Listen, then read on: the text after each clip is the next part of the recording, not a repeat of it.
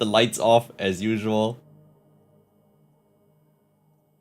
Okay, YouTube is also live. Yo, Olsen, MSD. Always has been.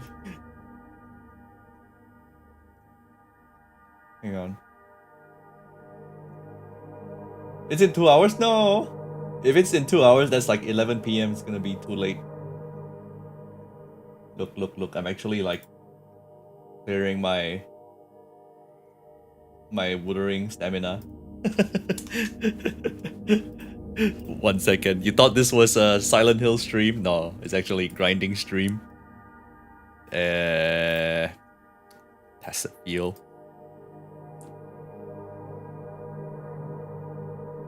How's everyone today?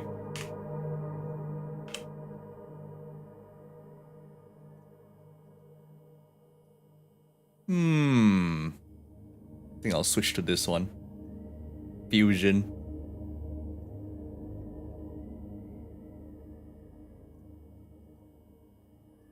Oh, the drops for Withering? Nah, but that one, like, I need to set the game to Withering first, though. Piss in the urinal stream. Oh, you know, I never played the original Silent Hill for some reason. Like, when I was younger, I never got to play it. I only saw the memes. Like, all the memes, and, like, reading the story recap. But all of that, I've also already forgotten. So this will be fresh.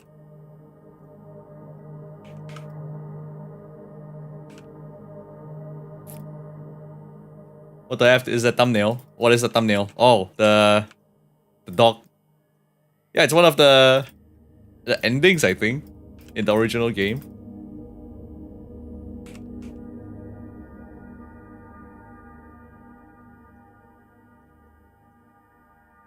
Good day for horror. Hang on.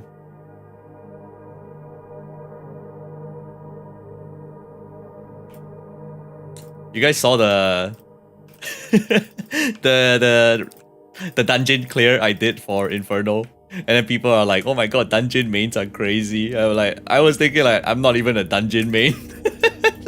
Inferno Rider main. Once you know his moveset, you can use anyone. So I was farming Crownless to make my dungeon better, and I was farming the whole day. That's why the stream got a bit later, because I overshot and I needed some sleep.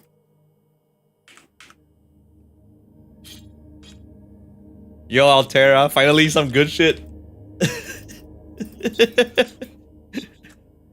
What do you mean? It's Withering. That's the stream. Silent Hill is just a cover.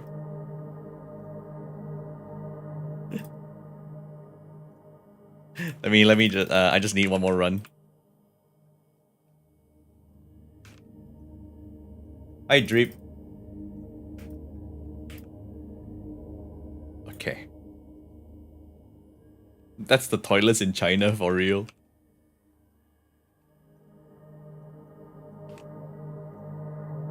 Okay. This is done. Let me park my character here.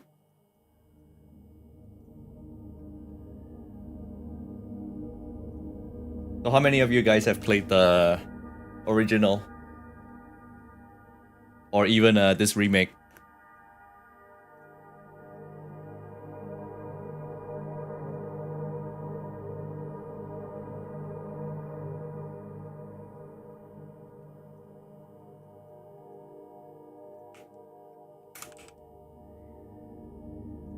We're gonna be like farming Crownless while playing Silent Hill, and then when there's a scary scene, I'm gonna be pausing the game and like, oh, sorry, Crownless is up.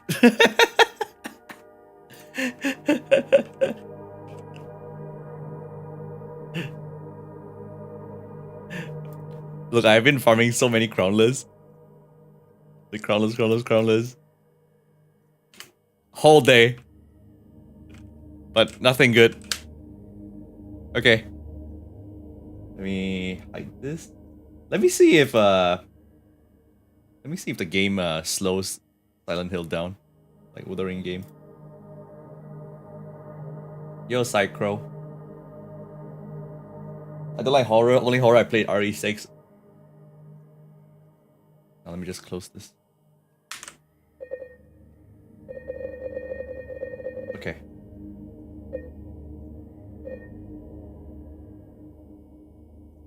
Look. We can play James like this. Goofy. Make him goofy. It's like my wife sent me this letter. And then he wears that mask.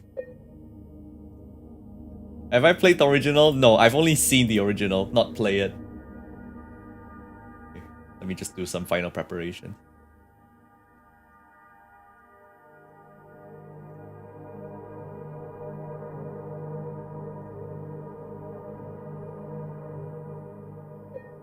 Okay, let's go. Let's go, guys. New game.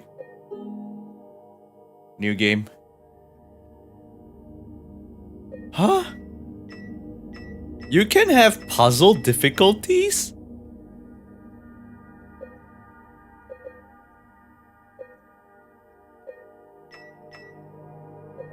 Just play normal. Normal for everything. Go. Man, I wonder what the puzzles are in this game. Alright, let's go, let's go. Remember, you can always adjust. Okay, remember, you can always adjust the level of combat challenge.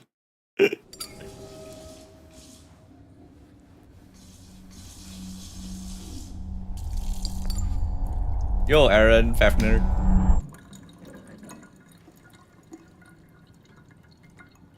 I have settings at max, by the way. Oh, if I tab out, the game pauses itself. Let me check the volume. Okay, it's maximum.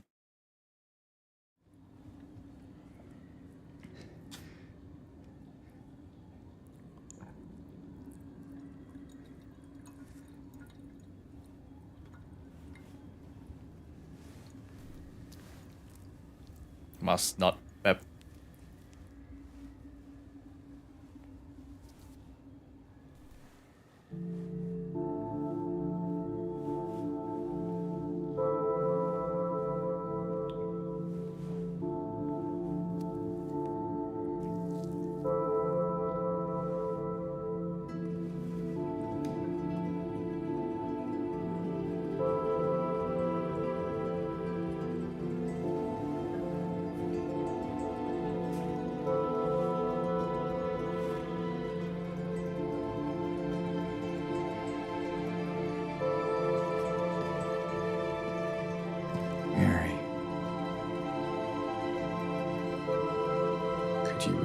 This town.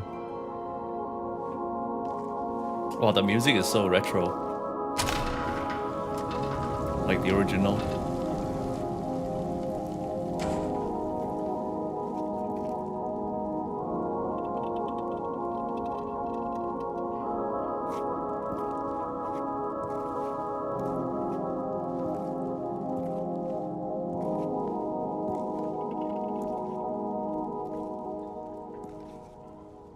What's this game about? A washed PGR player who lost his wife. In my restless dreams, I see that town.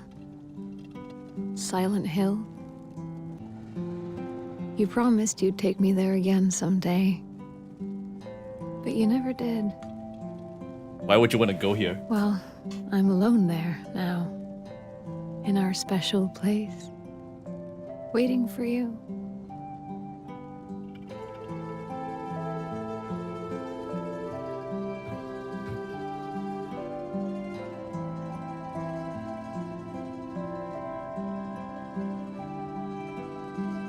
I got a letter.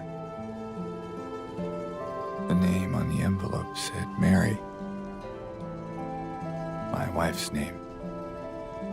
A very common name. It's ridiculous. What if Impossible to be true. What if it's the wrong Mary? That's what I keep telling myself. Mary died of that damn disease 3 years ago. So then why am I looking for her? our special place. What could she mean? What does she mean by This whole this? town was our special place. Really? Could Mary really be here? Is she really alive? Waiting for me? You're freezing.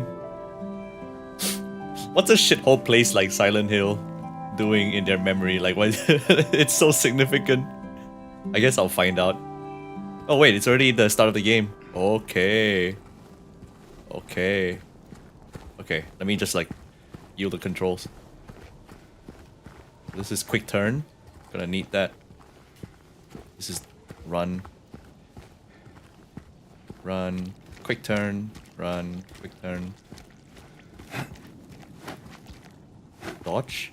And we can trigger Matrix with this.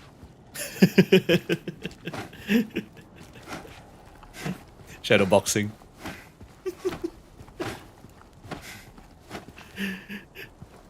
Can I go in here? Oh shit, I can.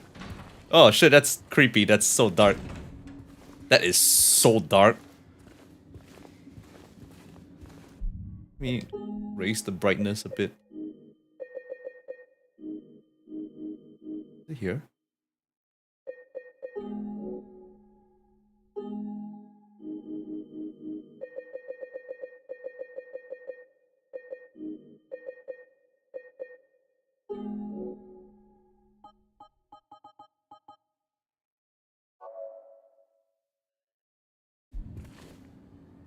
Okay, okay.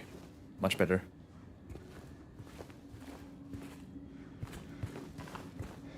Would you guys go to this toilet in real life? Like let's say you're on a road trip and then you really needed to go and then you see this public toilet and then you open the door and you see this. Like alone, by yourself.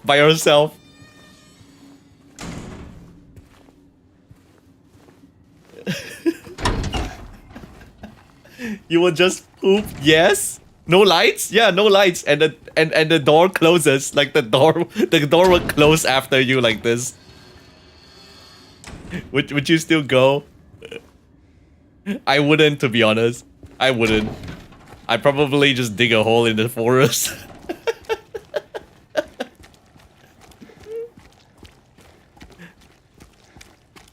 I'm used to power outages, so sure. But what about... But that's different though. This is like so... like unsanitary. Wait, what? I didn't know if there's another door here. Oh, that's the ladies.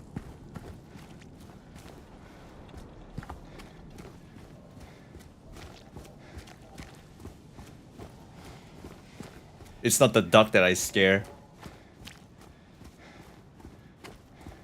Yo, Lyra! Yes, SH2.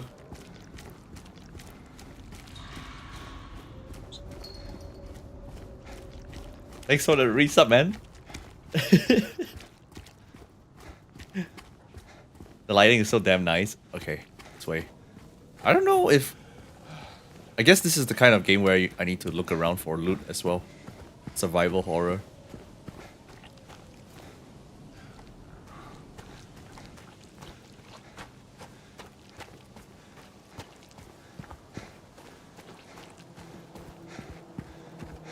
The fuck?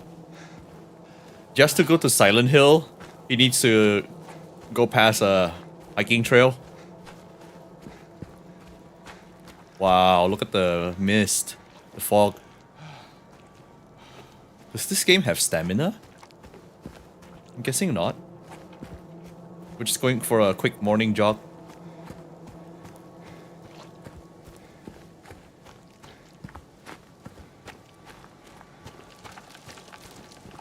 Wow.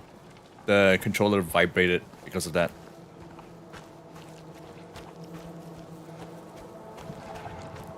Oh shit, there's a vibration. Deer, maybe?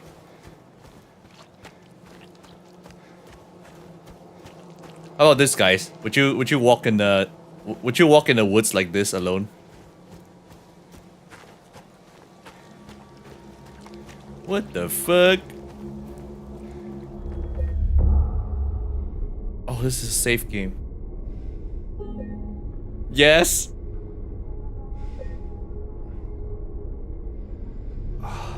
It's like someone's groping around my skull. Damn, getting groped.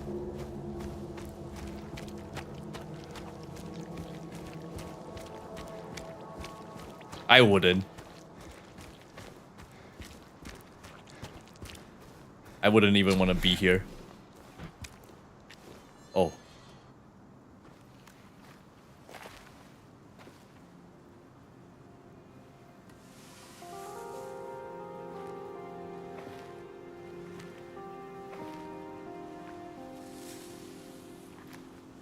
Excuse me. I'm sorry. I was just...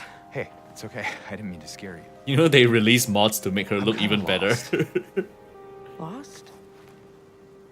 Yeah, I'm looking for Silent Hill. Is this the right way? Yeah.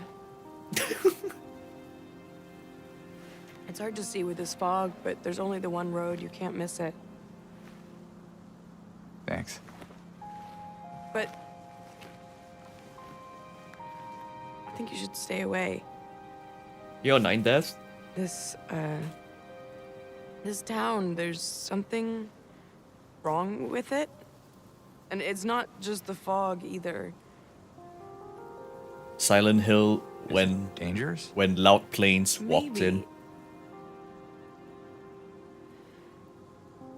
It's kind of hard to explain, but I'll be careful. I'm not lying. No, I believe you. It's just... I guess I don't really care if it's dangerous or not. Wow, Giga Chat. But why? I'm looking for Mary. someone. Someone very important to me. Me too. I'm looking for my mama. I mean, my mother. It's been so long since I've seen her. I thought my father and brother were here, but I can't find them either.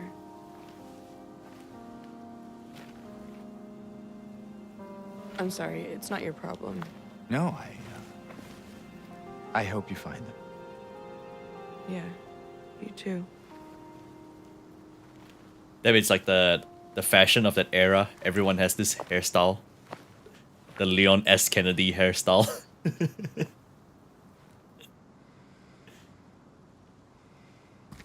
Alright, let's look around the grave.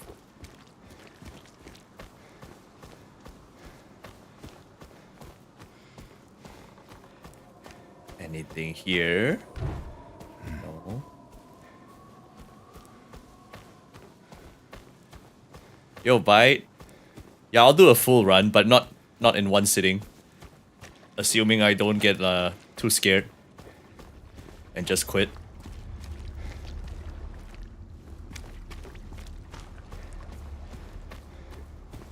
Nothing here, I guess. Everyone went to bingo. RE4. Oh, I can talk to her. Did you want anything else? No, it's just this fog. Yeah, this fog is insane. Does it seem Like only unsettling to you? a visibility of 3 meters. Yes. It's just through the gate and down the path. You'll get there in no time.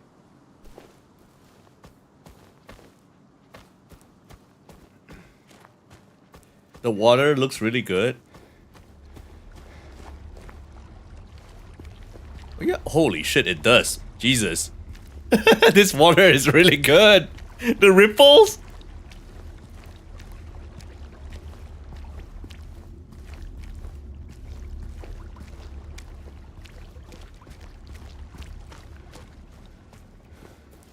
Yeah, the ripples, look. I get to like do this, run back. Wow. Wuthering waves could never. Shorekeeper's shore is defeated by this.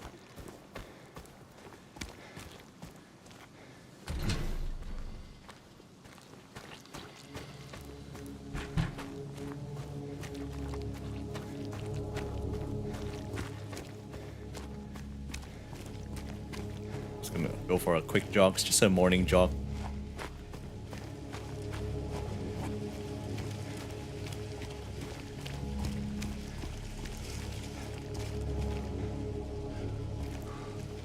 Scarecrow?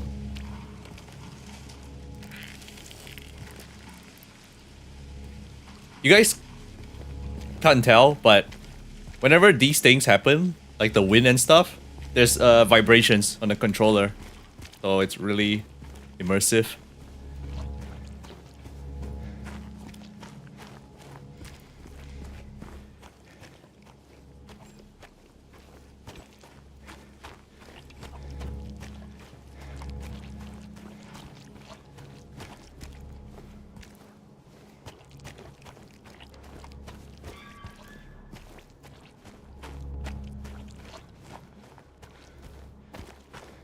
Okay. Oh man, the music. Or more like noise.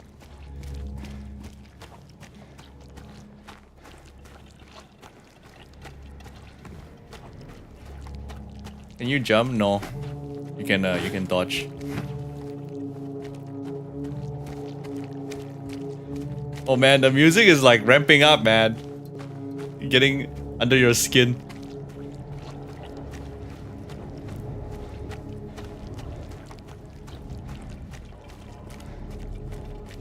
Sparking Zero? Let me practice Sparking Zero before I stream it. I actually suck at the game. It's a full fighting game. So many different buttons to press.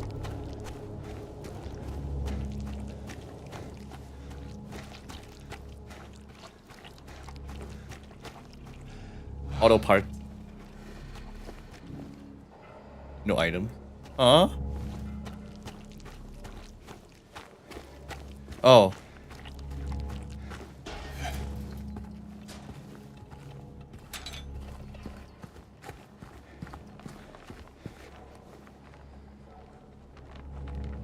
Holy shit, the sound design. Hello? Anyone in here?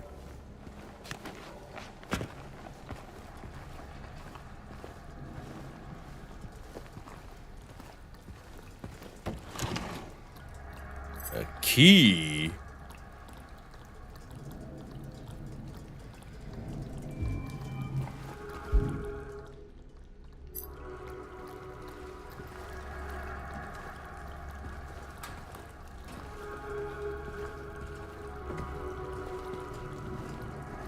This game is really dark. Not sure if it's intentional. It's really, really dark. Like just black.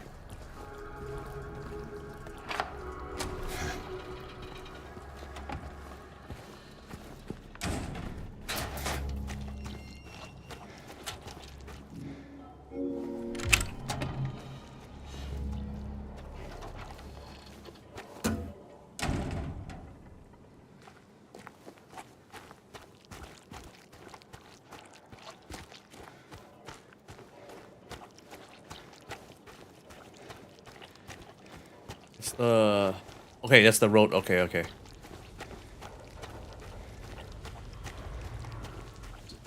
So remember, he did this detour because the tunnel was blocked. Gotta like go around it. So if he needs to go back to his car, he needs to go through all that again.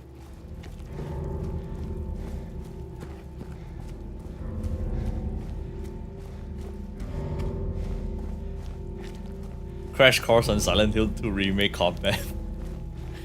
Yeah, just spam dodge. Spam dodge. No cooldown.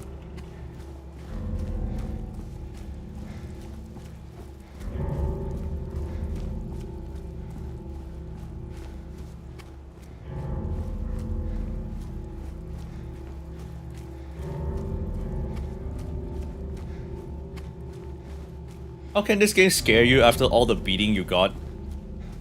You mean you get scared from getting beat up by enemies in Wuthering Waves?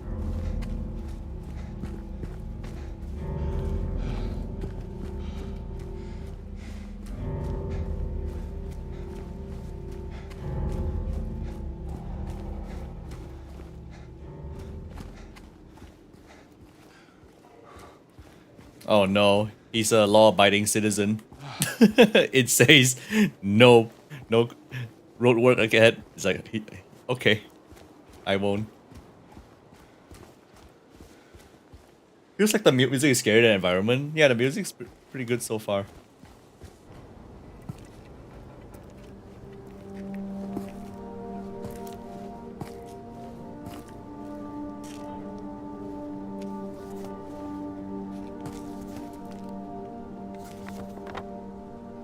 Oh.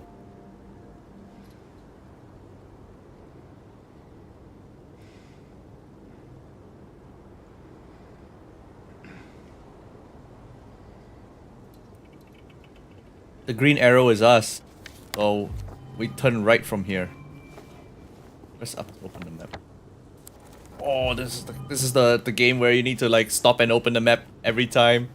I wonder if this is real time. I guess opening the map is real time. And we're in Silent Hill now.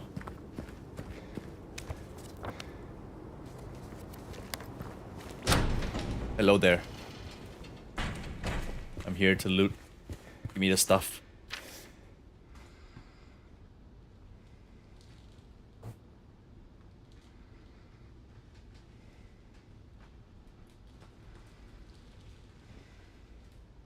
Someone ordering flour.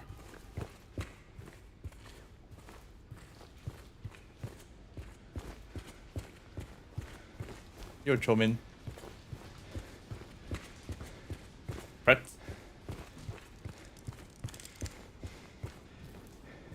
What is this?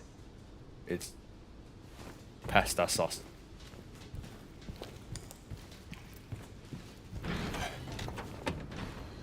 Where am I?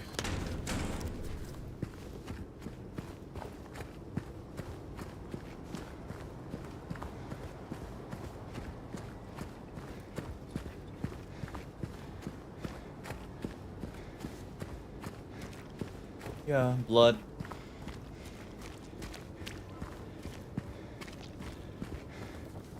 Okay. Check the dead end here.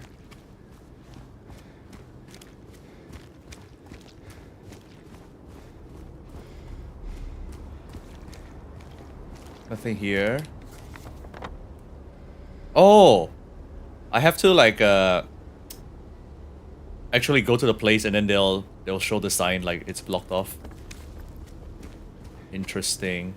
So the map gets updated.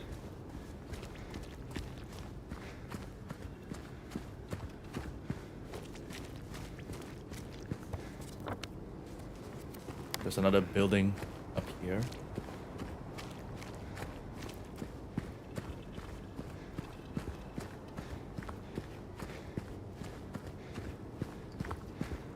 What about here? Holy shit, I'm gonna be flipping through the map a lot in this game. I am very bad with directions, guys. It's over for me. This is the game that will end me. Like, where am I? Okay.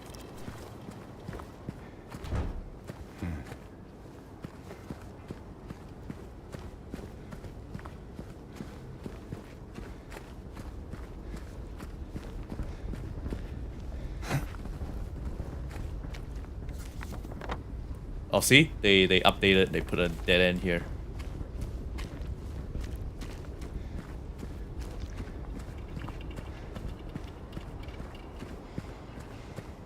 This genuine optical.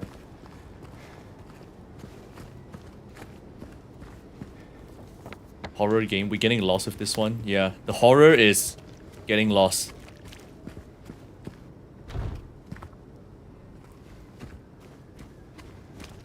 Lindsay Street, Sanders Street.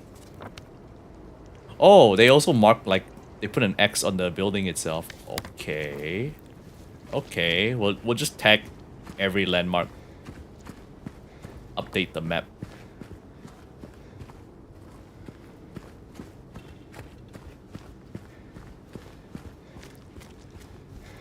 More of that stuff. Ooh.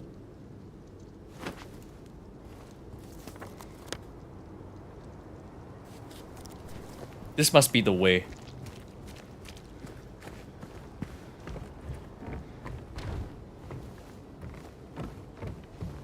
You know what they say? Tell me to follow this? Nope. I'm going the other way then. Explore.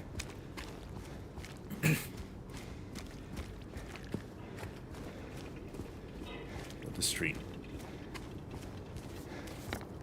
Oh, it's closed off.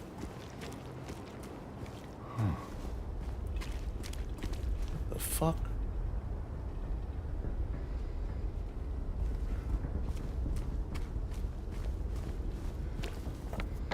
Okay.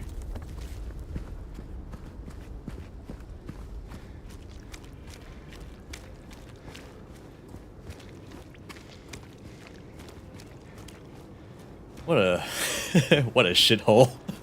No wonder everything looks the same. When I was watching the original Silent Hill back then, but I was watching on the side, so everything looks the same in the town because of the fog. Like he's always like the image of the game is always like this. Yo, Phalanx. The fuck? Already?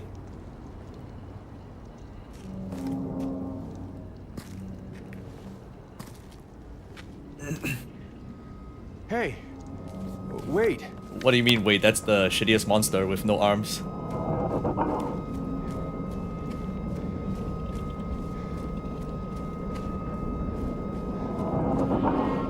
Oh my god, guys, the sound effect is insane! The sound effect is the one carrying the game right now.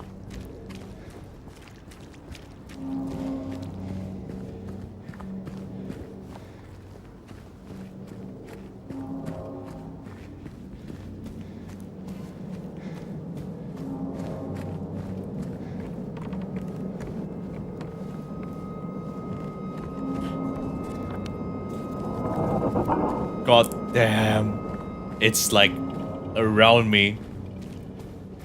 3D sound.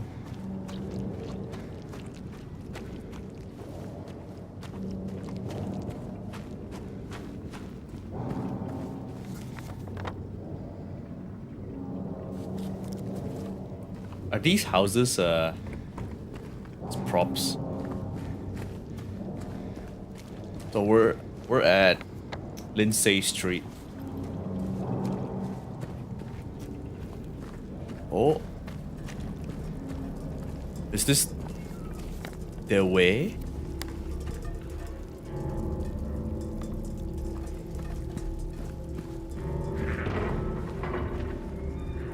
The fuck?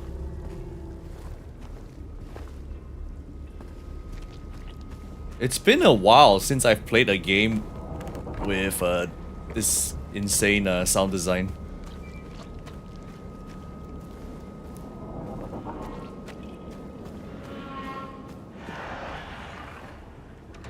Oh no, that's where I need to go. And that's where I will not go for now.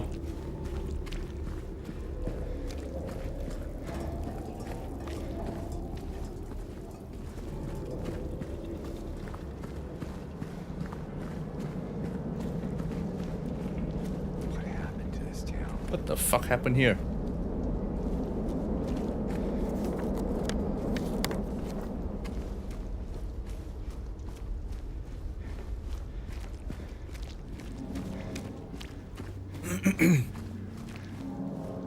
Alright, this is the way.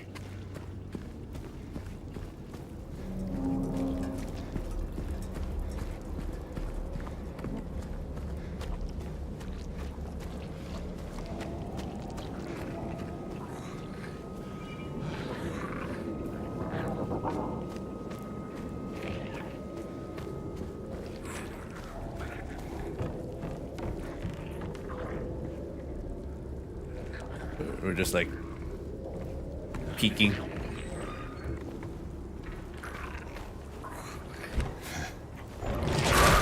What the fuck?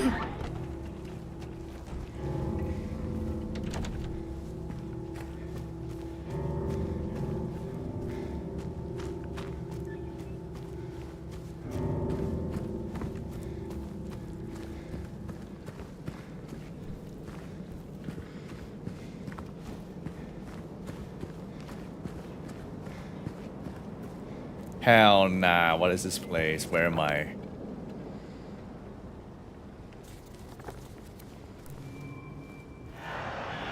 Look around to find objects marked by white cloth. Those objects are traversal you can interact with. You want me to go through that?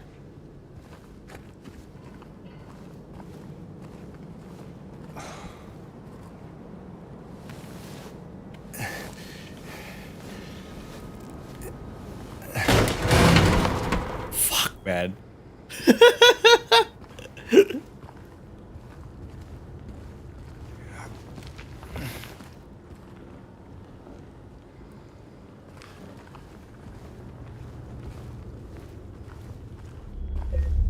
Oh, red piece of paper equals safe.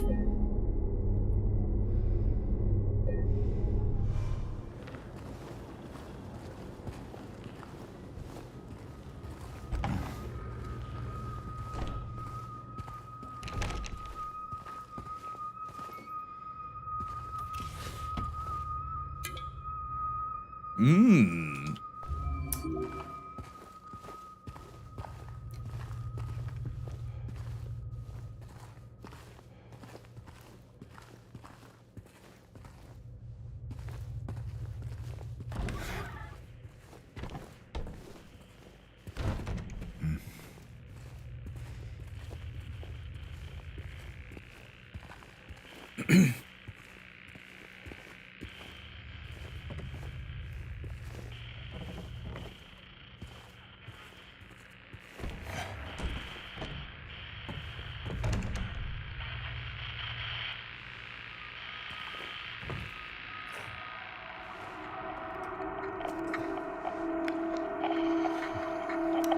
Oh no. Oh no. Oh no.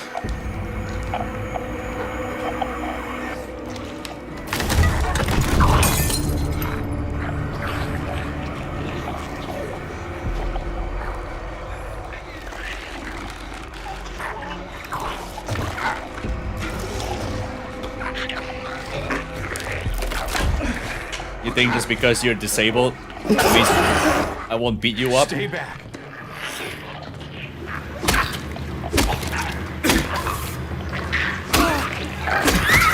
Ow. Fucker.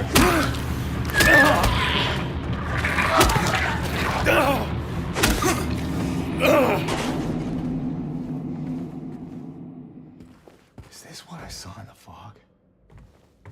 Whatever it is, it's not human. Yes. He has decided that it's not human. He has the license to kill them all now. How would I even know when to dodge though? I was like stun locking him and all of a sudden he just hit back.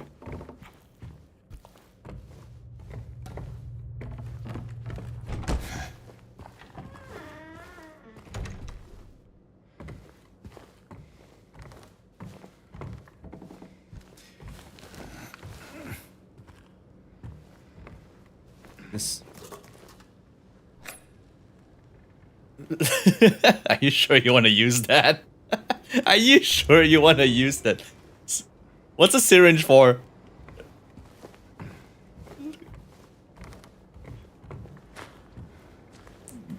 Ugh. Unsanitized. Heal? So there's two kinds of heal? Look at this guy, man, breaking and entering. He doesn't give a fuck anymore. Oh, there's two. There's like the big heal and the small heal.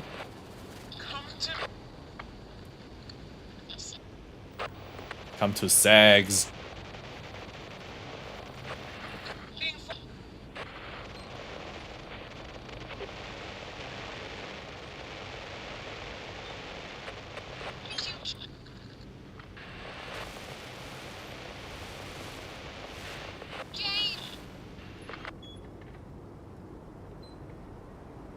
Jamie Oliver.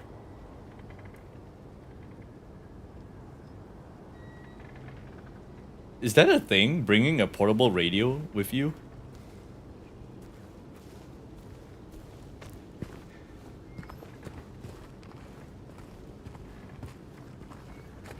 So now that they gave me a stick. Where are you, Mary? They're just gonna throw enemies at me now because I can defend myself. Where am I? Martin Street.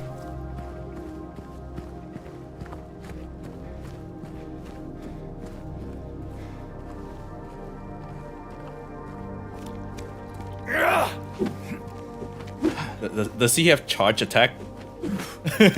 I'm overthinking it. This is a horror game.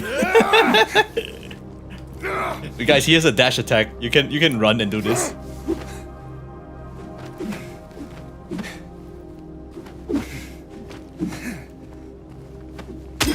Oh. Oh.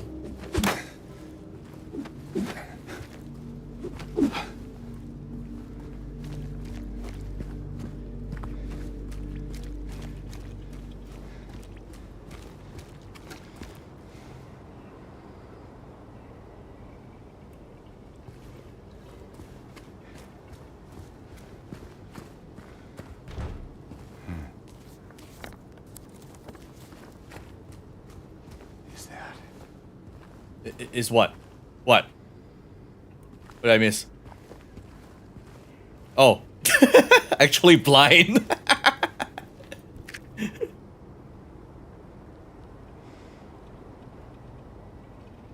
What? What's so special about this?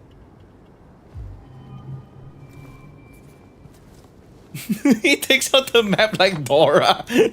Like, this is what I discovered here.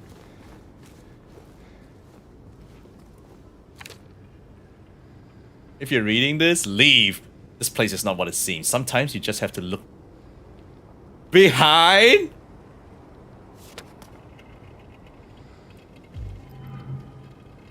That's creepy, actually. Imagine if there was really something behind you as you read the note. What the fuck? What the fuck, man? Face your fears.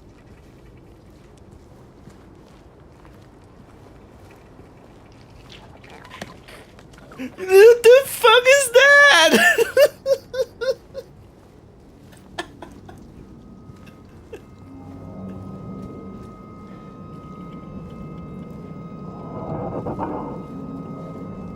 Oh my god.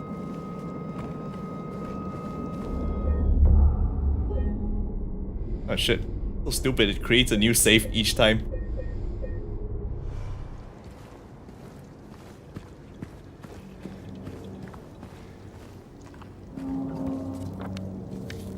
Wait, what? Oh, red square is safe. Okay.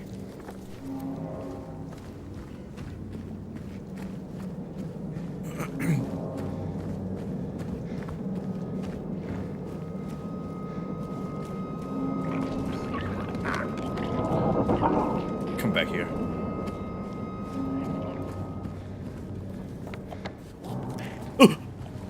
Fuck. Fuck him up. Fuck him up.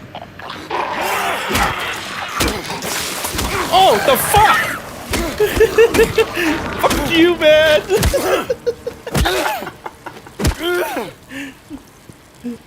Spitting acid on me. Oh, that's the stuff.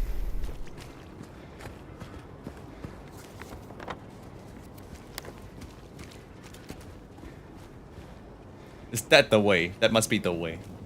Go this way.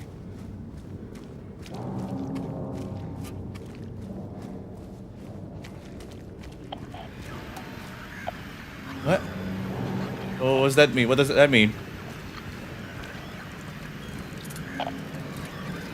Oh, you can go in!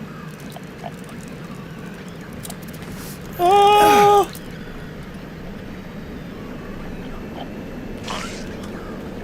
What? What? Oh!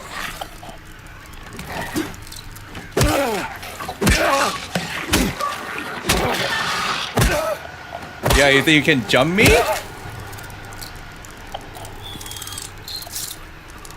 What the fuck is that? It's a cockroach.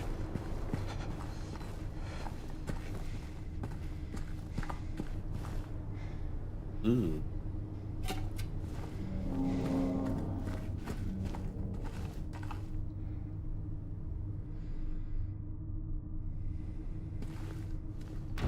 So what was the whole point of this building?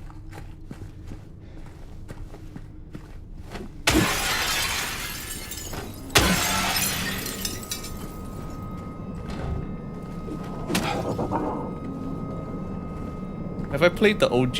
Nope.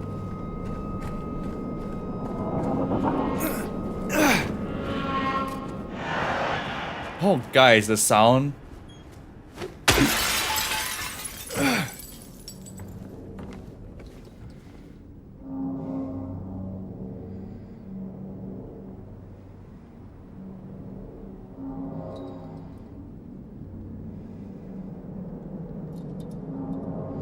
What's the point of horror if it can be killed? I don't know. What's the point of Resident Evil?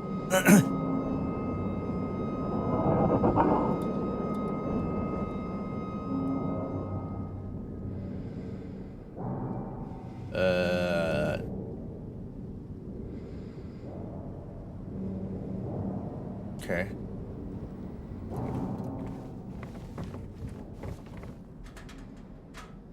It's always empty.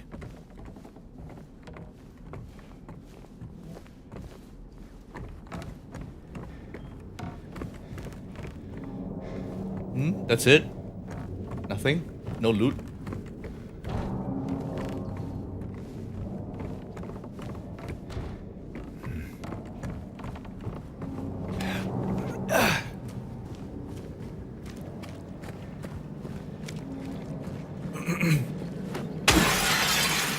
Oh.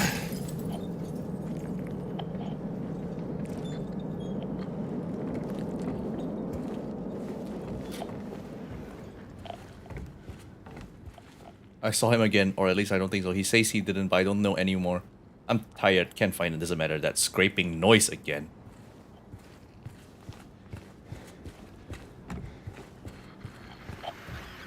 Oh shit, the radio?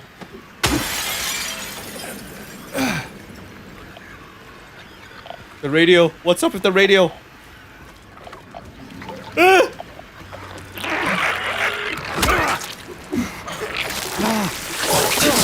What the fuck?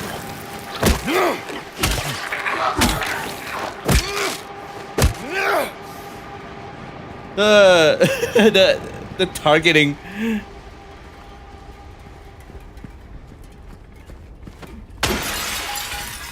You think I'll use the door? No, I'll climb through it.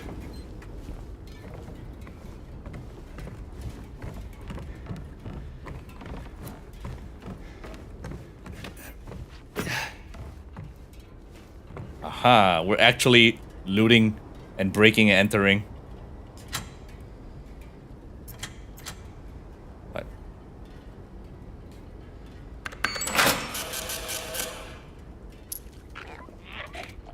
What the fuck?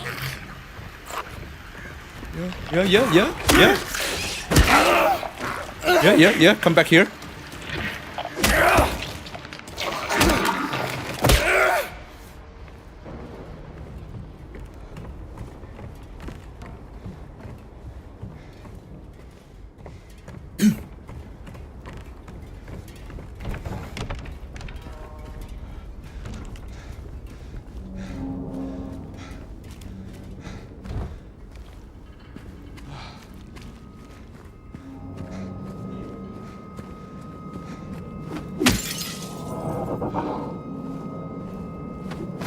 You can virtually break anything in this game.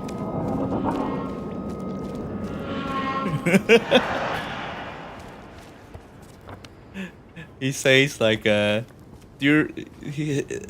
and his wife's special place actually just means that you remember the good time where we used to like loot this town, and, like terrorize this town, breaking and entering, robbing everyone. Meet me in a special place. You know where to find me. It's actually like the bank.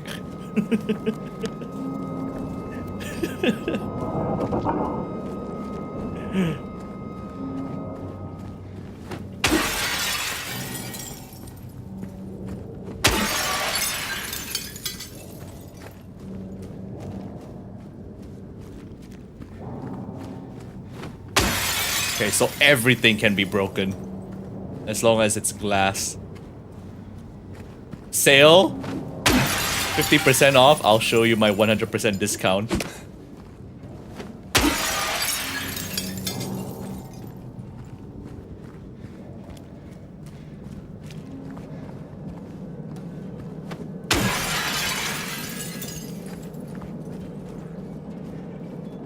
Fuck, another one. Come here.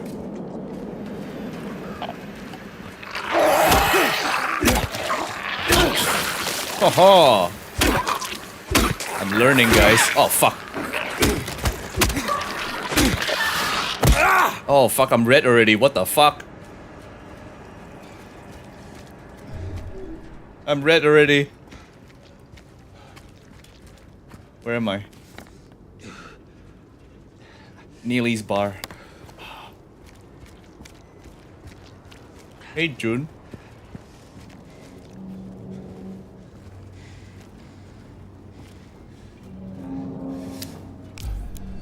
Oh, that's the stuff sticking like random needles into me.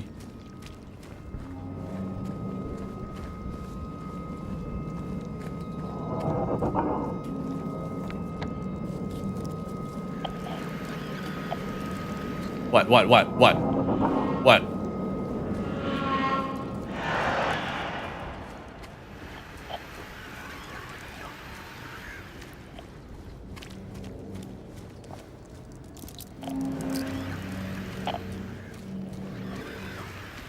Where is it coming from?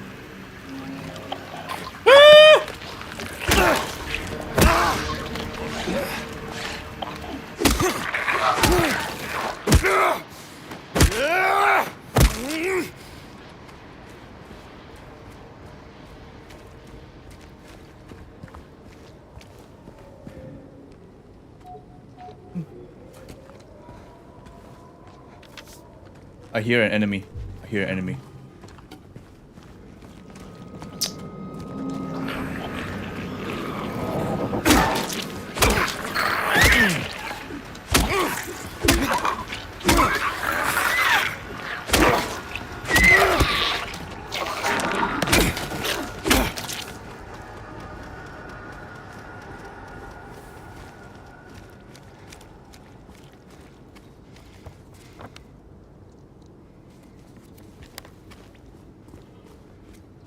So do the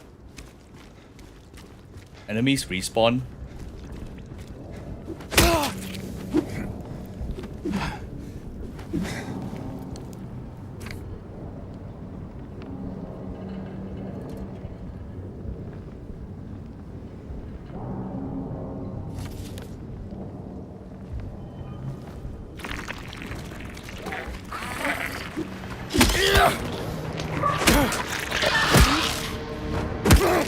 Fucking playing dead.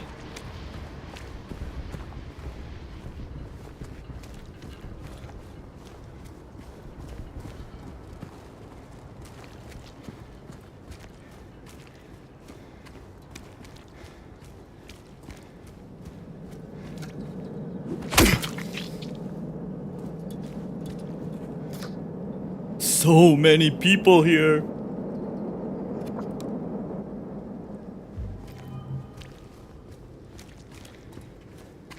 You can throw hands, yeah, but I guess over time I might just die from no heals.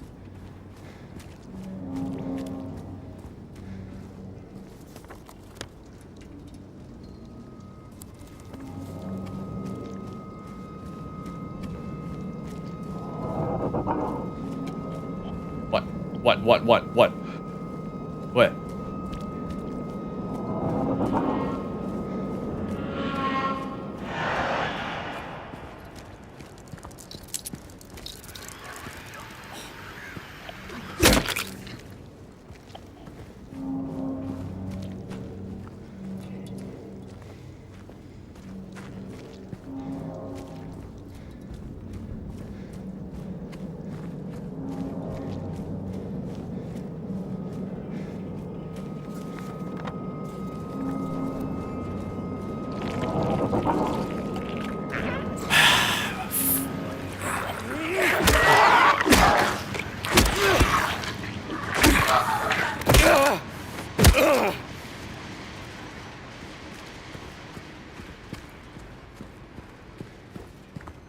Okay, I came from here.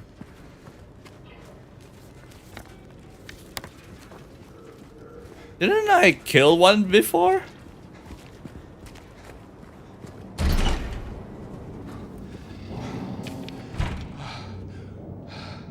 That man was here again. I told him he'd be more not to come here. He acted like he didn't know what I was talking about. Anyway, he got up and left. He didn't make any sort of fuss. But there's something about him that gives me the creeps.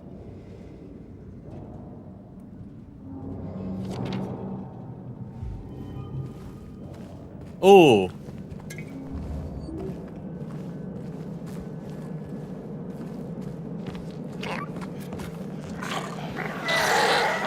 Come here.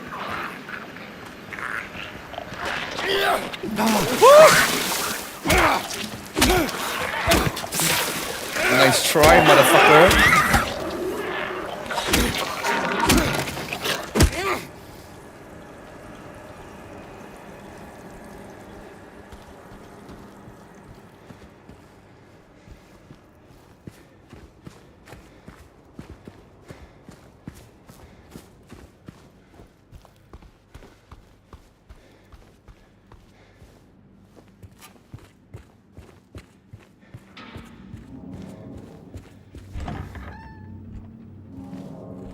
Wait, what was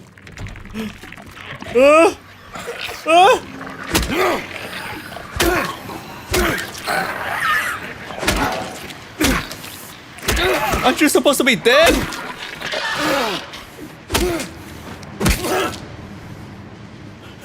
What the fuck? The building reset itself. Like, you see the puke? It's all gone. I am getting schizo here.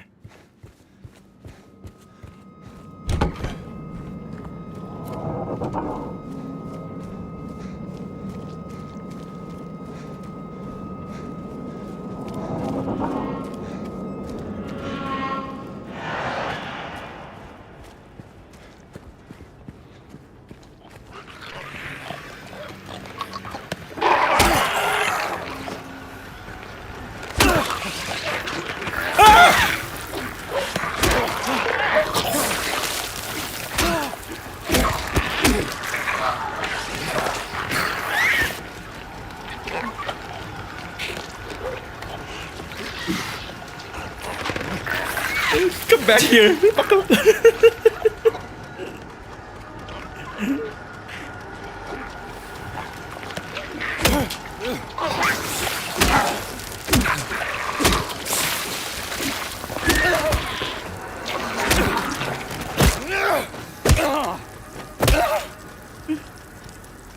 Oh god.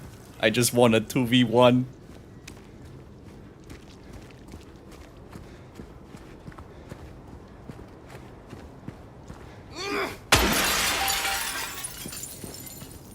The tracking of the cannon is kind of wonky, while the combat is kind of wonky.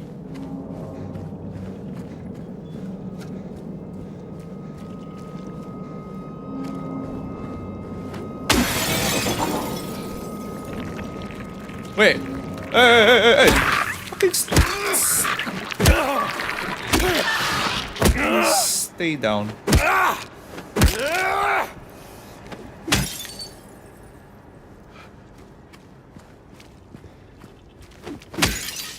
Oh.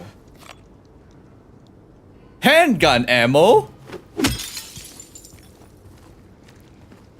Now we just need the gun.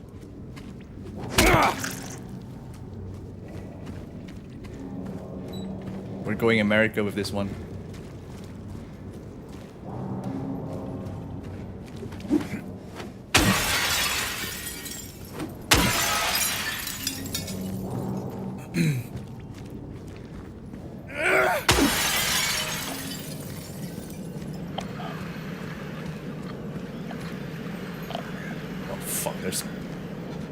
There's a fight in there.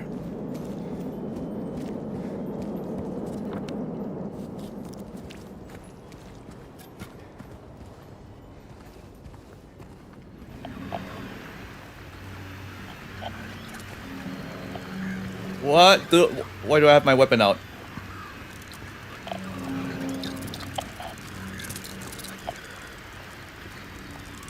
Oh you?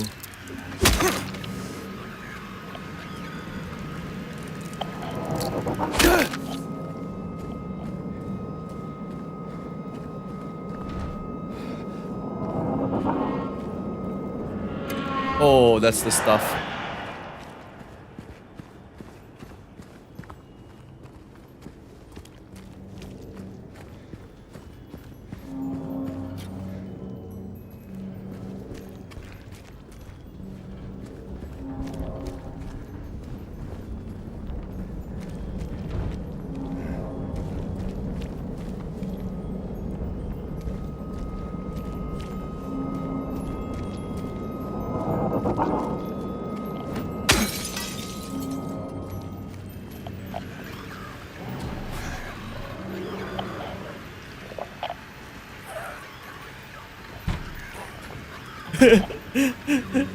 Do you hear it?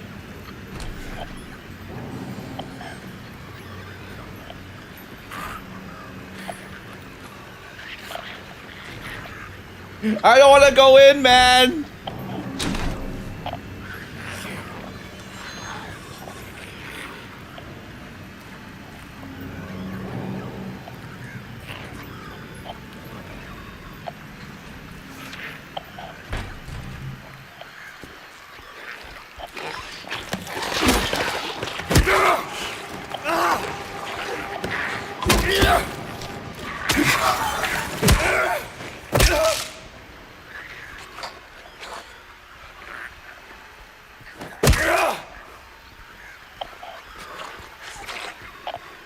Come here.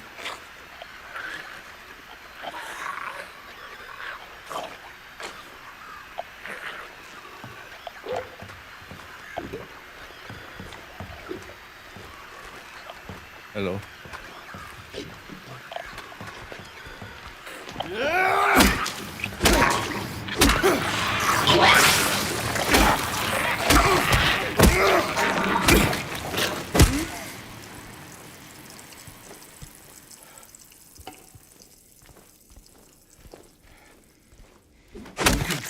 You better stay down. You better stay down.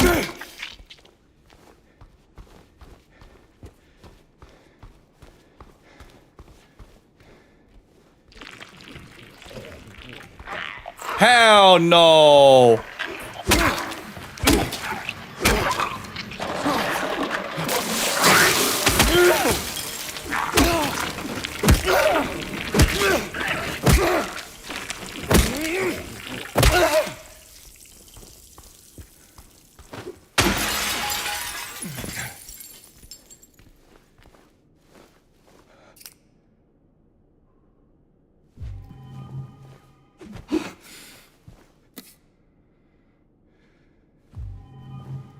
Okay.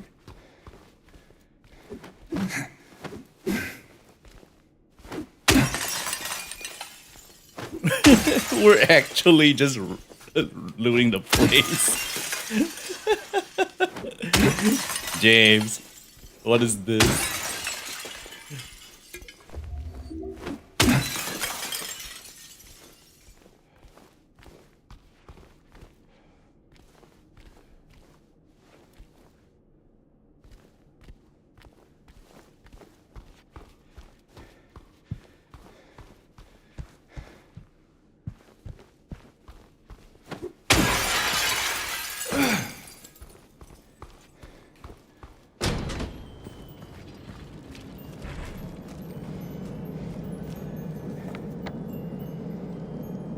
Okay, we've explored around. Now we just need to go straight and turn left to Neely's bar.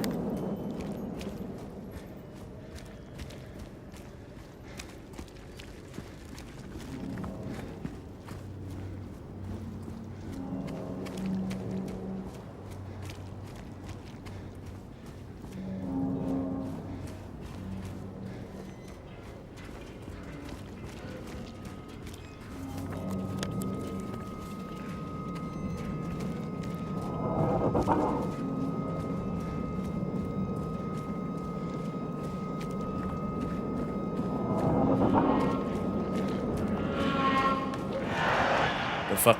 I hear it.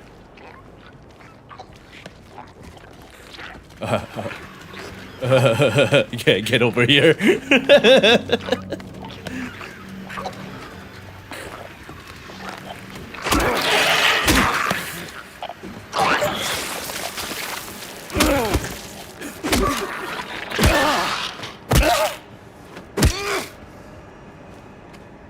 We Isaac Clarke him.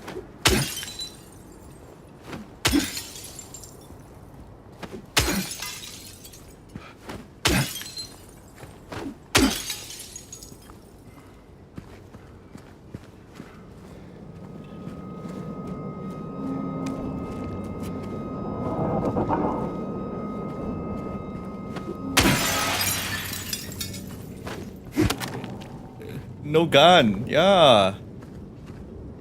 Where's my gun? Oh. Oh no.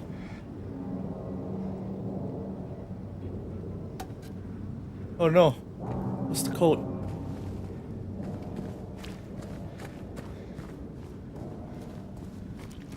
One, two, three, four. No shot.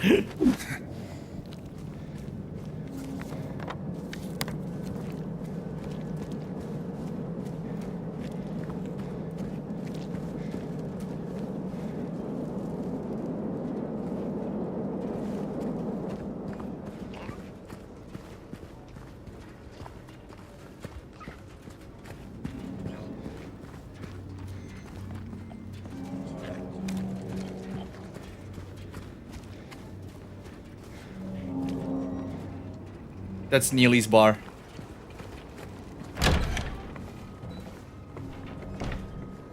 Oh my god, what is this? That's the coin for the jukebox? Oh, that's the broken record. We already got it.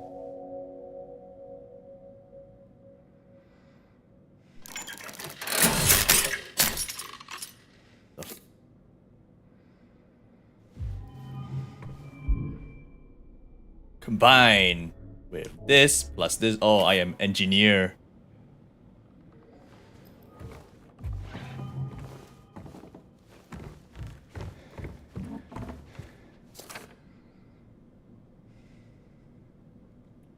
I don't know what got into him, just started smashing the thing, had to throw him out. He ran up, cried, he'd fix everything.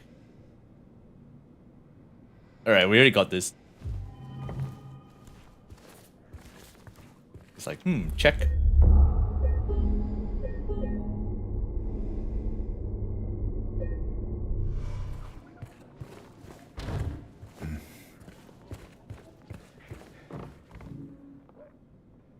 Yeah, that suddenly fits there.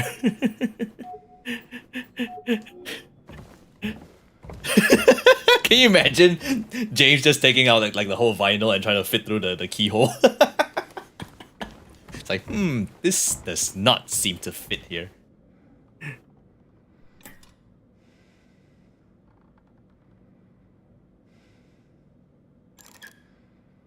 Am I?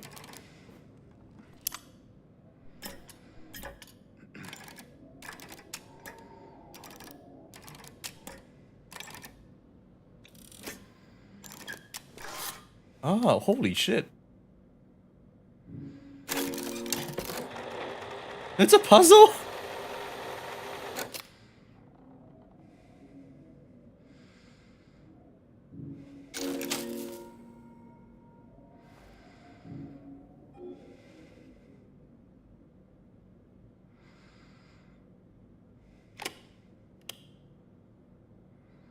Oh, it's C number 2. I don't have the button. The track is C number 2. So I need to look for the button.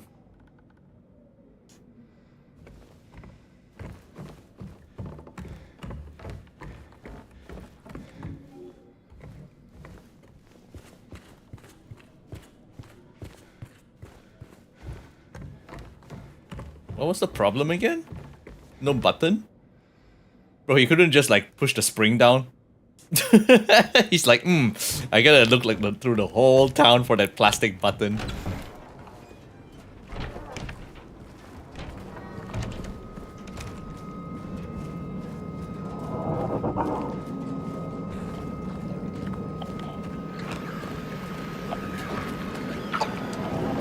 Surprise, motherfucker.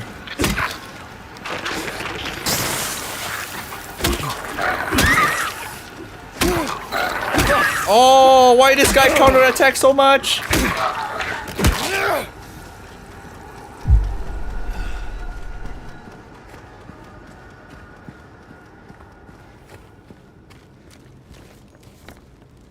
Saul Apartments.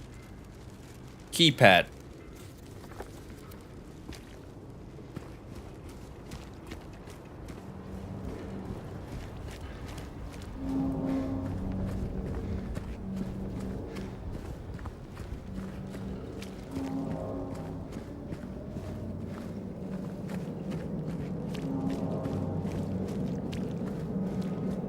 The thing about the combat with those guys is that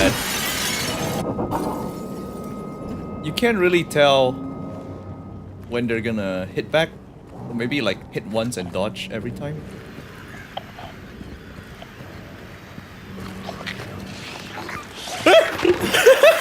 Okay, that got me, that scared me.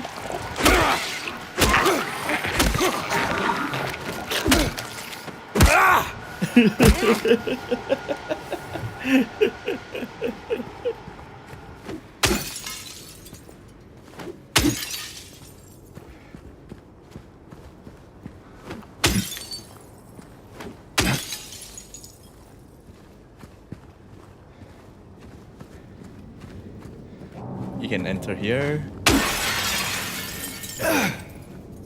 Hell no.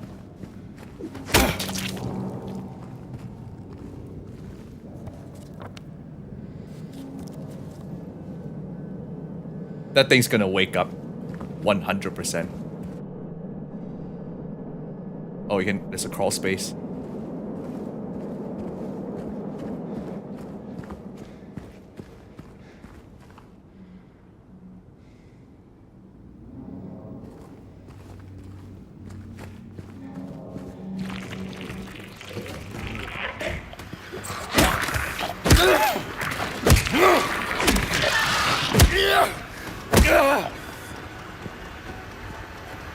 Oh! Oh! What the fuck? Where did you come from?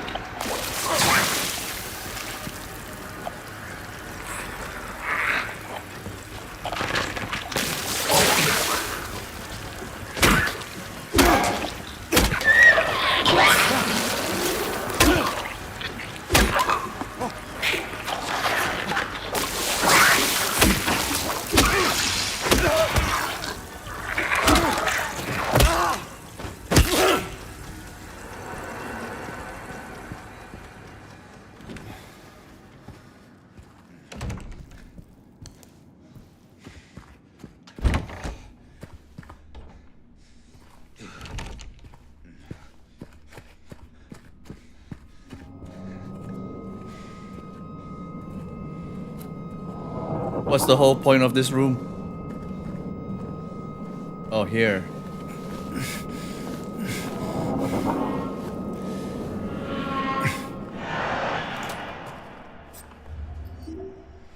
So which one's what's the difference between syringe and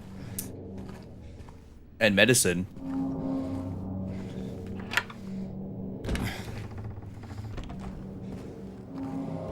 Which one heals like more?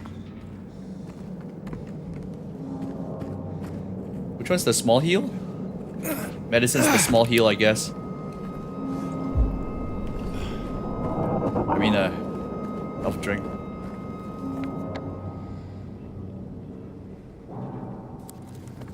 I can check. Oh, okay. Okay, syringe is the big heal.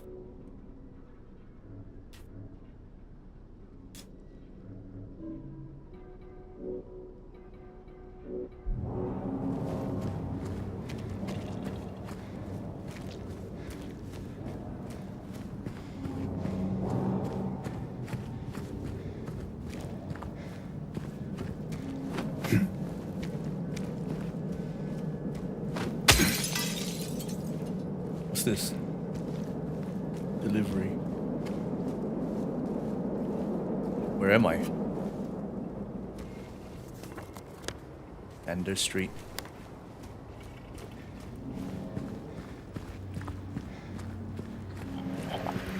Look at that. Look at that. Look at that.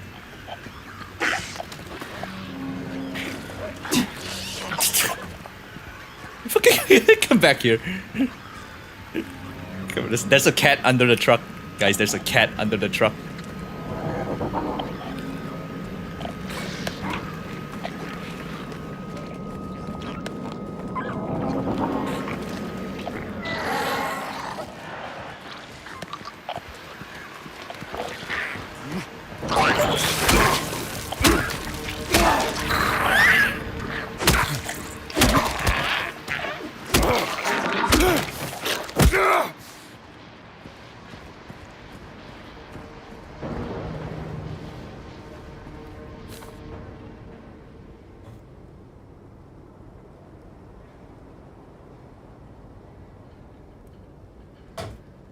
So 4013 onwards.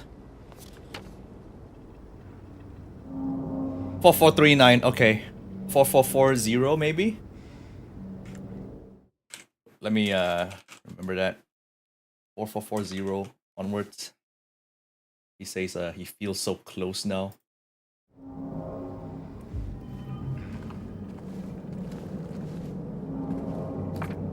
You will see sooner or later. You will see. He's like, random bloody note. Let's keep that.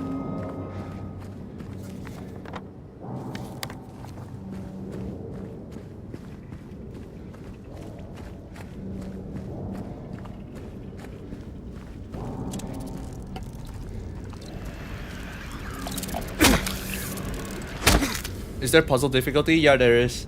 This is on normal.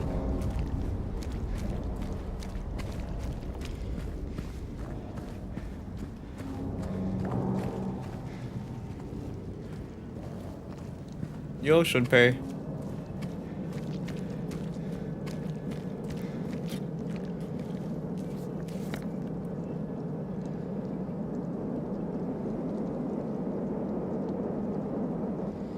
Let's go back to the keypad. That's where the stuff is.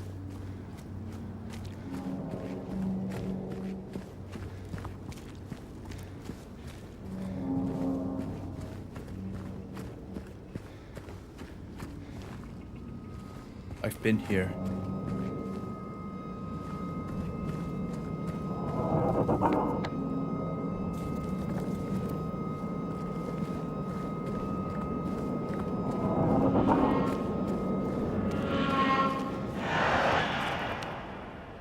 Okay, that's Saul Apartments. Let's not go there yet.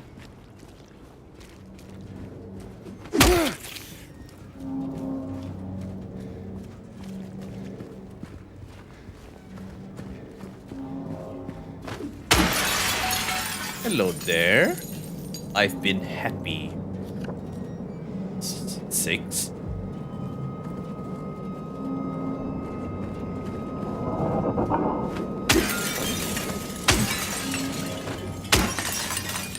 Wow, look at all these weapons that I'm not using. He's like, nah. Stick is better. Bonking is superior.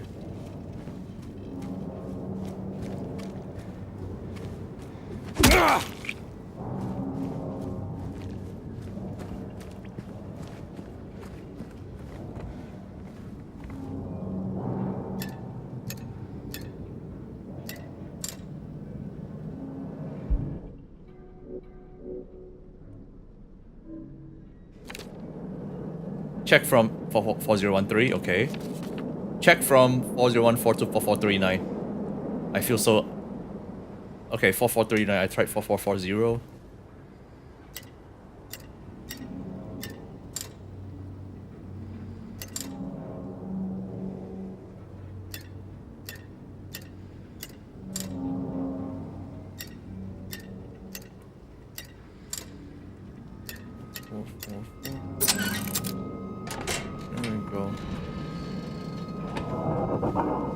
Hell no, shelves. I'm gonna get attacked here. gonna get attacked here. Unlock the front door. Ooh, this guy, man. This guy's just looting everything.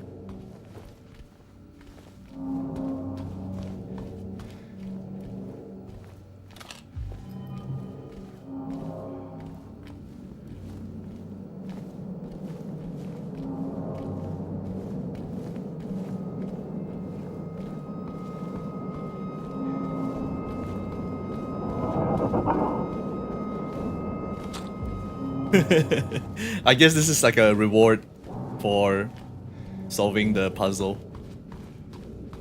Yeah, it's like a... It's Christmas.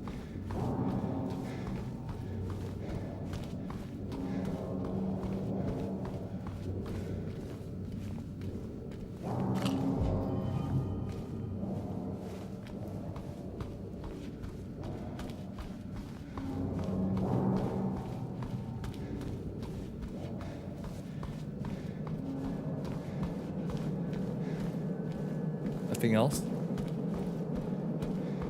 Checking like every shelf. Oh, here we go.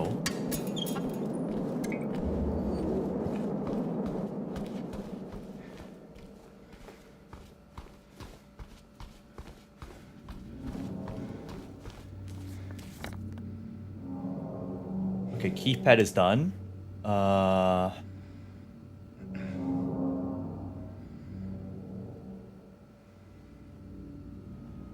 Neely Bar jukebox is missing the button, so now I'll go to Saul Street Apartments.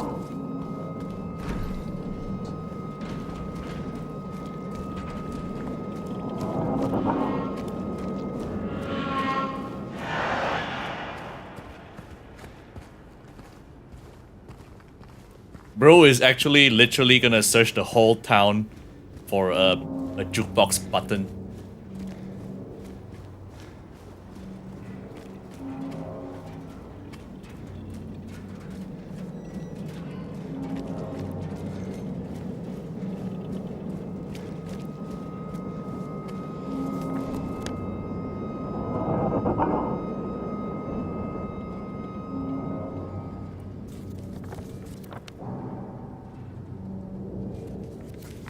Oh wait, there's two parts to the map? Of course there is. Of course there is. We haven't even like triggered the real horror part yet where the rust sets in.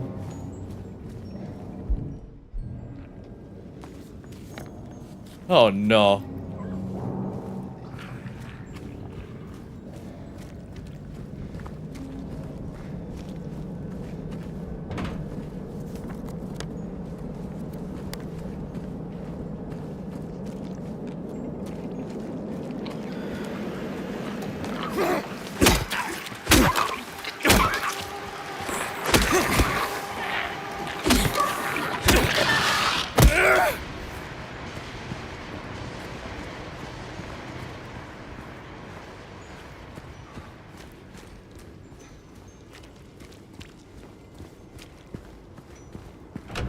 Okay, I can go in there.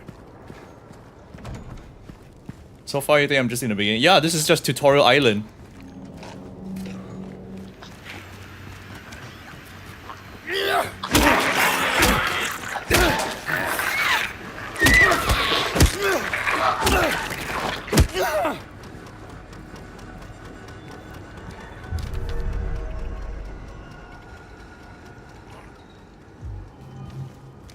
Cat Street.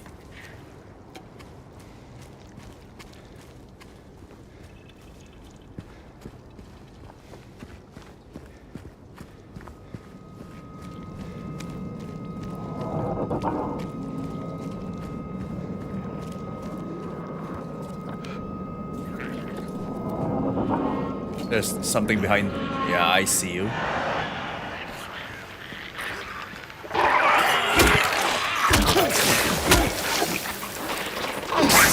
Oh! I'm getting fucking shot!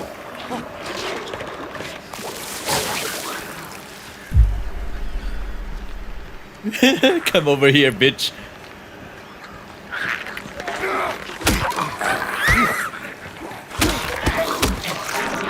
This guy got lucky. Got so many lucky shots.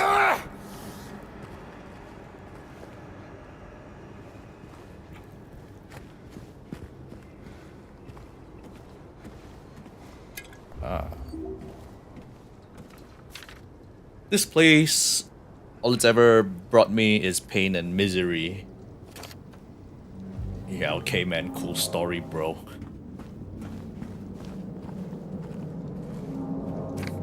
They can be killed. Just make sure they stay down.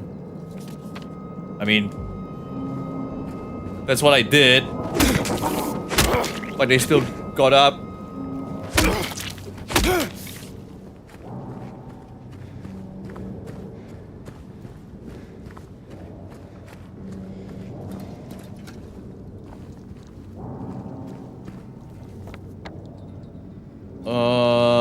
Cat Street. Okay, okay, okay.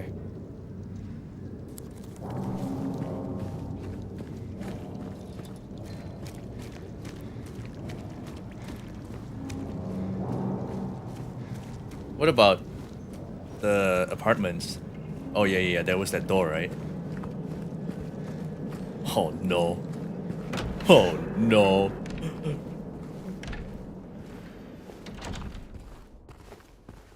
Oh no.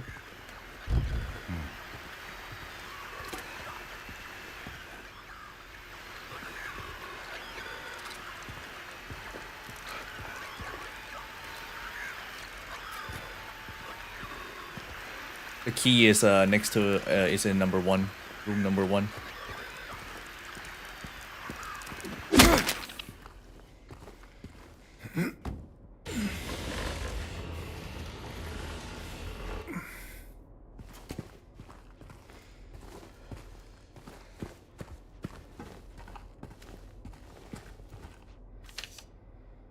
Apartment 5 left is key, so says there's a leak from upstairs. Gotta check it out.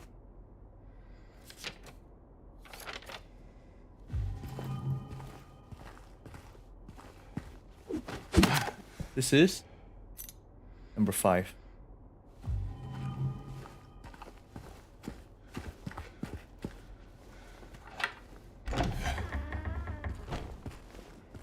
And I guess the red dot is where I am, so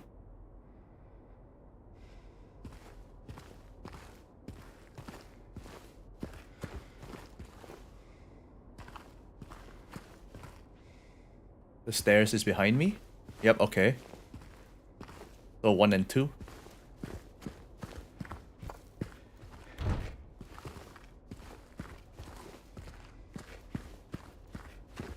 One and 2, and you know what? Gonna be hacker man. Gonna screenshot this. I'm just gonna screenshot this. The hacker man technology. Second floor, 4, 5, 6, 7, 8.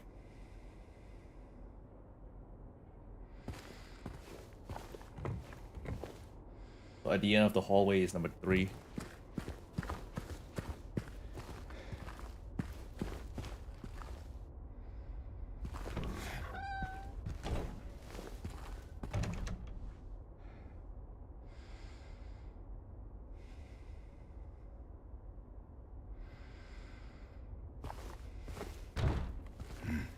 Hmm.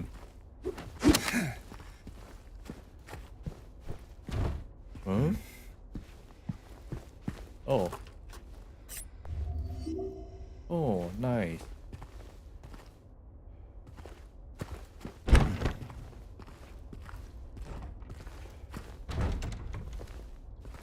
Number 3. 3 is locked.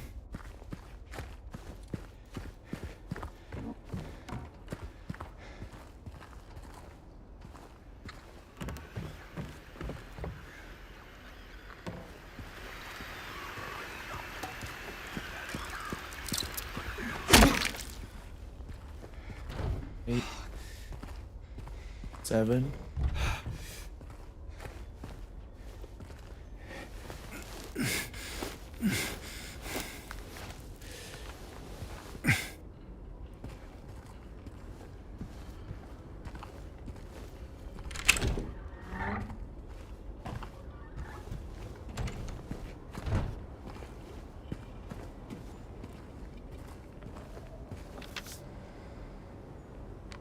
It's coming from that apartment. I keep telling them, why won't they do something? It's unbearable. I can feel it seeping into my skin, pushing itself into my lungs. Ugh.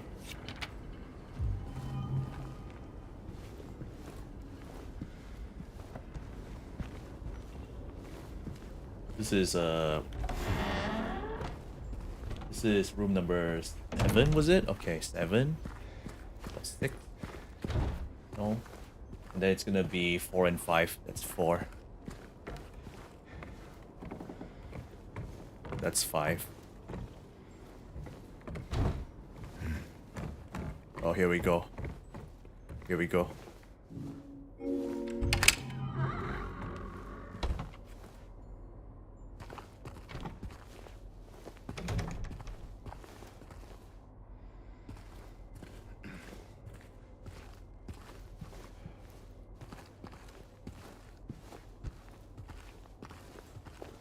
Two Morris is just modernized the old ways when you play with console and to look up through your phone for puzzles. What do you mean, man? We didn't even have phones at that time. You know what I did? I printed the whole HTML walkthrough in GameFAQs into like 50 pages. And I just flipped through the guide.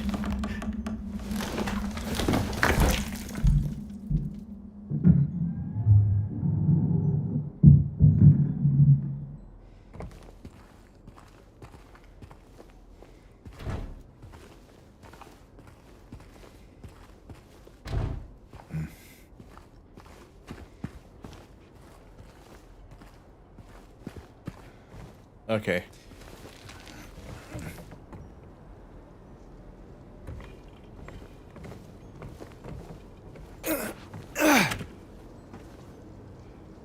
Can I? Nope. I cannot unlock the ladder.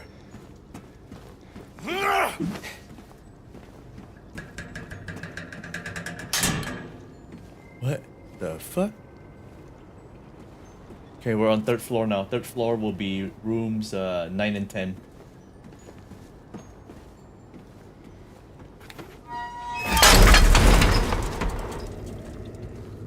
The fuck happened? Oh no. Oh no, guys, the music. And then she came and washed it all away. It started to make sense again. It's this place. I can't fight it. Gotta get... Oh, fuck, guys. I'm really scared right now. The rust is coming. You hear that? Did you hear that? I heard a whisper. Oh no.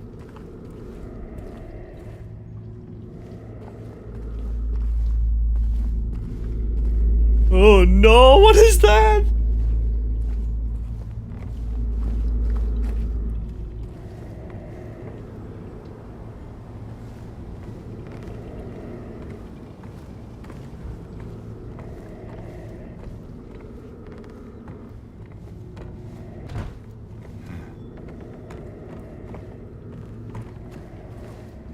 The Rust? How would I know about the Rust? This is Silent Hill 2, man. It's such an old game. Of course I know. I even watched the movies.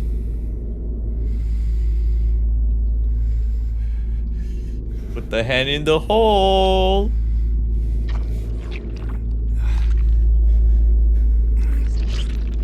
Ugh. Oh my god, it's the button. We found it.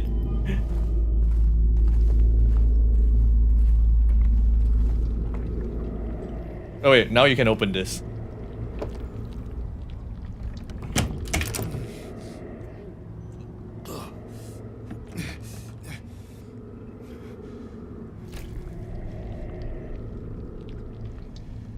What is this black stuff? What is that black stuff? Is my hand still black? It is. Oh, they kept it.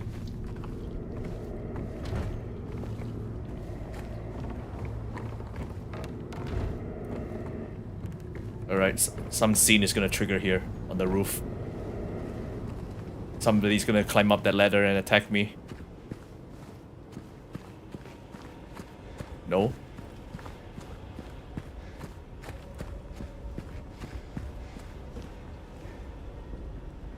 I'm free to go?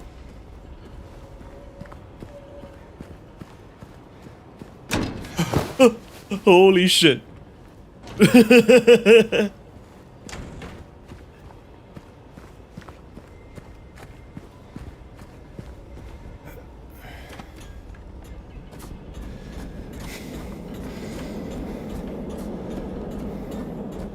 Where am I? I can't see. Where am I?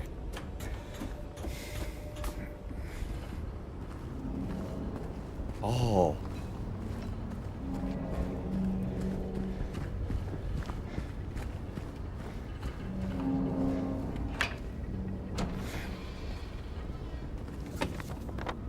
Okay. Jukebox time.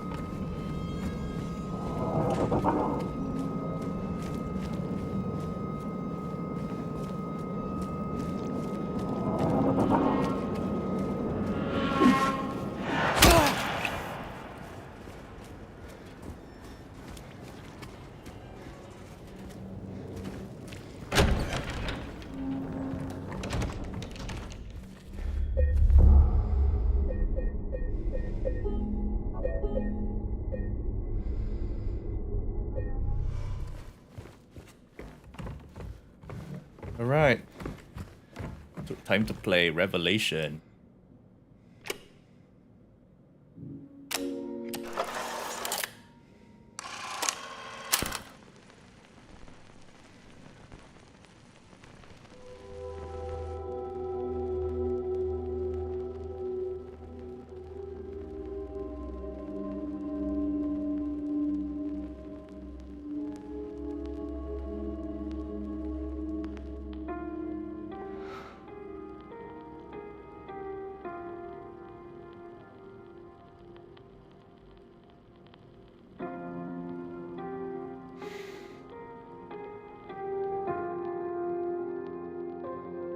The good old times when he was breaking and entering with his wife.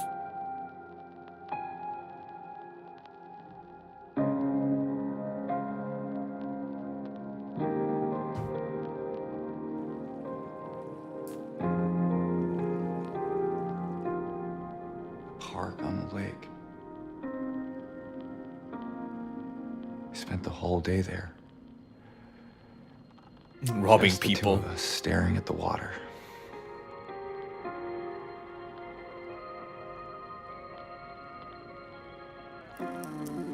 Uh-oh. Uh-oh. Uh-oh.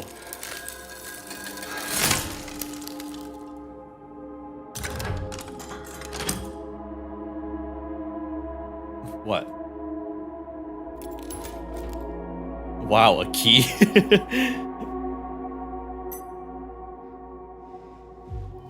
And that's for this door.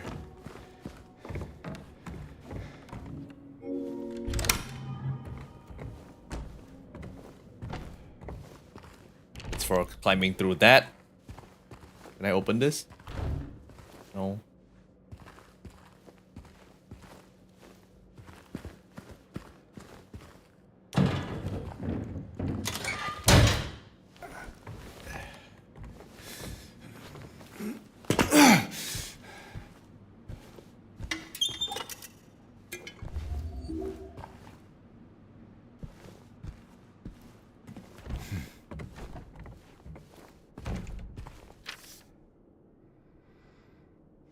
He came back after you left. It's fine, he didn't try anything. He just seems sad.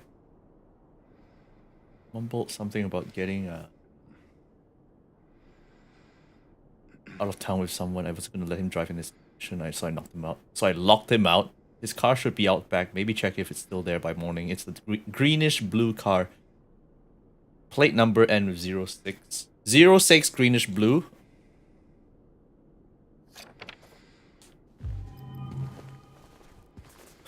He's like, noted.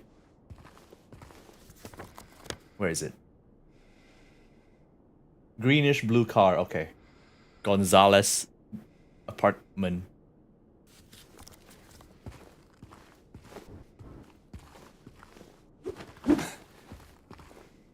I'm gonna get attacked the moment I open this door. No? Where am I? Oh, I'm right there. Greenish blue car. Yeah, I'm gonna get attacked here. 100%.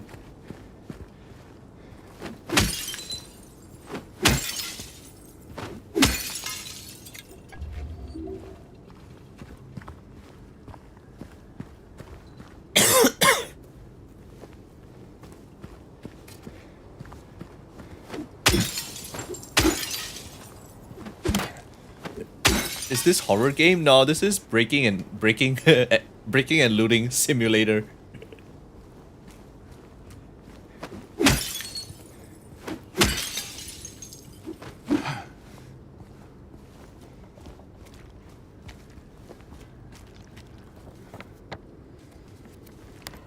Isn't that the...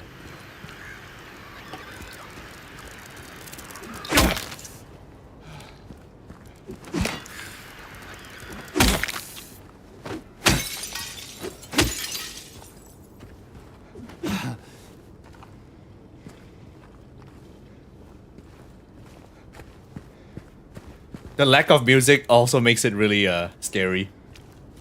Like it was spamming music the whole time, but whenever a game stops playing its music, you know shit is real.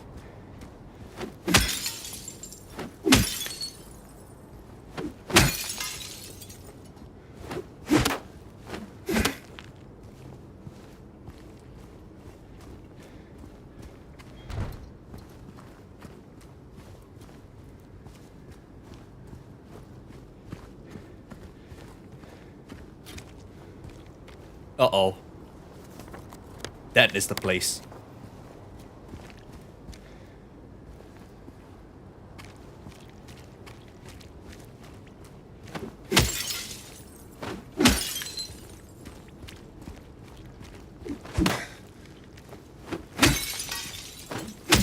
Well, the title is Silent Hill. Well, I don't see any hills, genius. Where is the hill in the Silent Hill? All I see are doors and windows.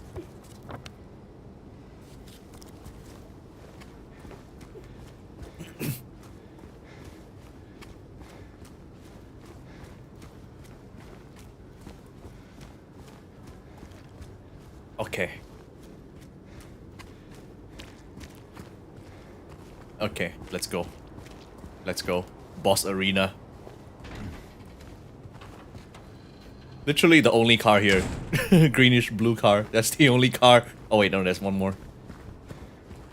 Oh my god, what's this? I won't interact with that yet. I don't want to trigger anything.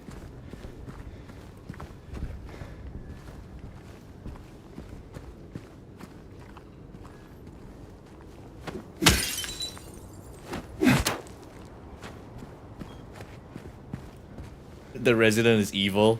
Yeah, just like the memes when the residents are not evil. Okay, let's go. What's this?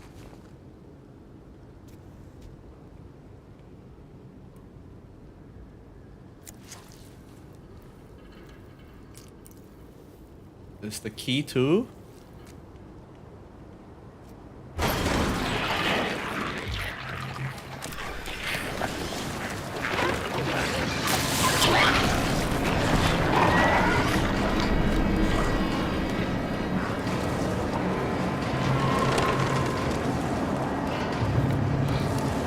Where is Woodside Apartments? Oh shit, straight and left.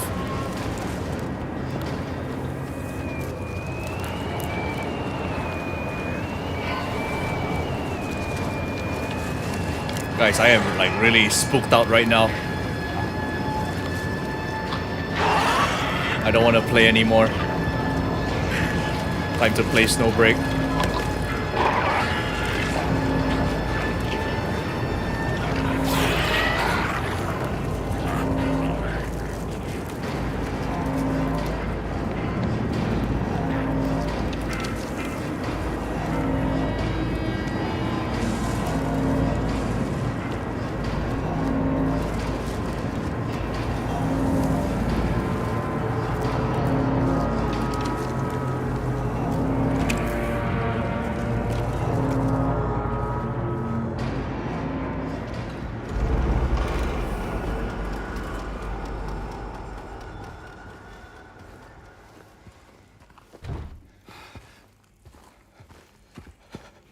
Yeah, that was kind of scary. Oh my god. Oh look guys, it's a save point. Let's stop here. my horror stamina has run out. My horror stamina is lower than like any other game.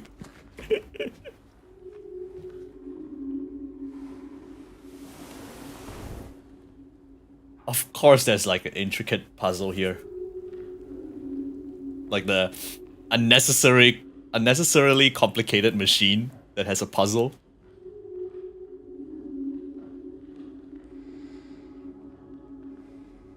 You should put heartbeat monitor. How does that work? I've seen streamers have it, like the heart rate monitor. Feels like gimmicky.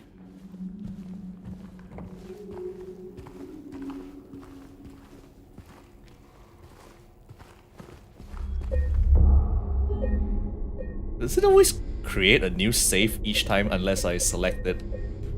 Annoying. Yeah, I can only take so much horror, man.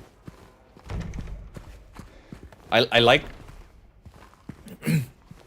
I like watching horror, but playing it is a different story because I am controlling it. Even worse, if it's a horror game like Amnesia, where you cannot defend yourself, those are too scary for me. Like the ones that you just gotta keep running. Those get on my nerves.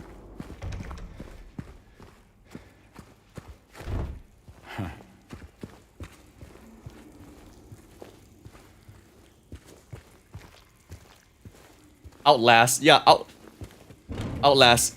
Surprisingly, I finished Outlast. That's like a achievement for me. Gunshots coming from 217. That's where the gun is, guys. Let's get the gun. 217.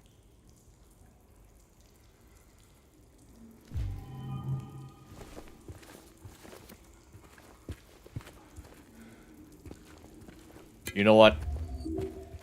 I think I'll just change the combat difficulty to easy so that I have one less stress to worry about.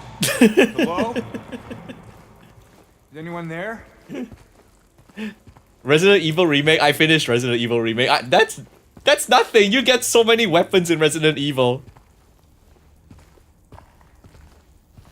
Oh my god, it's really scary here. So scary. How many floors?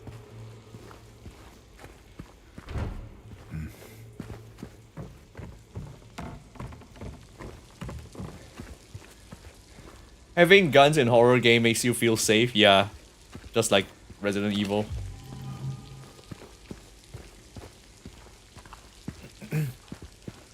Have you played the game where you have to stay silent? Is it Siren?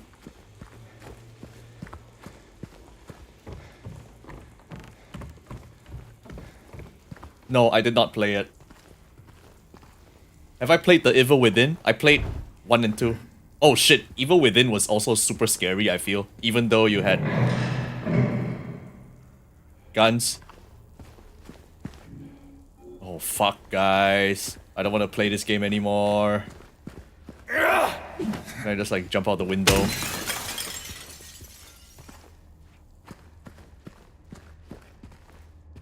How the fuck did the light not render? What?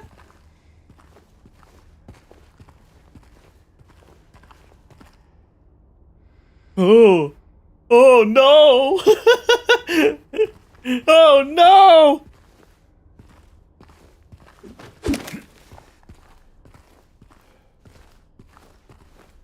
Oh no!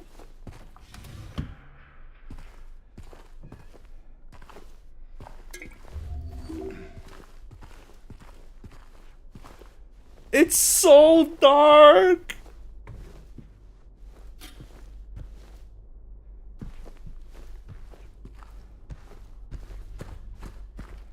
I guess that's the flashlight.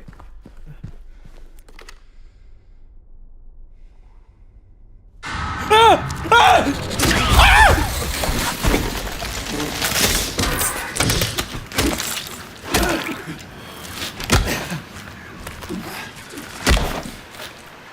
getting my ass kicked by this. I'm getting my ass kicked by this.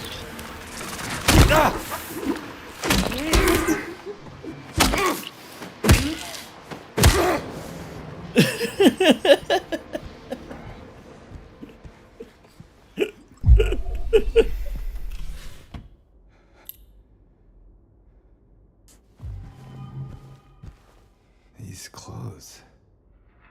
He's gonna wear them. He has the kink. Yo, I hate mannequins, man. Versus clowns, I hate mannequins more.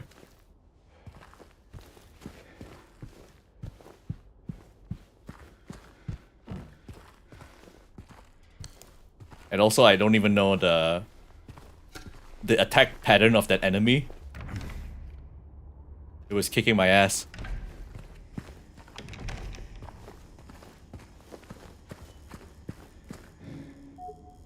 Huh? Huh? Shoot courtyard key? What is shoot courtyard? Fuck, now I gotta deal with mannequins. And why would I even want to turn off the flashlight? It's gonna stay on forever.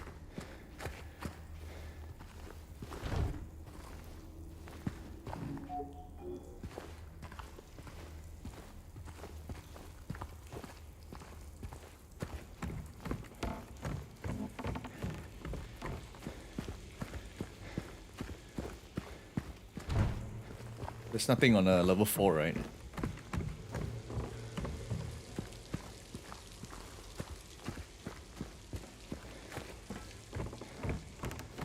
I'm basically running on fumes, guys. I already said that I'm at my limit, and then that mannequin just sent me over the edge.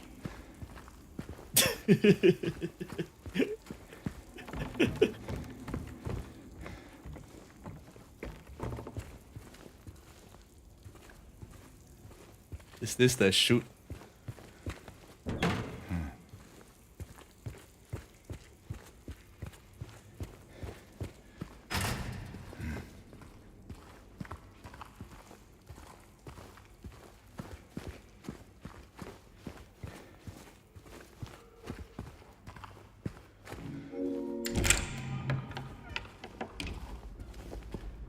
Oh my god, what the fuck is up with that fog?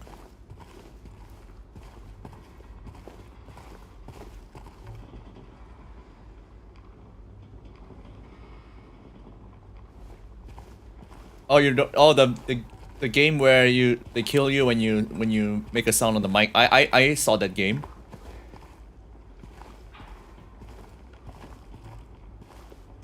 It's just like it just plays like a video.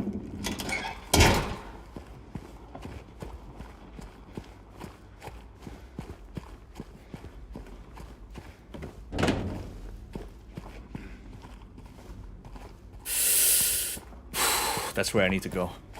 Let me save.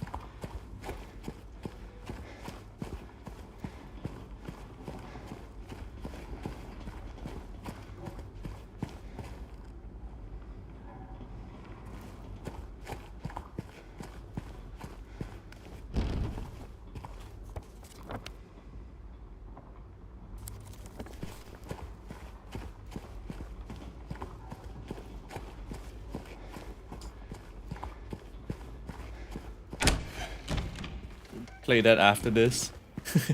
No thanks, bro.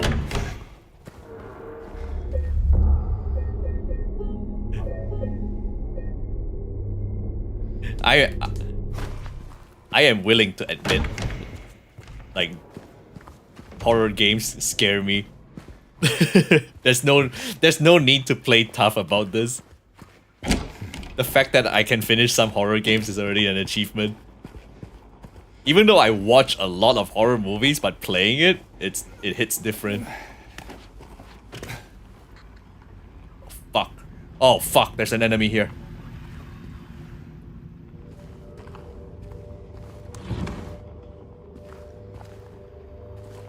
There's an enemy.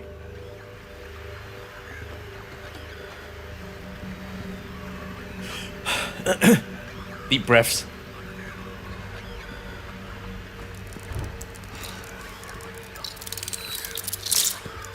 the fuck is that sound? What the fuck is that sound?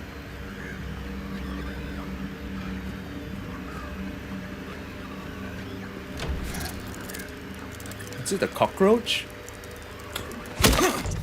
It's just a cockroach. Oh no! No!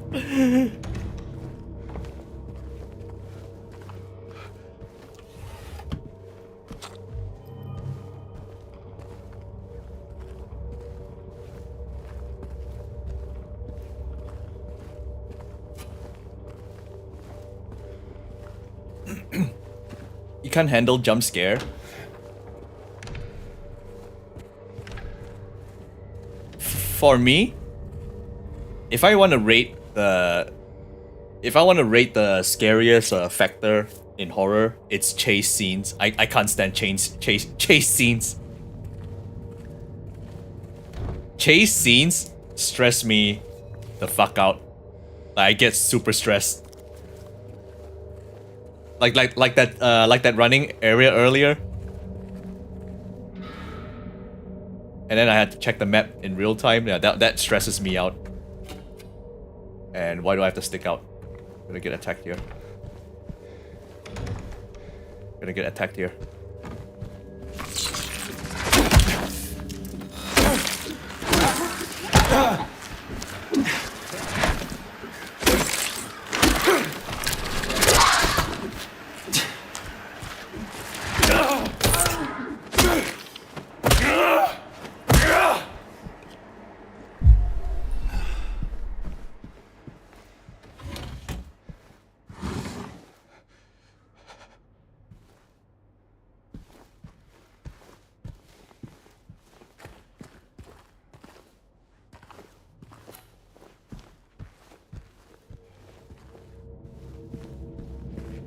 PS2 horrors actually boosted my mentality.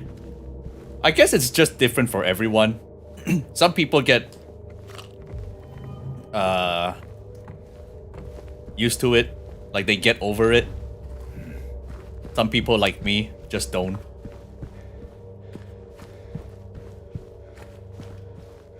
It's like I just don't like the feeling of having something behind me that I cannot see. Like let's say there's something chasing me, like right now, and then I can't check like how close it is to me, and I have to get to the next area. Yeah, that feeling scares me.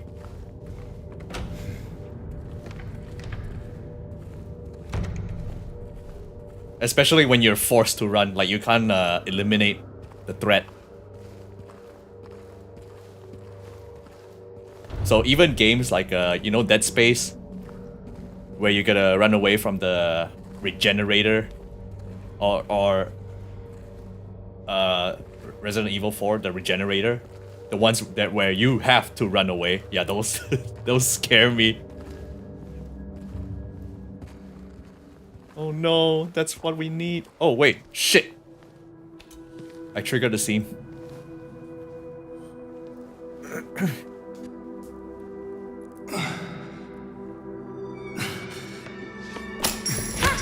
Hey! What the fuck, fucking brat? Damn it. Alien Isolation. What's a kid doing here? Surprisingly, I can play Alien Isolation. I finished Alien Isolation like 3 times. Surprisingly. Wait, what was the whole point of this area then? What was I here for?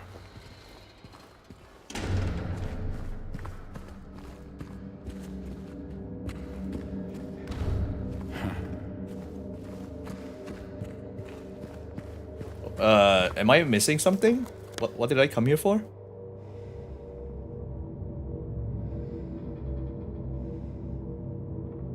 One, 1, 2.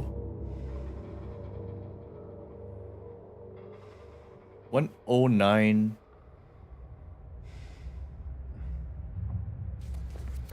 Was there something in 109?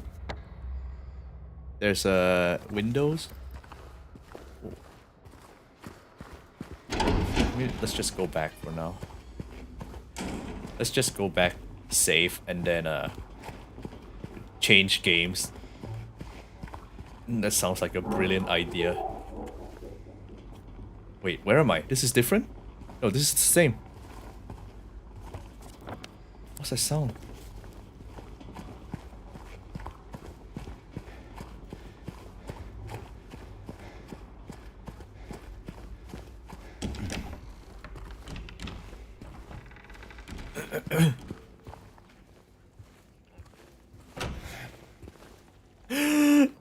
No! No! Nope. Nope. Goodbye. Nope. Goodbye. Goodbye.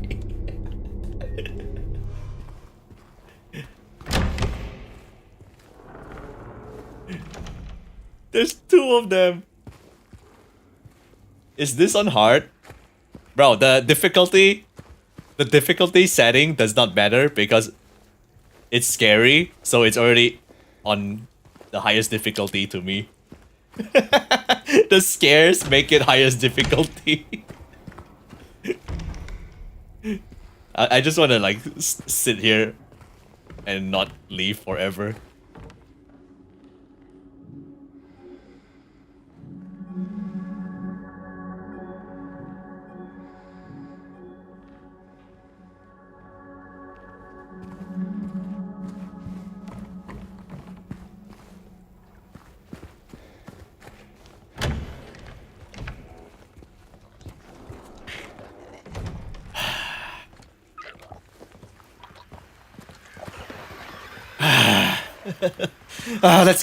Let's get this over with.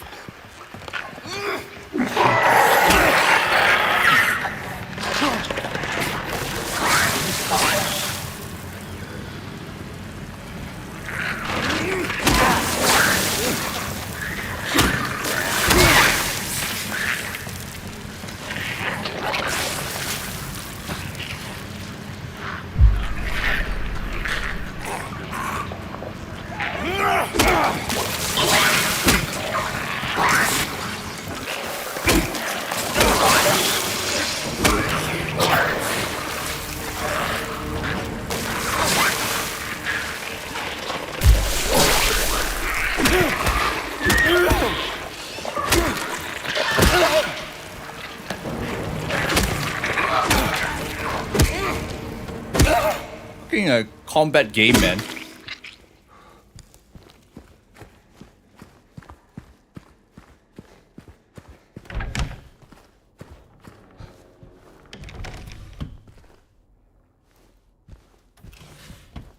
With all these interactable drawers that don't give me anything. Ah, that's the stuff.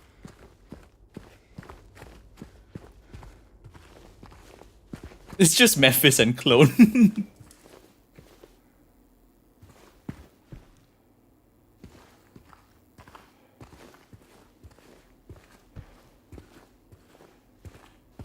And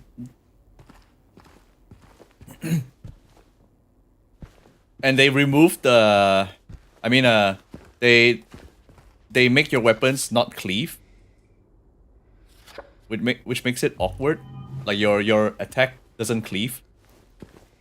It only hits one enemy at a time, even though you're facing two enemies.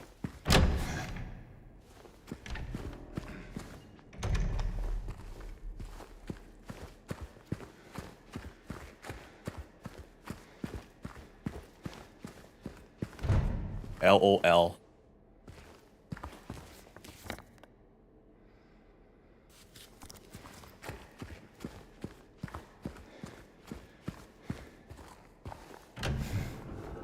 Am I missing something? 102. Coin cabinet. That's the safe.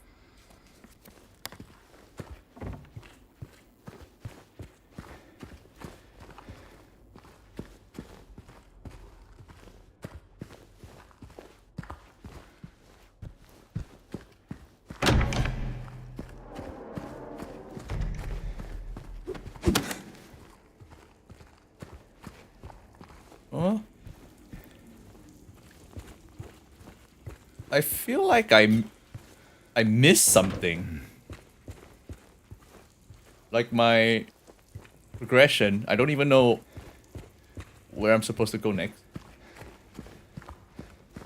That's the entrance.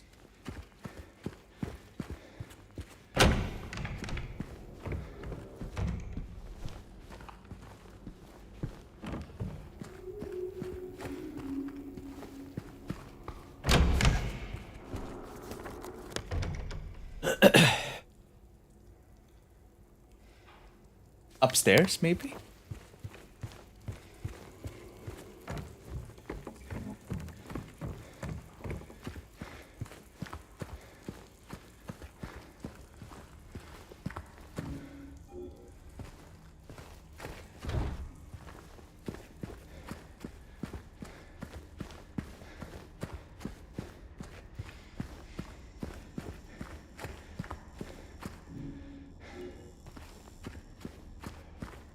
I think the place where that dark corridor where the girl was, I think I missed something there. What the fuck? Did you guys see that? The fuck is a baby? The baby. That's gonna be a plot. That's gonna be plot related.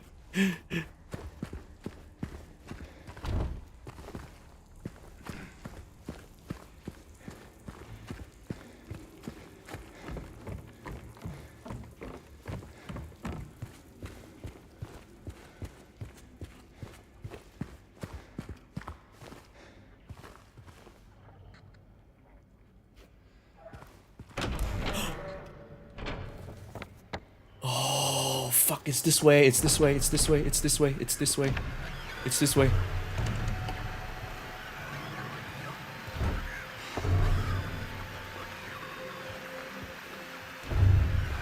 Guys, that's Pyramid Head. I know that sound. I know that sound.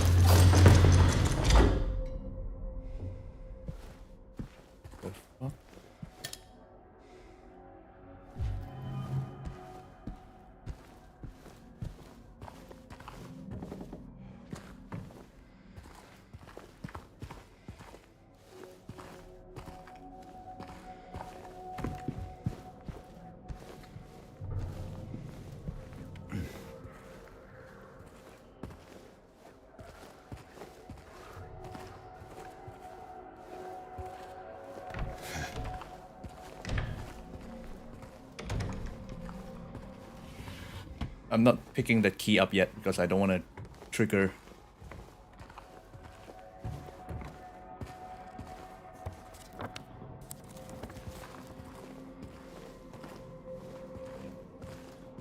No. Huh. The key was right Like there, the artist. but I'm not taking it yet. Just in case the moment I pick it up, a chase scene occurs.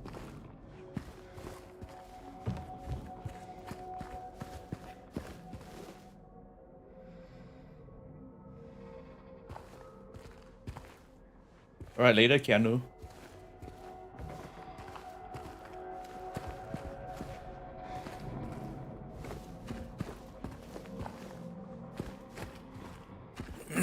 Okay. Okay. Okay. Okay. Bye-bye. Bye.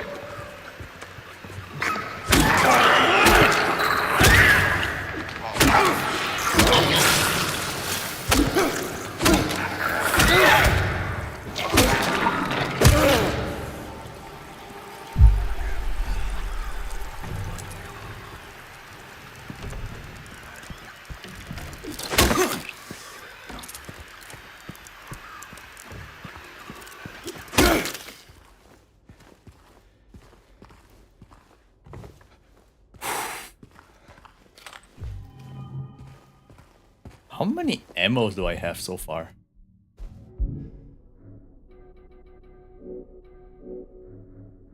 $23, man.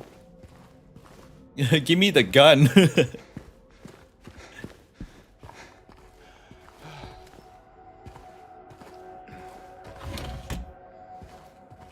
All these pointless drawers.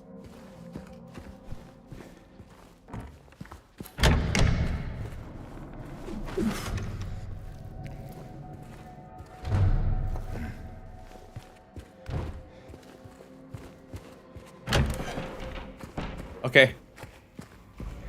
Okay, we changed game here. We changed game here. I'm already on overtime.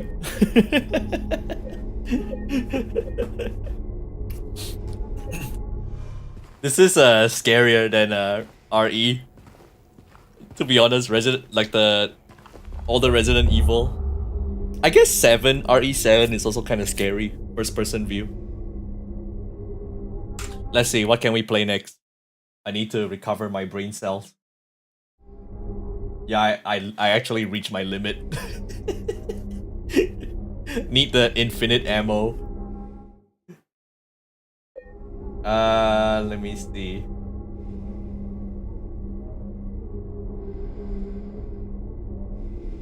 I guess we can play multiple games. Hang on.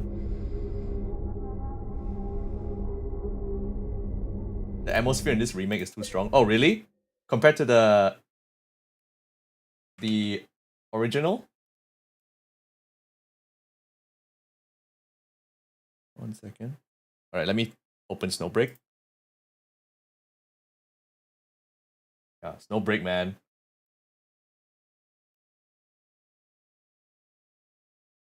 I never played the original, so I can't really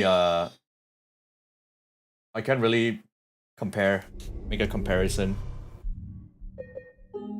Just close this.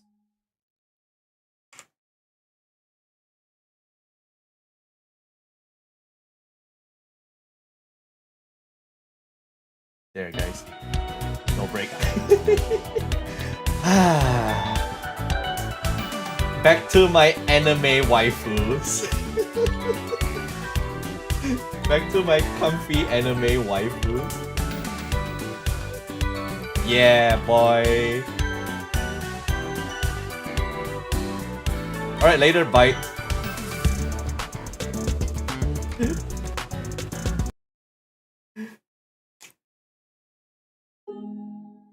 Meanwhile, I'll close this game.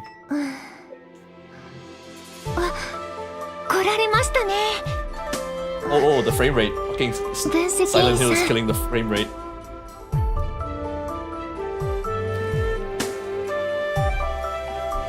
Yeah, I'm closing the game right now. Alright, there we go.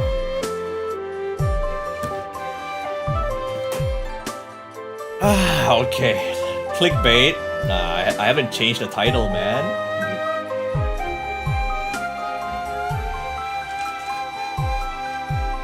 Games.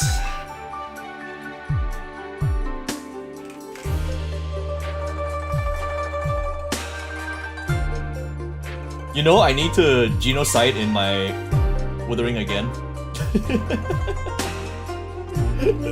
I'm running out of materials, like the rings and stuff. Let me see.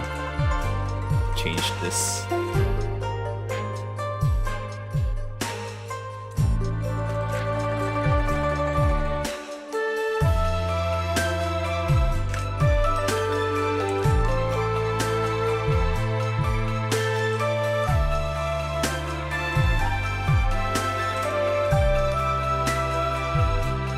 Nice physics. この縄はまさに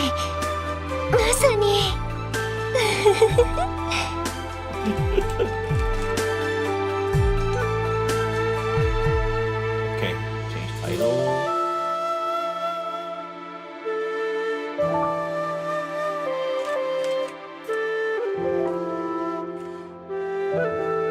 You know, Vidya's story, I haven't watched it yet. So maybe now's a good time for some comfy Good shit, right? 分析員さん、背中のチャック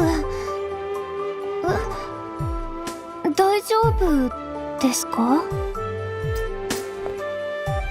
もし私が魚だとしたら、分析員さんは海のような存在です。 Wow, so good.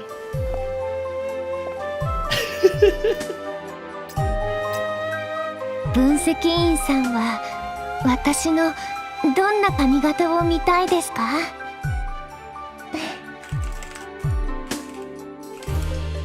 Alright. Checking my Discord real quick. The OST is so good. Like, they こ really の縄は kicked up their OST. Especially here. The feels. Oh man. Oh man. So good. Live music. My favorite theme in this patch. Just Edgerton. This is what I need, man. This is what I need after a long day in Snowbreak. I mean, not Snowbreak, Silent Hill.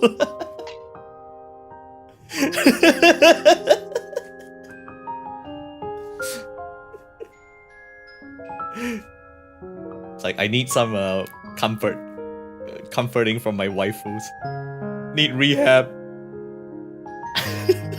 All roads lead back to waifus.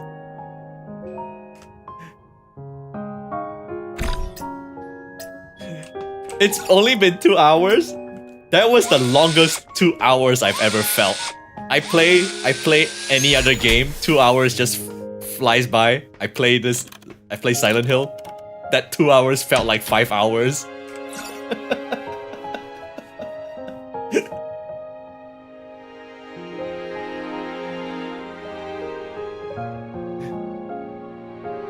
Risha, so cute.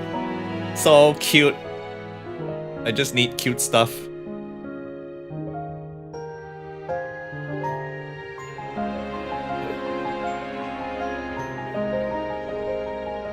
No wonder James comes to Silent Hill just to see waifus. Yeah, everybody needs to play this. 10 out of 10 game.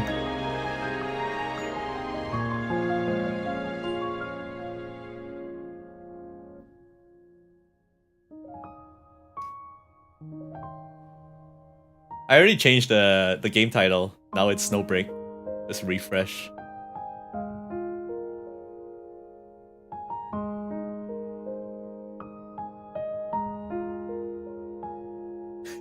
So cute. Have I read Katya? Oh yeah, Katya Fowl. Let's read Katya Fowl and Marian Fowl. Yeah. Now we finish the story. We can go read that first.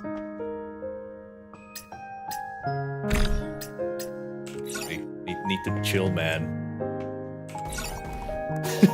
After a long day in Silent Hill. 2 hours is a long day.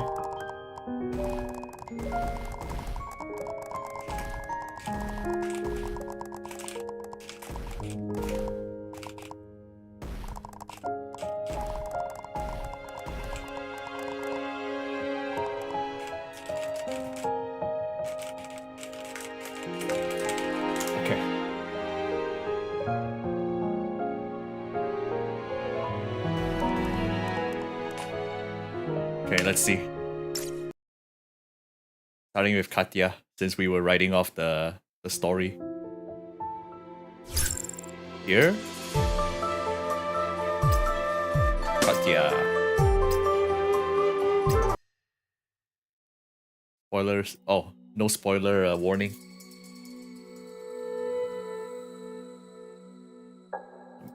Stuff up here.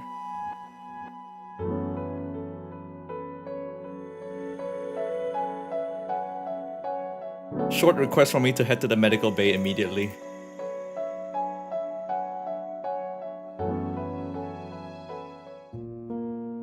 Katya's gone blind? Katya lay quietly on the bed, her head encased in a massive diagnostic machine, only the tips of her blue hair peeking. Oh, what happened to her? What's going on? Explain to me. We believe there's some kind of conflict between Katya's fragmented physiology and her new Dawnwing exosuit. She never underwent a full theotropic nerve graft.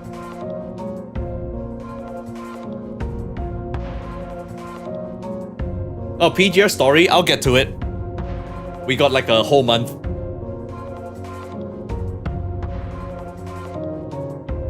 The reverse 1999, I rolled Kakanya as well. I just rolled one copy. Even though Kakanya is like OP with Lucy, but her character and design isn't really it for me, man.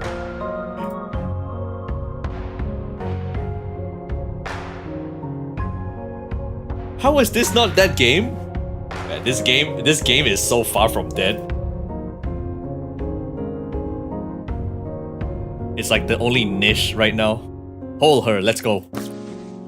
I wrapped my arms around her, gently brushing my fingers across her brow. No, Kendo, you're still under medical care. Temporary blindness.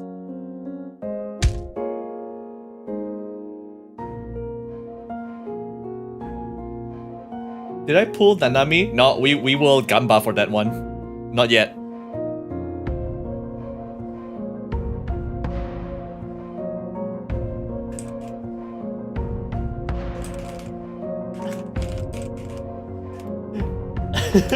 My friend is just telling me about Silent Hill, saying like that was only the first level. Wait till you see them crawling on the walls.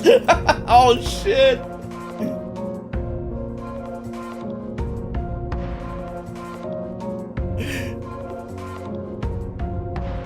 Oh no. Next Silent Hill stream is gonna be only an hour long.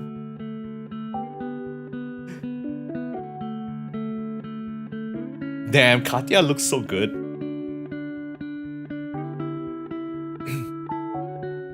Her breathing was heavier than usual. What's on your mind? Nothing.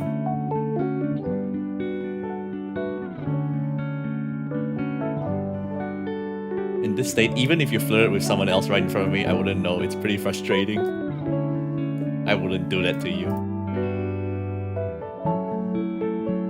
This theme is so good.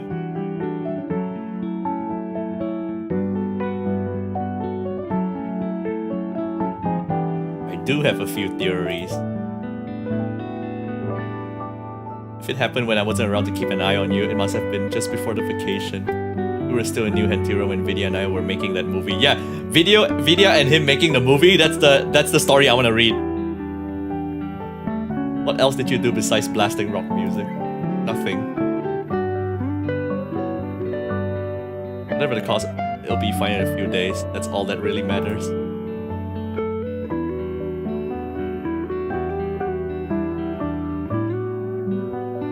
Her hands always felt slippery, like she could always slip away from my grasp at any moment.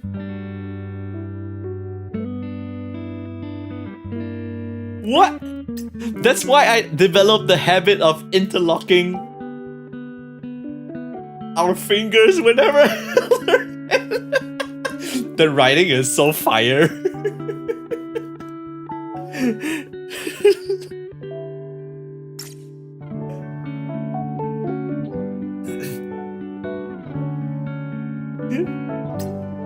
Suddenly, she leaned in close, her warm breath tickling my ear like a fragrant breeze.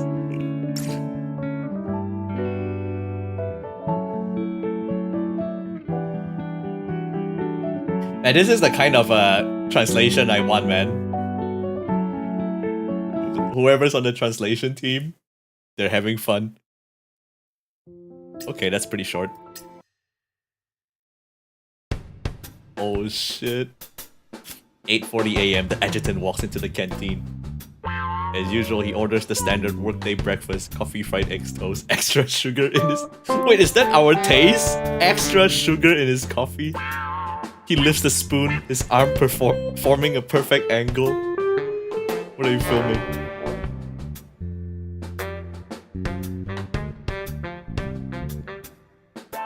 Didn't mean to spook you. How did you manage to move so quietly like a ghost? Were you filming the adjutant? Is that Miss Katya over there? When did she join the adjutant? So it's true you only have eyes for the adjutant. Katya's been tagging along with him since they walked in. Seriously? What does that... Wait, does that mean something happened between them right under my nose and I didn't even notice?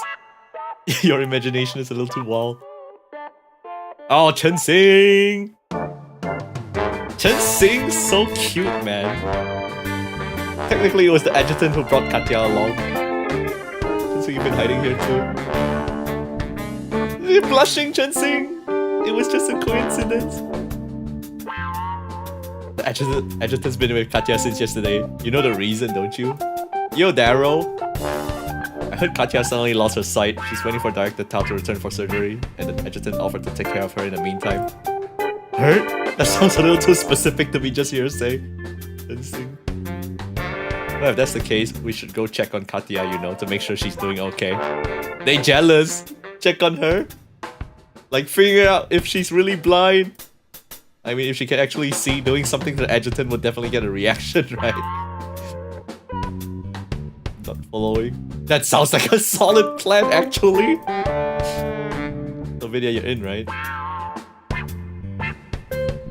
I had, of course, noticed the trio whispering from across the room. The moment I stepped into the canteen, that unsettling feeling of being watched had struck me. And it turned out I wasn't paranoid. As soon as Katya and I sat down, I spotted the three manifestations eyeing us like hawk.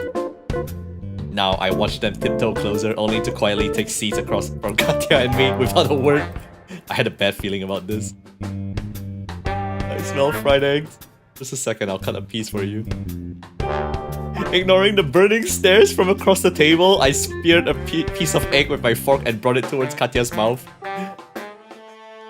Oh no, she ate it! Out of nowhere, a swift red blur darted in front of me. Tess had leaned across the table, chomping down the egg mid-air before I could even react. Then in one fluid motion, she swiped the fork from my hand, leaving me staring at her white, innocent eyes. My hand froze in mid-air as Vidya and Jensen gasped in unison. What happened? Nothing, the egg just slipped. I'll cut another piece. It was clear to me now, they were testing Katya. Encouraged by a little victory, Tess winked at Chen Xing and Vidya. Although they looked a bit bewildered, they nodded in agreement, flanking me from either side. By the time I grabbed a new fork and cut another piece of egg, they had already positioned themselves behind me. I was trying to predict their next move when suddenly everything went dark. Cool and soft. Cool and soft with a faint scent of ink, unmistakably, Chen Xing's hands covering my eyes. Listening closely, I could hear Chen Xing's quick, uneven breathing behind me. Such a bold move must have made her nervous. I calmly shifted the fork to my left hand, mentally gauged her height and position, and swiftly reached back with my right hand. Oh man, Chen Xing! A delicate yelp followed, quickly muffled as if someone had clamped a hand over her mouth, and the hands over my eyes disappeared. Nailed it! I must found a clear spot! God damn it, man! Seizing the moment as my vision cleared, I quickly retracted my right hand to steady Katya's chin, and with my left, slipped a piece of fried egg into her mouth before Tess could react. Is this how you usually feed people? Just shove it in like that? That depends. I raised an eyebrow at Tess, letting her know the score had been even. Looking back, Chen Xing and Vidya had already bolted. Tess, apparently not interested in continuing the battle alone, flashed me a smile and gracefully slipped out of a chair, disappearing from the canteen. I can't believe them. Is that so? It seems to me that you were having a lot of fun. You knew they were there from the start, didn't you? With all the noise those two made, how could I not? Those two? Your flair for drama and mischief hadn't dulled a bit. Suddenly, she reached out, her hand fumbling for a moment before tightly grasping mine. After all, someone once asked me, how do you intend to navigate your own path and relationship? I think I've done enough for my relationship with the girls, now it's time to make space for us. How about keeping me company while I sort through some paperwork in my office? God damn the Riz! Also, yeah, I've had enough of just sitting around these past 2 days. Why don't we head to the training ground and shake things up a bit? Don't you remember what the medical staff said? Take good care of Katya and indulge her every whim. Don't put words in their mouth. They told you to rest. Besides, how are you supposed to train your current condition? It's a once-in-a-lifetime chance for me to follow your every command, Mr. Navigator. Are you sure you don't want to miss out on that? Katya's fingers gently trace the inside of my palm, coaxing me with soft but persistent strokes. Nice try, though I'm not buying that. I scooped Katya up in my arms and made my way towards the training ground. I have to admit, I'm a little intrigued. Damn, the Riz! Oh no, Chensing, why are you so ticklish? If I hadn't covered your mouth, we'd have definitely been busted. That was beyond my control. You always act so cool and distant, but when the adjutant's around, you just... Where are you off to, Tess? I'm going out on a mission. Should take about 3 days. We verified what we needed to. Now let's leave the adjutant to his business.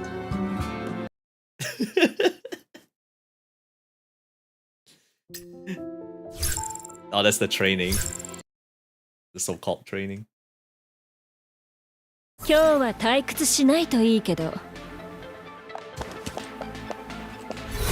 し行こう。Alright. すべて嵐が過ぎ去った。Is there a ultimate here?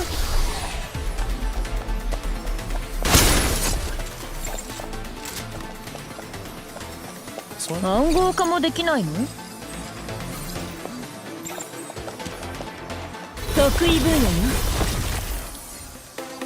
No ultimate refill? そんなに地獄を見たいの？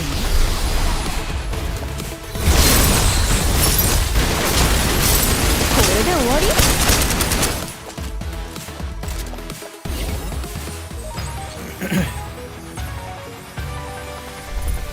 God damn. 次は全力を出させてよね。 The Gyat. Katya, more like Gyatya.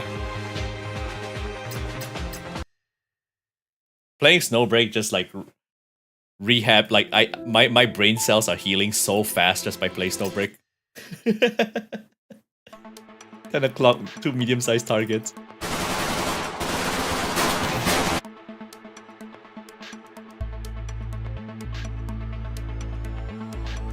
You feel up for another round? Let's do one more round.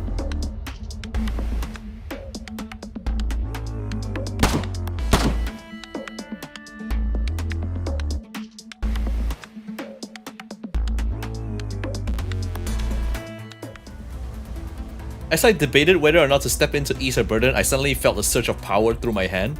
It quickly dawned on me that it was our physical contact that allowed me to feel the Titagen coursing wildly through her body. Hey, it's just training. Let's not get too carried away. Catch me again this time.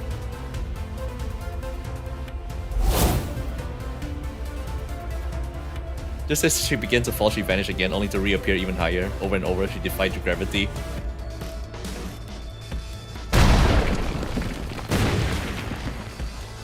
As her final strike landed, the energy drained from her body, arms limb, she began to fall like a leaf caught in the wind.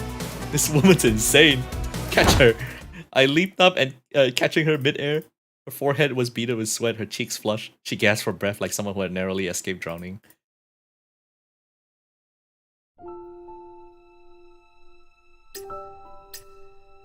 Whoa, this music! That carefree, almost goofy chuckle was new too.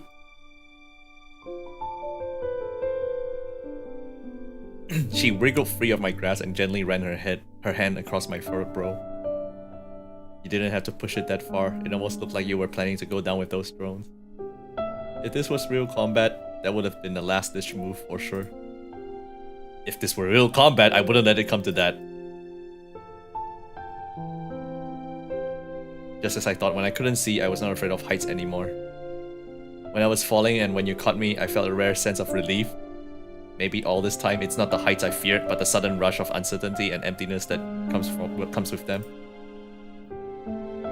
You didn't blind yourself just to test that theory, did you? What kind of crazy talk is that? If that was the plan, I could have just blindfolded myself.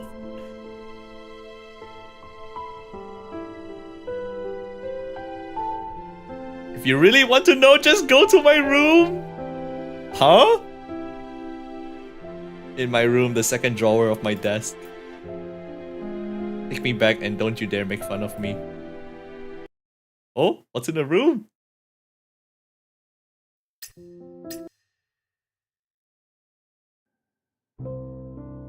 So what you're saying is I can't fuse with the exosuit like they do, right?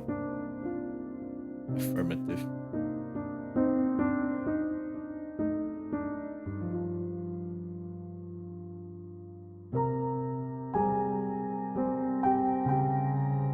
Oh, not being able to gain stronger powers like Leaf and Fanny did. It's like the Valkyrie games all over again. They became superstars while I got knocked out in the qualifiers. How disappointing. Over time, the sting of defeat had faded.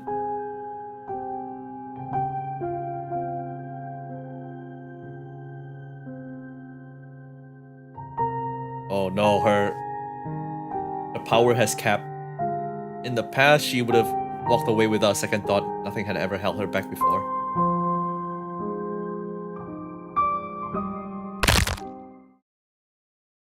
After a long silence, she unclenched her fist, lifted her head, and resolved to step back into the realm once more. After all, she was Katja Klein, a Heimdall operative. The adjutant would never give up on her, so neither would she.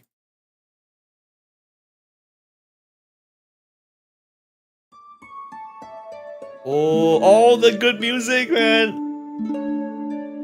Vidya's theme. Inside Katya's room, a thick stack of drawings filled one of her desk drawers. They were the schematics for her new exosuit, Dawn Wing. From rough sketches that were little more than doodles to fully detailed concept drawings of each module, right down to the final blueprint with precise specifications. Not to mention the scrap drafts, adding up to hundreds of pages, each marked with frantic scribbled notes. Need to enhance the ability for continuous shift into the fragmented form. If possible, I like to test it with me. Increase short-term power output. It'll mean a longer recovery period, but with him around, it'll be manageable. Cutout design, not a necessary element, but he seems to like it. And an emergency signaling add-in. After all, Katya, you're not on your own anymore. Every note in some way connected to me. Oh, so wholesome. I turned to Katya, fast asleep on the bed, completely drained. I couldn't help but reach out and gently stroke the tips of her hair. There was no way she could have finished all these schematics in just the few days we spent in New Hentiro. I remember what Sirius had told me. The realm in the Tower of Hanoi was designed to enhance the efficiency of learning and training. Katya must have asked Ganges to put her in an immersive experience state so she could finish these designs before we left. That's why the exosuit fit her so perfectly, but it was also because of these additional designs had pushed her physical limits so far that they ultimately damaged her optic nerves. Stubborn as ever, once she sets her mind on something, she follows through no matter what. She's becoming more and more like me.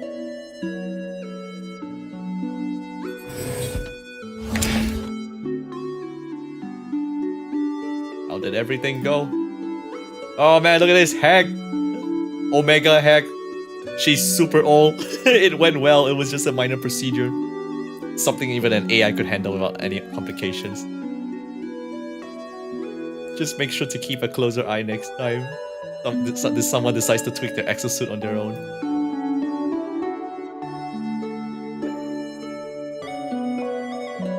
I don't remember that door being automatic before. When I entered Katya's hospital room, she had just woken up. Her vivid blue eyes immediately locked onto mine, and for the first time in several days, our gazes truly connected. I sat down beside her and leaned in close. She smiled, gently cradling my face, her fingers tracing the contours of my cheeks. Long time no see, darling! It was just a short surgery, but it feels like I've been asleep for ages. You saw the schematics, didn't you? Didn't I tell you not to make fun of me? I'm not making fun of you. It always brightens my day when I see your adorable side. I know my little monopoly on you is over. Could you do one more thing with me? Kiss? Now kiss. No parachute skydiving? No parachute skydiving is an extreme sport where you jump from high altitudes without any parachute, relying solely on a safety net near the ground to break the fall. Is that a thing? For Katya, it would be like asking a toddler who had just learned to walk to run a marathon. Looking out the airplane window, it appeared we had reached an altitude of 6,000 meters above home. before that qualifier match, I spent a long time convincing my parents to promise that if I won, they'd let me travel alone. It's been 10 years and there's only one thing left on that list. I want to make it special as a commemoration. Let's do this. I promise I'll never let you go through anything alone again.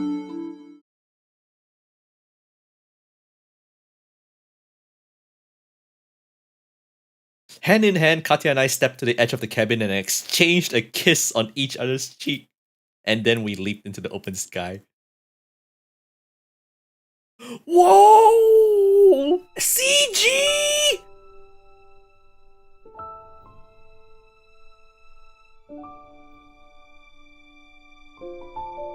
Wow, we rarely see Edgerton like this. The rush of free fall churned my stomach as if my insides were being pulled out. Only my goggles shielded my eyes from the rushing wind, allowing me to catch a faint glimpse of the horizon. Guys, we don't even wear the hood anymore. Holy shit. Hang on, let me like move myself. Look.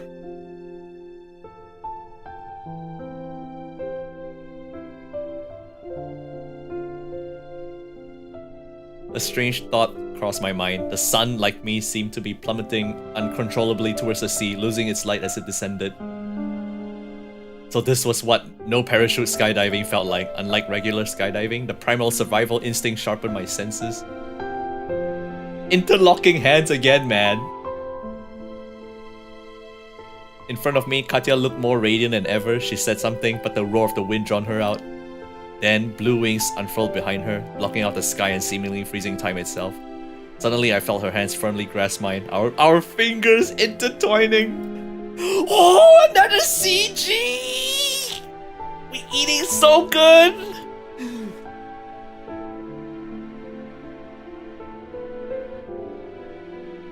Hold me tight, darling!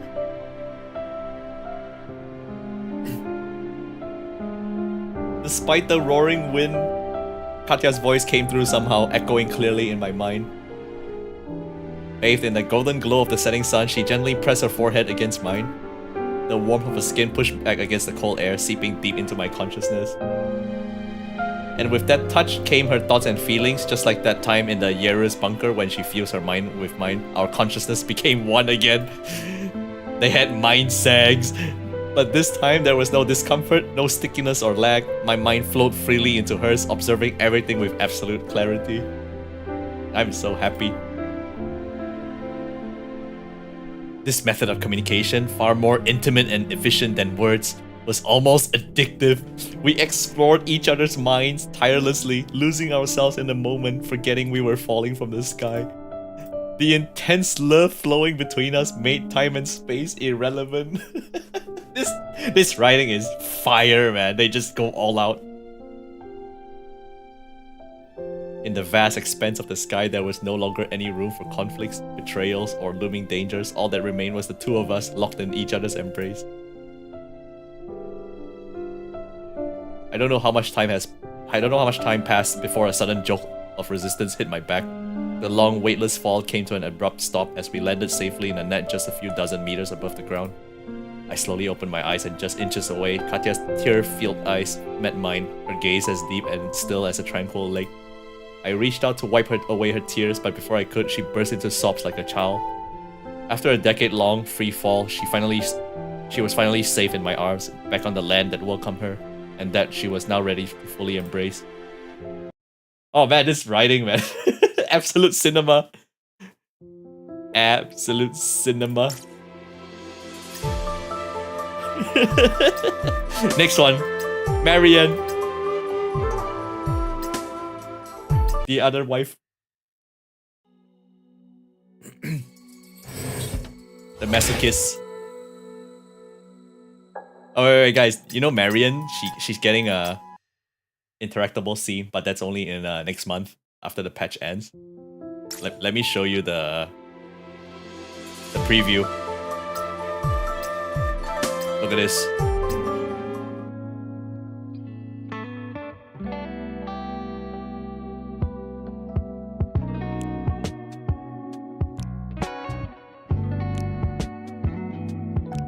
Masochism.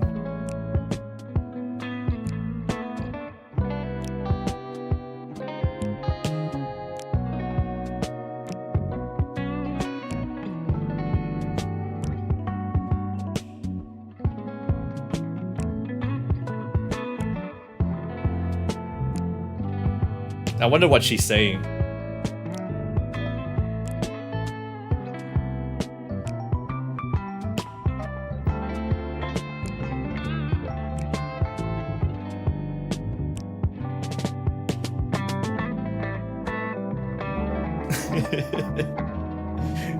The good stuff.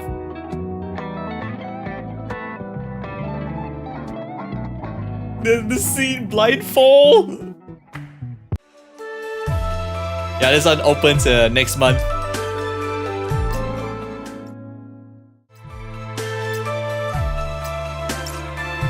By the beach. Hang on, let me do one daily here before I start Marion. Before I forget and it resets. Fall Guys, let's go. Let's go, Fall Guys.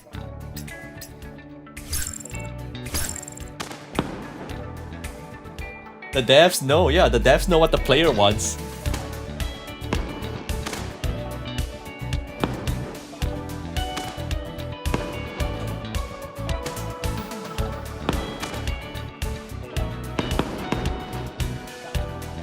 One second. Alright, let's go. What's this? Dodge the obstacles and grab as many coins. Ah, I hate this.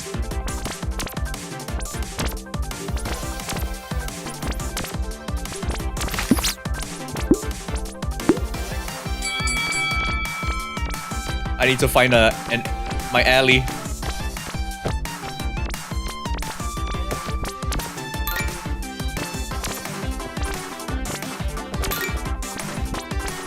I'm just gonna use here because the coin respawns.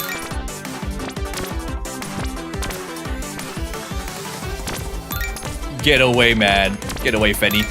It's my area. This is my turf. Get away. I'm just gonna like wait here. Easy infinite money hack.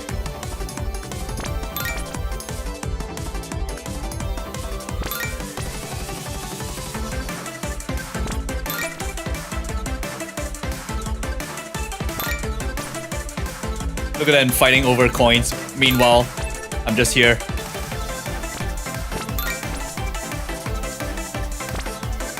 Oh no no no no no no no no no no. There we go.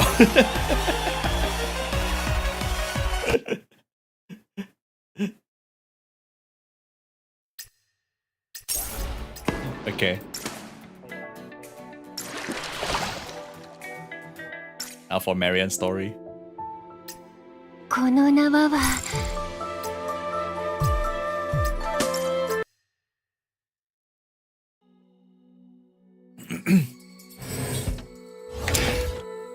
Exhaust every possible means to maximize the operative potential without compromising physical and mental stability.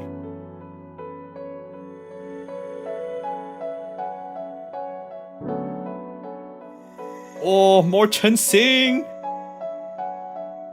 A corporate retreat at a time like this, you can't be... Oh, is this like before? Before the event? It's not my decision, it's the...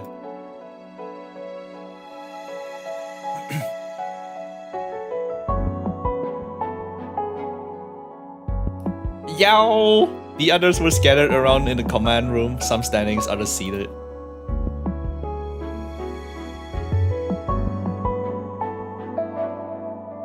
What was that about? Classic overtime burnout. She's totally spaced out. Vacation. The whole point of life is to take time off and lounge around. Yao is just like me. If you have a vacation, whenever I have a vacation, I just want to like do nothing, man. Just be like human, like garbage.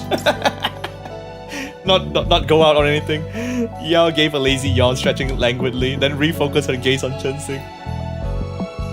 If Director Tao's giving us time off, what's the plan? I like to know that too, but we're all in limbo until a certain someone sorts out his part. You mean the adjutant, right? What's he up to lately? Yao, so cute! That's something we can't talk about and shouldn't talk about. Are you speaking in riddles? Nita? That's exactly... What is this? No cap! That's exactly what he said, no cap! But it's urgent. I really need to see him and... Wait, why are you lying here again? You even need to ask. The mattress in my room is way too soft. It's killing my back, so I'm giving it a rest. Nita became Gen Z. For real, for real. Anyway, they're not here. You might want to look somewhere else.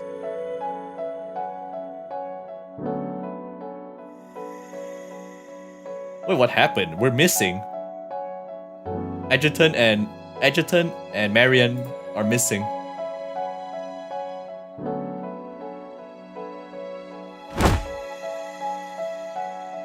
Caroline.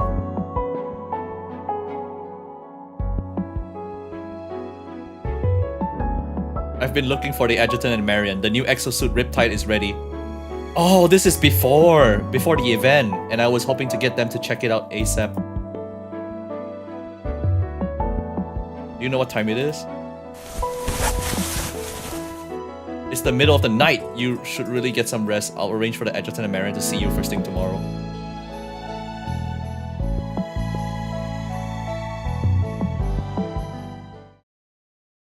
Oh man, alone time with Marion? In the stillness of the night, the room was silent save for the sound of her soft breathing.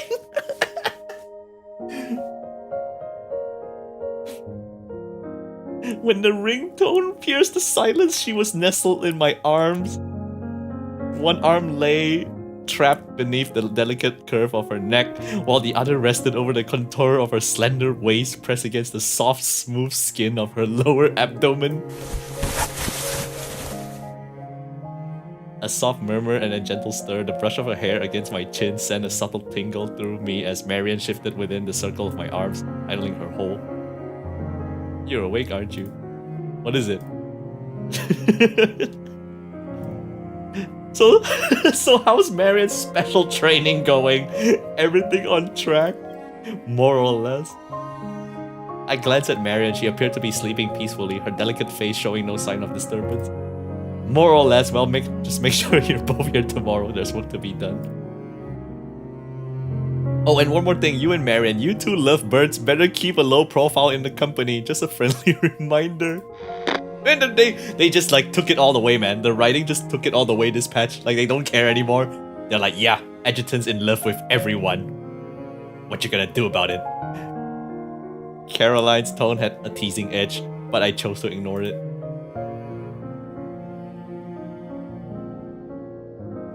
CG? Oh, Marion. The night was cold and quiet, but beneath the blanket, a fire raged between us. In that moment, we were like two pieces of kindling, feeding the flames. My face heated up from the fire in her eyes.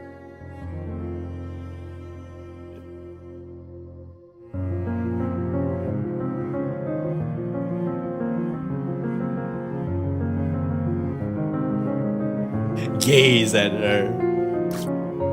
There was no mistaking the irresistible temptation laid before me. She was silently initiating a duel with self-control as our shared wager. But wait, in moments like these, could she have any self-control left at all? Man, this music, as I continued to adhere to the private rules we had established, attempting to contain her with my mere gaze, she had already taken the lead. The sweet fragrance of her hair overwhelmed my senses, and in an instant the world blurred with the heat of her lips, soft, moist, and fervently demanding, Adjutant, give it to me! Everything you promised me, give it to me! Our bodies entwined a sharp nip, followed by the insatiable suction of her kiss. She was like a ravenous beast, drawing desperately from me all that she craved. Which was affection, tenderness, passion, and Tytogen. Perhaps this was karma, since that day at the Skyport in New Hantiro when I first embedded the Tytogen fragment to her wrist, she and I.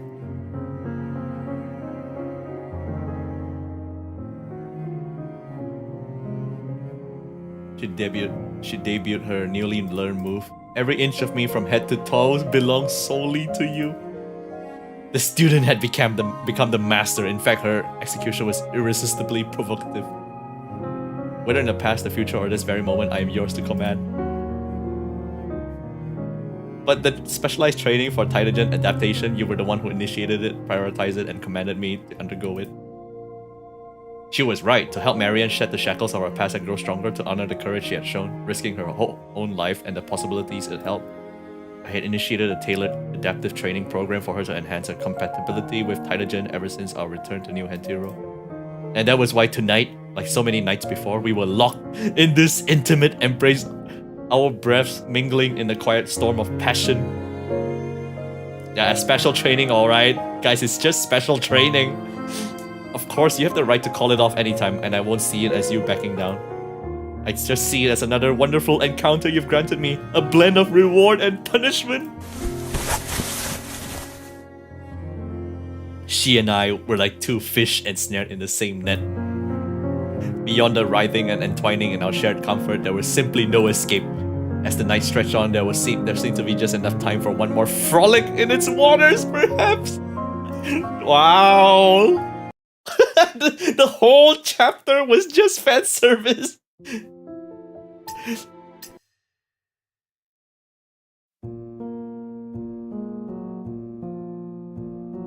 There's no need to push yourself like this. We can still make adjustments. You don't have to.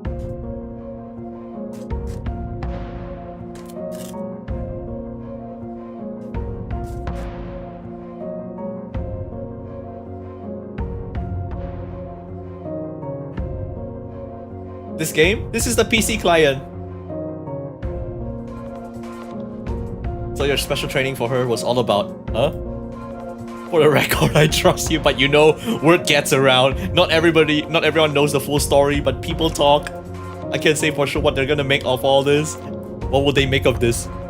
Forget it. Maybe you should just go in there and get her out. She only listens to you. I mean, look at her. The next afternoon, Caroline... Yeah, there's Steam client. Caroline and I stood side by side outside the medical bay. Just beyond the wall, Marianne was pouring every ounce of willpower into integrating with Riptide, her new exosuit. But things obviously weren't going well.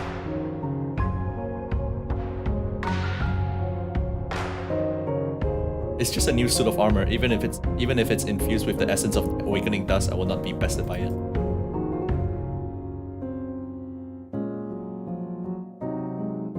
What are you waiting for?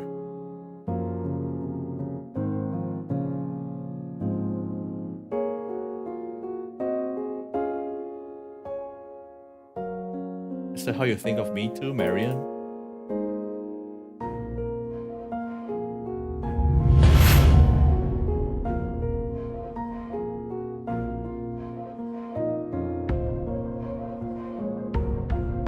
She reached out to me through Riptide. Stop the session now! But my attention never wavered from Marianne, who slumped weakly into the recovery pool. I stepped forward instinctively to grasp her hand. Did you hear me? I tried to reach you the way you've taught me these past few days, to share my feelings with you. I heard you. You did great, Marianne. This way, no one can call me a pathetic loser clinging to your warmth. Suddenly, she gripped my hand with surprising force, making me wince. Her strength was unexpected, especially considering how drained she looked.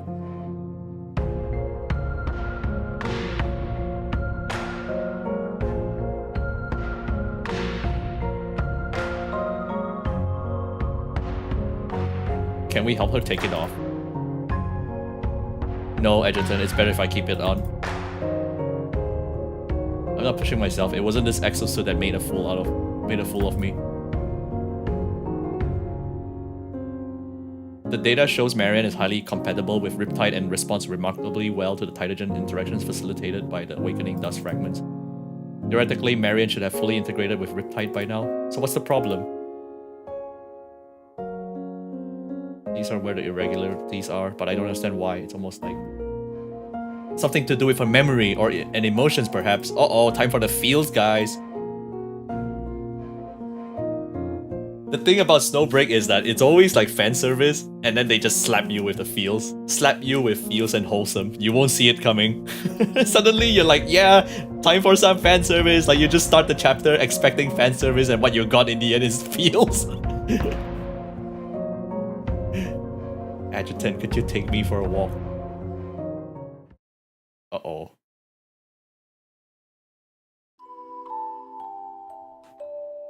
from afternoon to dusk, from walking side by side to trailing one another. I walked with her through the deserted streets of the containment zone, past the towers, now hollow remnants of their former selves, and revisited many places that stirred old memories.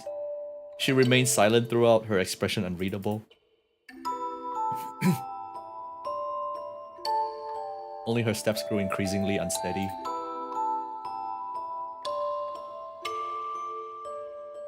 I turned in surprise to find her wrapping her arms around herself, staring at the restaurant's street-facing glass wall. I used to see myself as a bird that could never fully fledge or reach the sky, but now it seems I'm more like a fish out of water. A fish out of water? Don't you see it, Edgerton?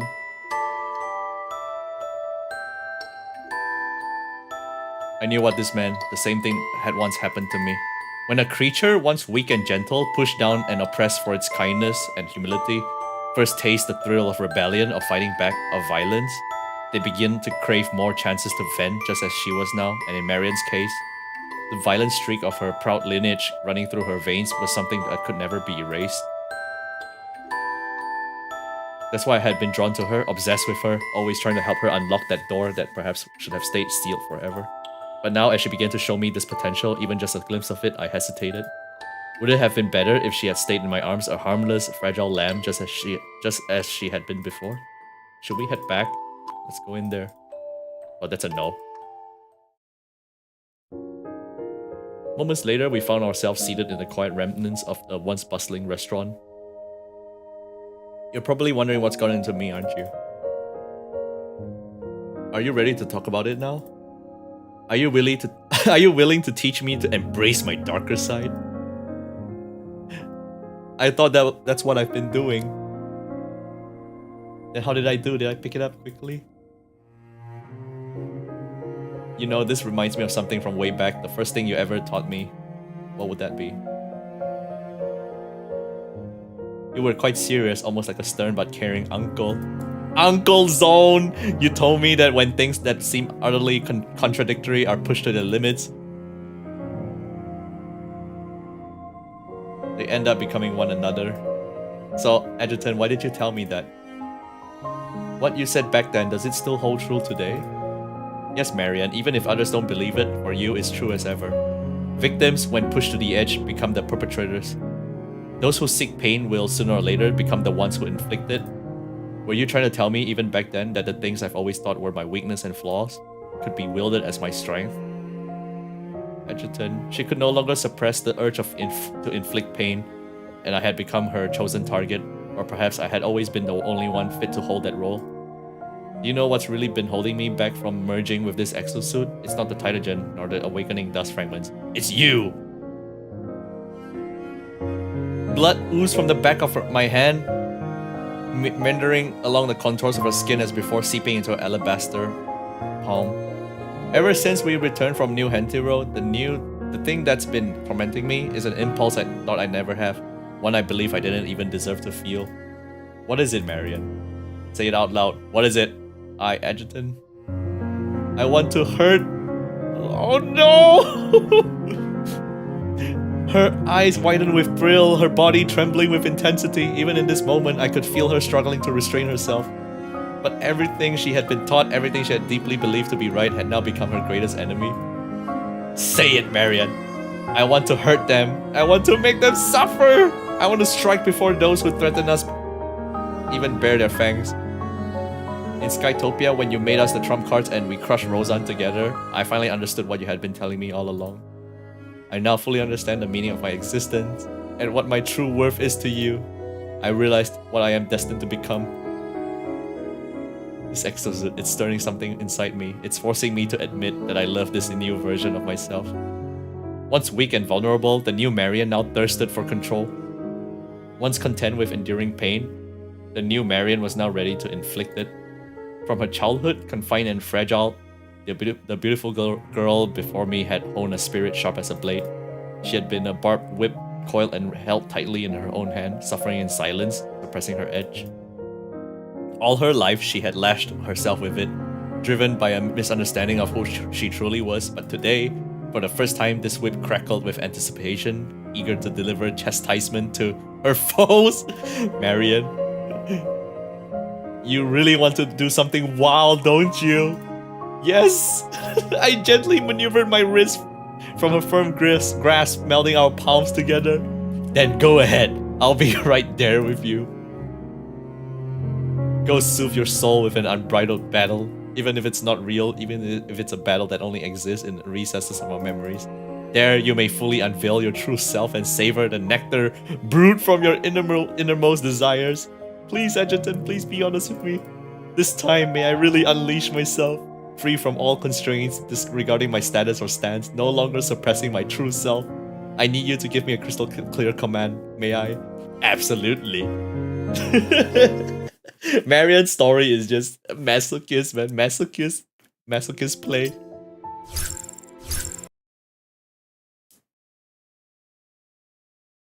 傷口は分析員さんに見ていただかなくては。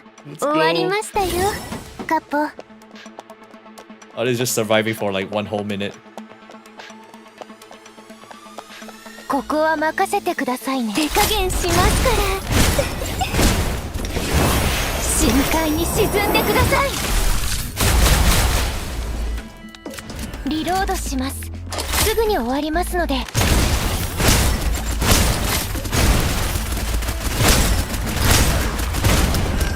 これは大怪我をしましたね。さぞ楽しかったでしょう。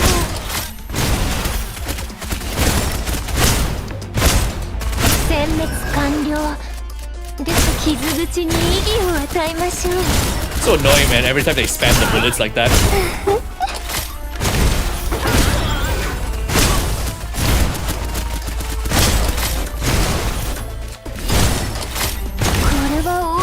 しましたね。さぞ楽しかったでしょう。殲滅。深海に沈んでください。Easy. 傷口に意義を与えましょう。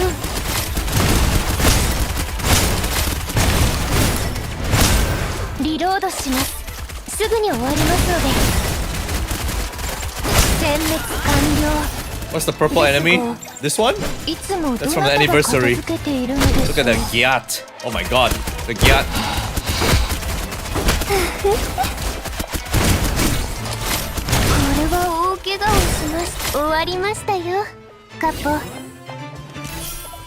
Victory. Oh man. Her base finisher. I lost.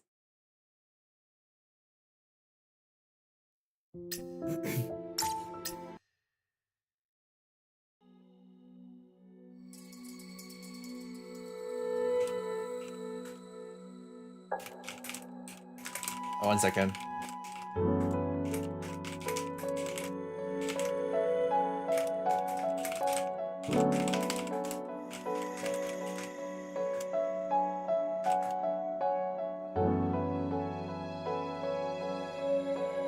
Alright, 1 second.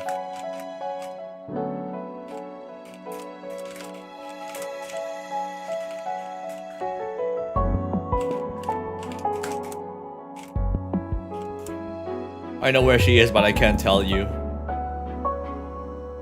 Are you seriously keeping secrets from us?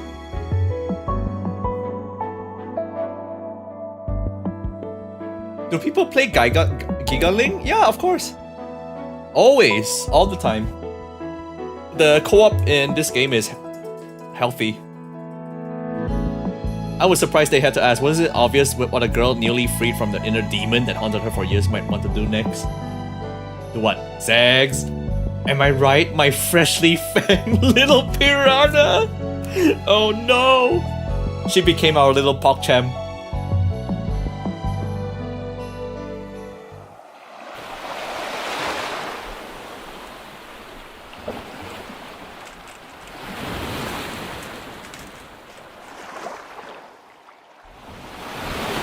Is it bad to do it to get carried? Yeah, just start it. Just get carried. I am strong. I have always been strong. Guys, the CG is coming. There's always a CG.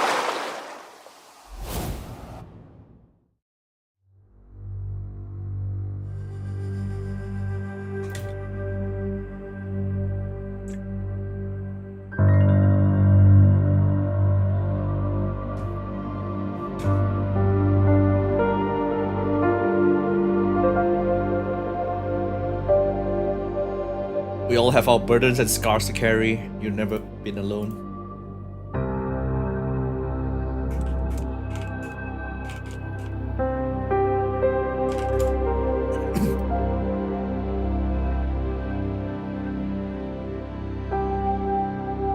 Suddenly, her arm brushed against something solid in the water. With her sharp senses, Marion instantly knew it wasn't the rocks on the seabed but a marine creature.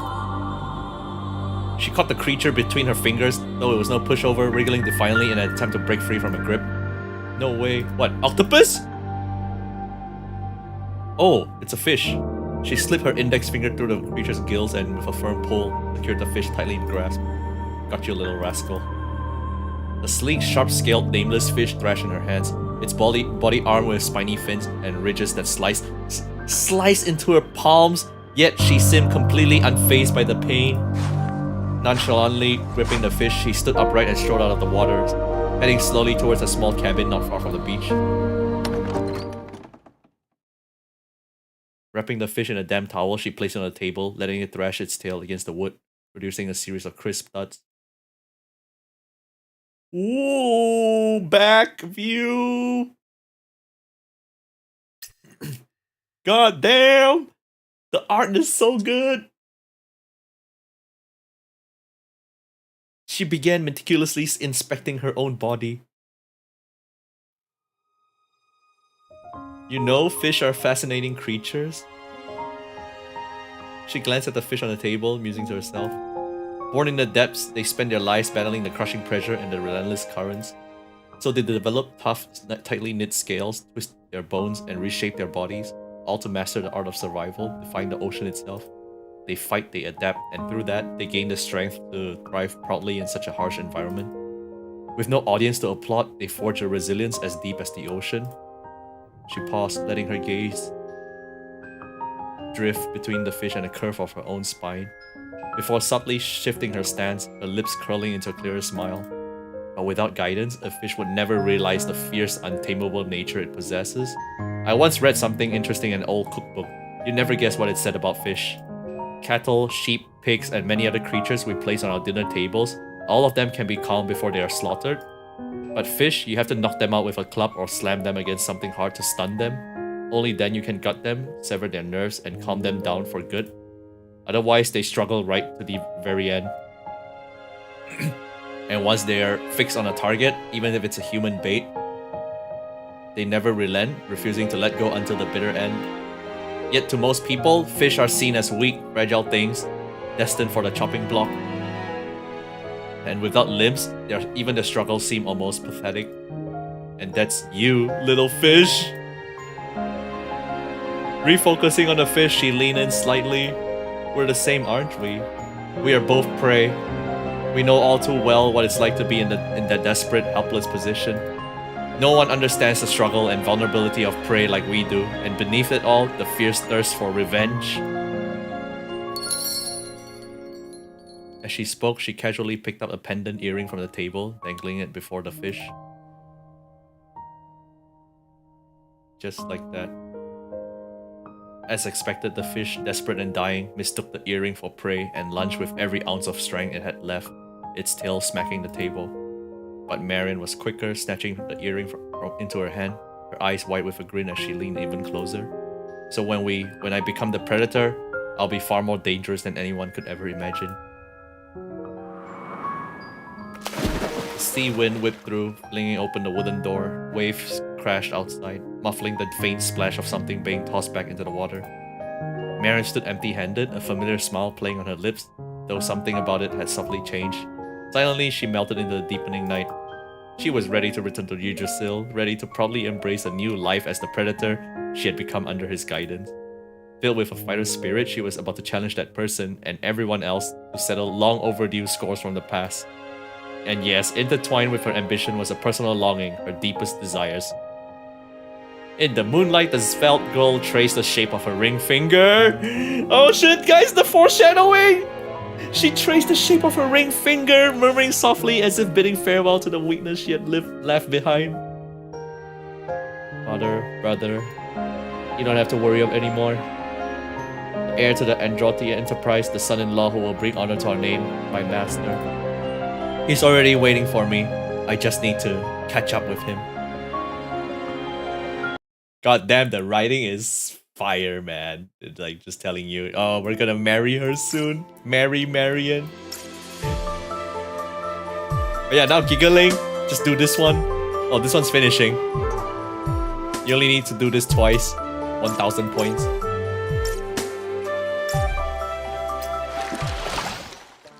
Let me see. This one done. This one's done. Everything's done for now. Okay. Now let's do Vidya story. The one that I missed. This one. This one's gonna be fun. Acting with Vidya. That's a prelude.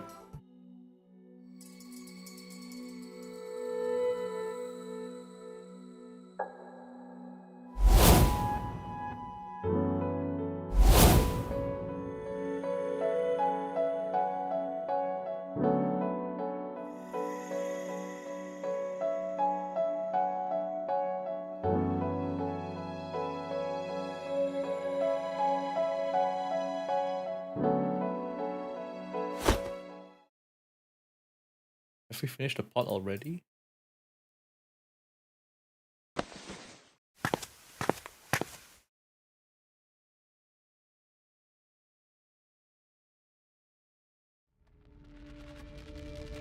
Guess wrong and I'll snap your neck. Katya, this trick is getting old. Only you would do it this way.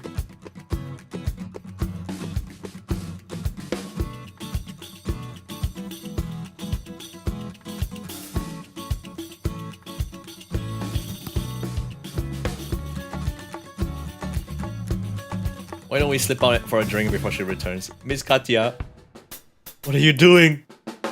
Oh, we were just discussing guitar playing techniques. Oh no, the rivalry came from here. Not even close. I heard everything. Miss Katya was talking about going out for a drink with the adjutant.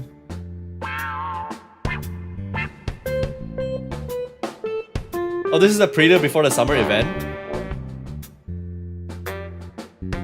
Oh, no wonder. I didn't watch this. Maybe we've been sitting here too long today. If you wish to go out with Miss Katya, that's fine, but... just promise me you won't drink alcohol! That's what's on her mind? What's wrong with enjoying a few drinks? We're all adults here. Normally I wouldn't object. But considering we've just returned from New Hentiro and the adjutant's still recuperating, even a small amount of alcohol could hinder his recovery. So I think it's best to abstain during our break. But I think... I heard that drinking too much tea can be just as bad for one's health. It can keep you up all night. In moderation, tea can actually boost metabolism, and I'll make sure he won't overdo it. Well, I can say the same thing about alcohol. That's hardly comparable. You're twisting my words. My, even you've grown more assertive, haven't you? Why don't you? Why don't you settle this? Fine, winner gets to choose what the adjutant drinks. Acacia.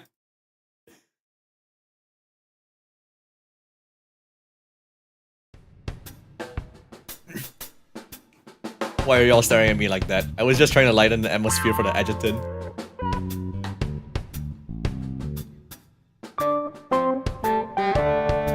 I can referee if you need me to.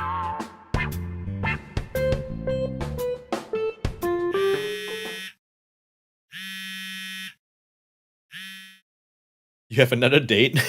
It's Caroline. I gestured for Acacia, the pot stirrer, to be quiet and answer the call.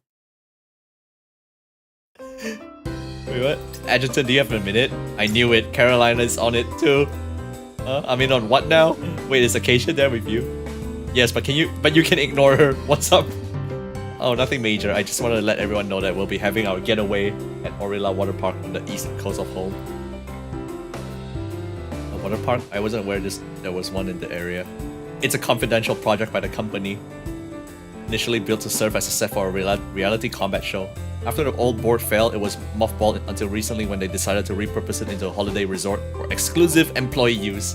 Wait, another reality show? Don't worry, this trip is all about relaxation, no hidden agendas, no one will disturb your vacation. Sounds like they've learned their lesson from our Yalu Island vacation.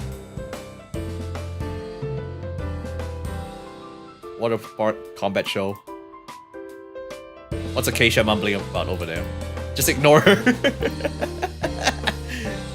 I got it. Acacia's so cute. What if we set up a series of combat challenges at the water park? The winner gets to decide if it's tea or alcohol.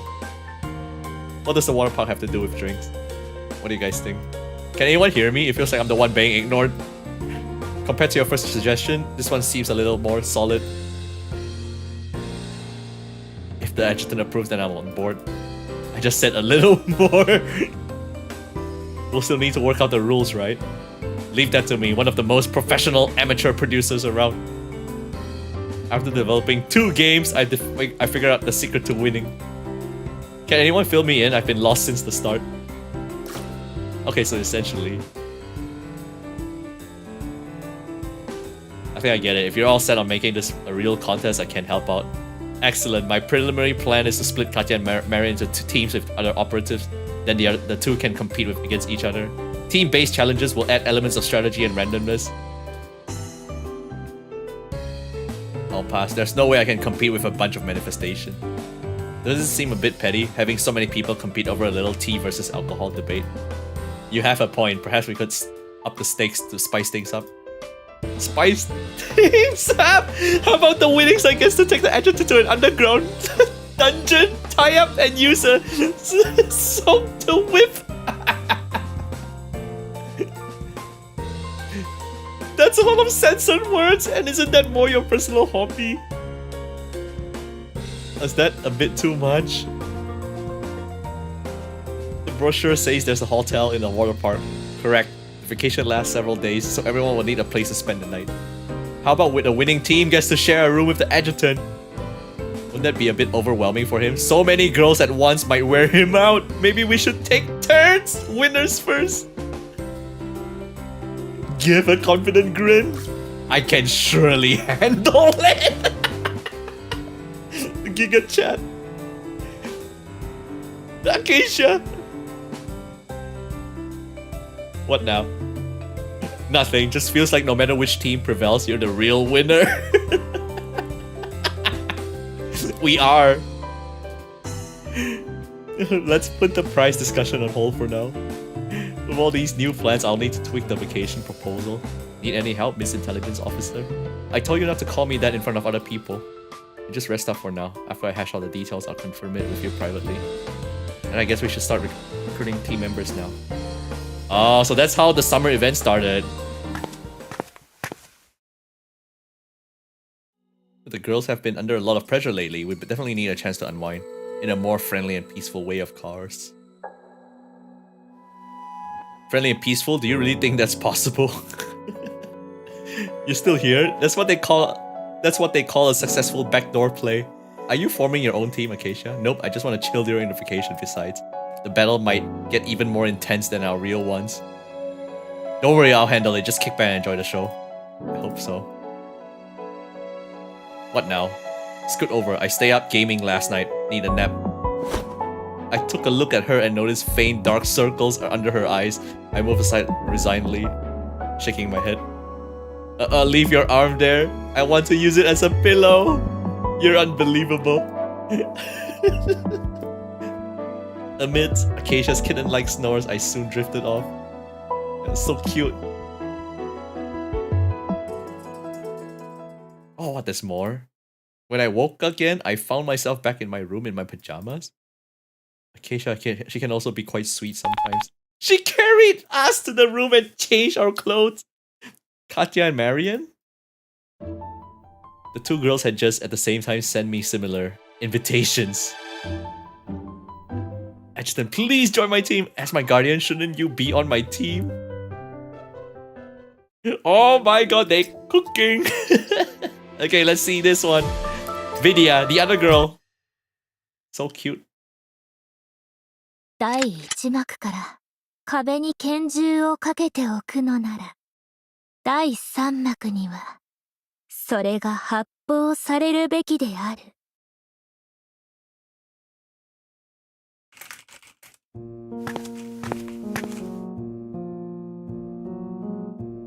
Everyone's here? Excellent. You know why I keep calling you all together? Yeah, Snow Peak. At midnight in the museum's grand hall, the sharp-suited curator stood on a stool. Oh, is she gonna steal this? My god, it's the tear from the sky. It's called the tear of the Welkin, you idiot. Get it right. I'll be damned, it's as big as a goose egg. I believe you're all up to speed by now. This tear of the Welkin here is the largest diamond in the world. It's worth, let's just say it could easily buy almost half of New Hantiro. So no matter what, even if it means an all-nighter for everyone, this diamond must stay safe. Keep your eyes peeled outside the hall. Just, it's gonna get stolen. Mishaps like that won't be covered by workers' comp.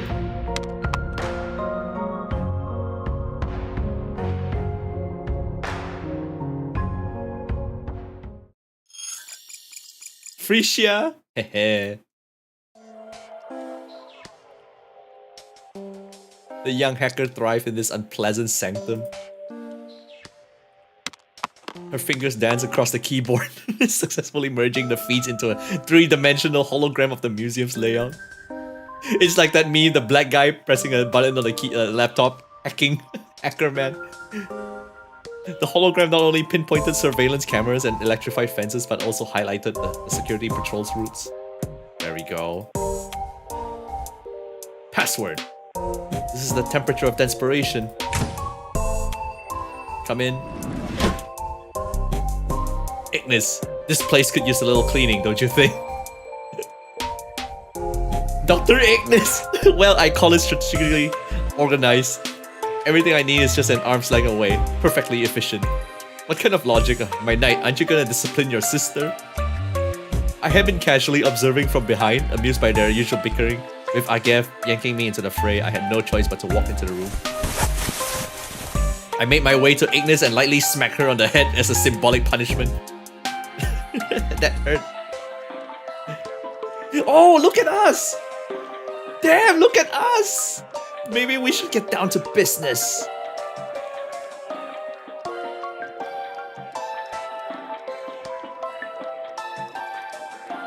Alright then, allow me, Professor Dr. Ignis, to brief you on this mission.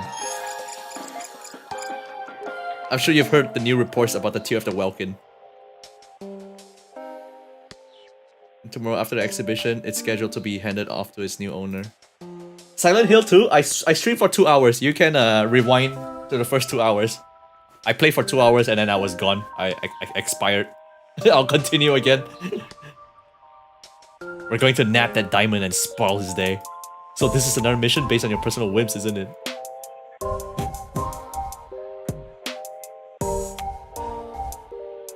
Oh, I said that? I wasn't actually questioning my sister Ignis' judgment. After all, she was the brains. It was her idea that I operate in a city under the moniker Midnight Knight and partner with the secret agent Shadow Agav.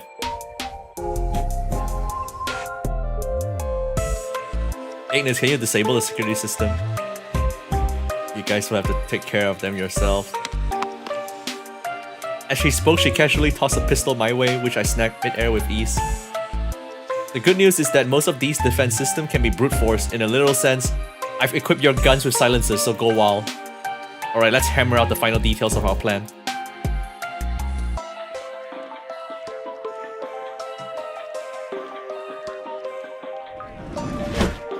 So my knight, quick question. What do you think is the hardest thing to steal in the world? The heart!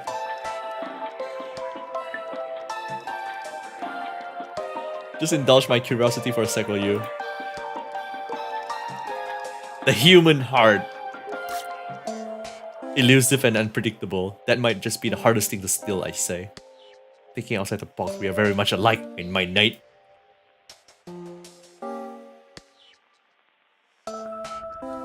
Oh, that's the prelude.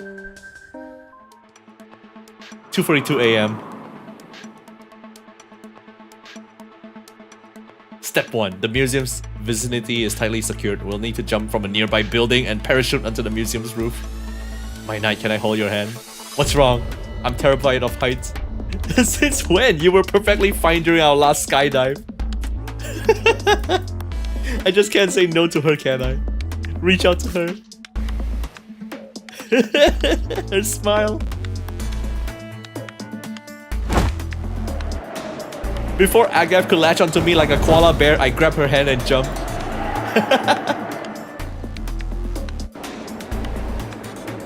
2:45 a.m. As planned, we land on the museum's roof without a hitch. Step 2. Once on the roof of the museum, we'll rappel down to the ground floor's back door and break into the side exhibition hall using Aina's custom lockpick. Looks like we've hit a snack, my knight. Not good. Looks like Mr. Better had upped their security budget.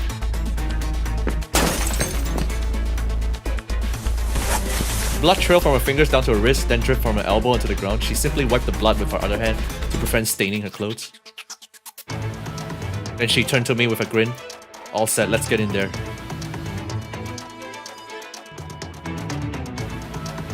Oh, that's a really long prelude. Okay, let's go. Let's go. Oh, this one uses stamina. That's fine, that's fine. Let's use it anyway. Can I switch her out?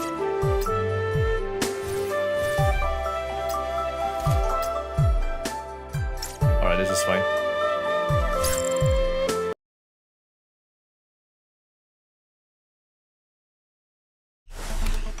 Oh. I speedrun this before, like I just skip everything, so I didn't really stop to look at the map. Pretty nice. Alright, hang on, let me increase my frame rate.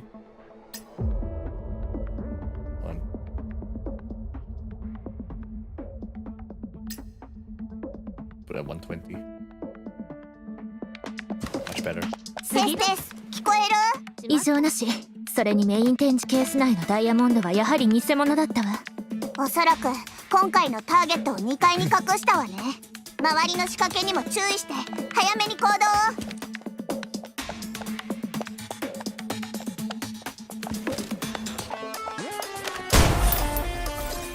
Nice.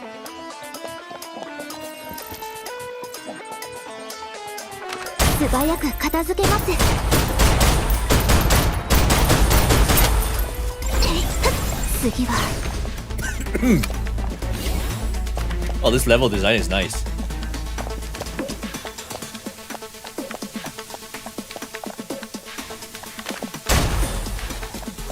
One more.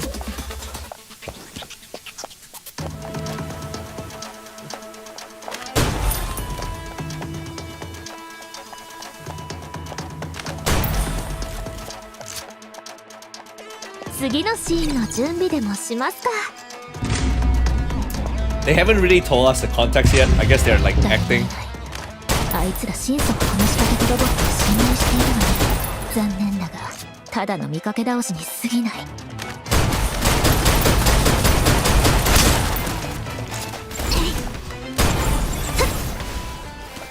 次は本気です。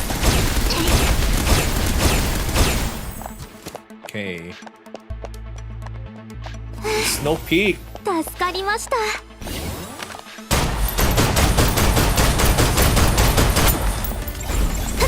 次は絶妙なタイミング。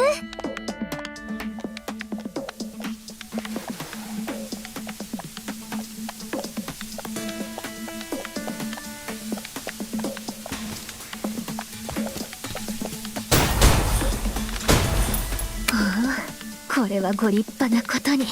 けど仕掛けが相変わらず外に丸出しの悪臭は直せないみたいね。 Am I supposed to jump?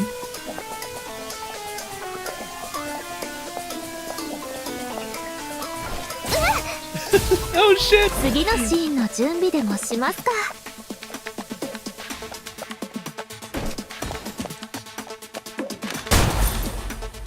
Wow, for a first note, it's pretty comprehensive.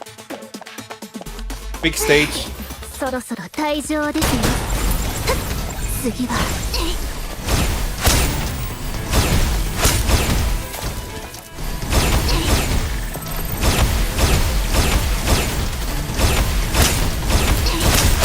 Easy.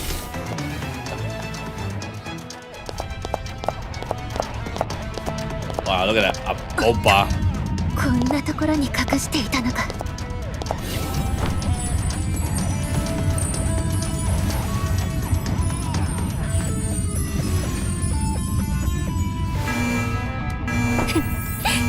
スカイティア、いただくわ。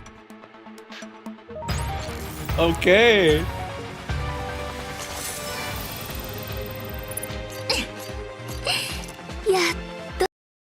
Let's see what the next stage is. Are they going in order? Let me see. Brilliant. Okay, they're going in order. Nice. 必ず計画通りに進めてください。非常口を開けておいた。早く脱出を。頼もしいわね、博士。さあ、騎士殿、離れましょう。We're Kishi Dono. Her knight. 次のシーンの準備でもしますか。本気です。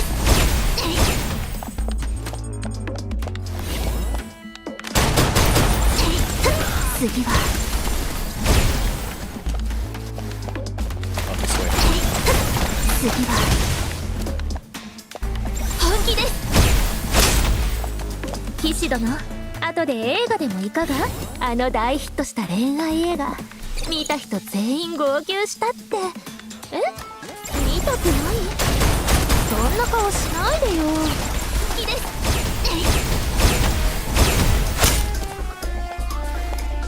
私が代わりに保管しておきますね。 Back to the. Oh, okay. We're just gonna leave. We're gonna get attacked for sure. For sure.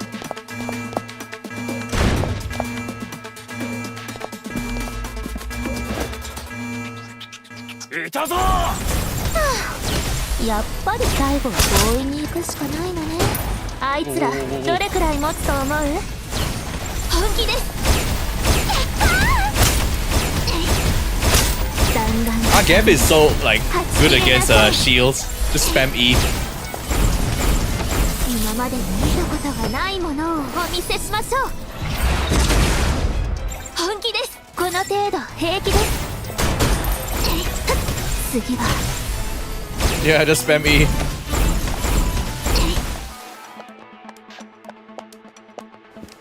Alright.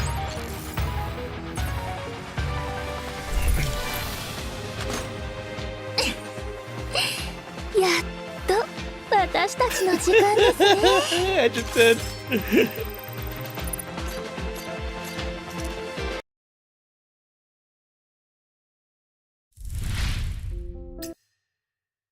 A booba.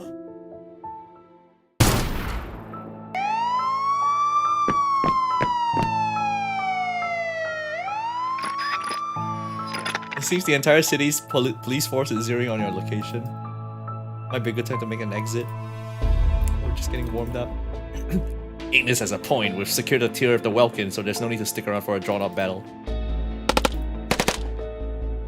Are you insane?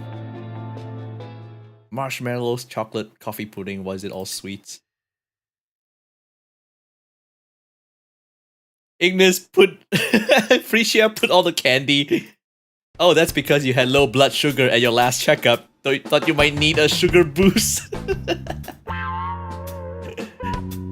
Oh, aren't you a sweetheart? This really isn't the time to spoil your sister. I don't think he meant it.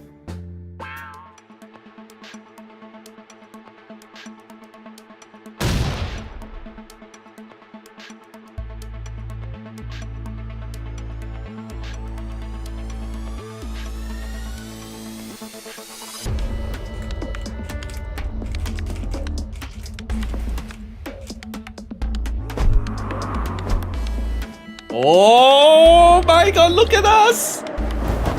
Look at us! Hook up by the cable, Agam and I sort out of the Grand Hall in an instant. Bringing the grappling hook was definitely a smart move, and thanks to the hole you made in the roof our way in, we've got our exclusive images exit. I can't predict everything, but it's always good to be prepared for contingency. Oh, you're so cool, give me a kiss! Easy now, hold still.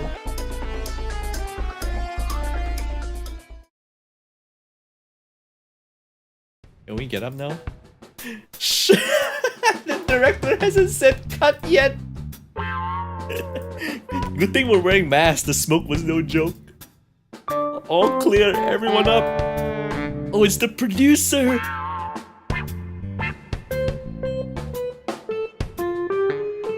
That girl was so busy enjoying her time with the adjutant that she completely forgot to call cut. Everyone take 5, I'll go see if I can find the director and our star. I'm back. Adjutant. Oh! Chen-Sing's so cute! She wouldn't let go, so it took us a bit longer to get back from the rooftop. How dare you, Frisia, care to lend a hand? Absolutely!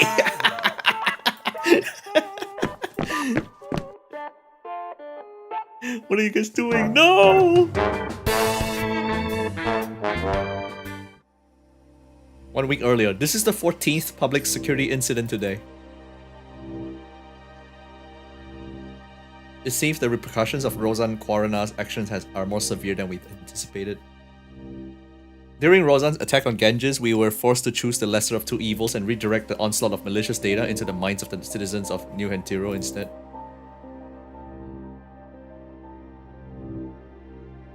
Incidents once rare in New Hentiro, verbal altercations, physical conflicts, and even robberies were now occurring with disturbing regularity. Compared to the destructiveness of Titans or wars, these public security cases might have seemed trivial anywhere else in the world. But here in New Hentiro, these spontaneous, unheralded events could significantly disrupt Ganges' oversight of the city, threatening the overall stability. I handcuffed the thwarted thieves and handed them over to the security bots arriving late to the scene. Let's go back and see how they are doing to the company. There's been a major breakthrough, Adjutant.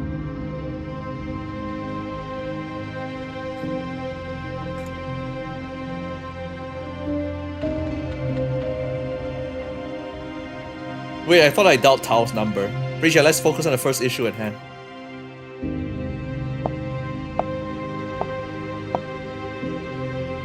Your reports suggest that the citizens of New Hentiro are becoming increasingly violent, a clear result of the malicious data's influence. This phenomenon mirrors the process of manifestations being endowed with the Deus, albeit in reverse.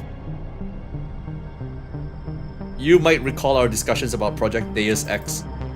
How could I forget? Tao once uploaded a wealth of myths into Edda, hoping the AI supercomputer would become a new god for humanity and guide civilization. After Edda's defection, she has shifted her focus to the manifestations. Rozan is doing the same thing, except her myths don't include solidarity, bravery, or sincerity. Instead, they promote war, disaster, survival of the fittest, the law of the jungle. Classic Rozan. So that's what's driving the people of the New Hentiro mad. No wonder she and Edda didn't get along. So what was the major breakthrough Frisia mentioned earlier? The data was originally intended for Ganges, and its effects on humans have proven to be unpredictable. Chen-Sing, so cute! I need a new Chen-Sing. Yes, Adjutant, Director Tao has placed great importance on this research. She has assigned both Frisia and me to lead it. Our findings suggest that while it's challenging to completely erase the data, overriding it is actually quite simple. Sounds like it will also have something to do with the Tylogen. We can completely alter their nature and strip away all the malevolence aspects. The only catch is that the process will take over an hour. I know the company is short on staff at the moment, but I'll need to borrow Frisia and Chen-Sing for a few days. Fixing New Hentiro's problems sooner is also good for the company's public image.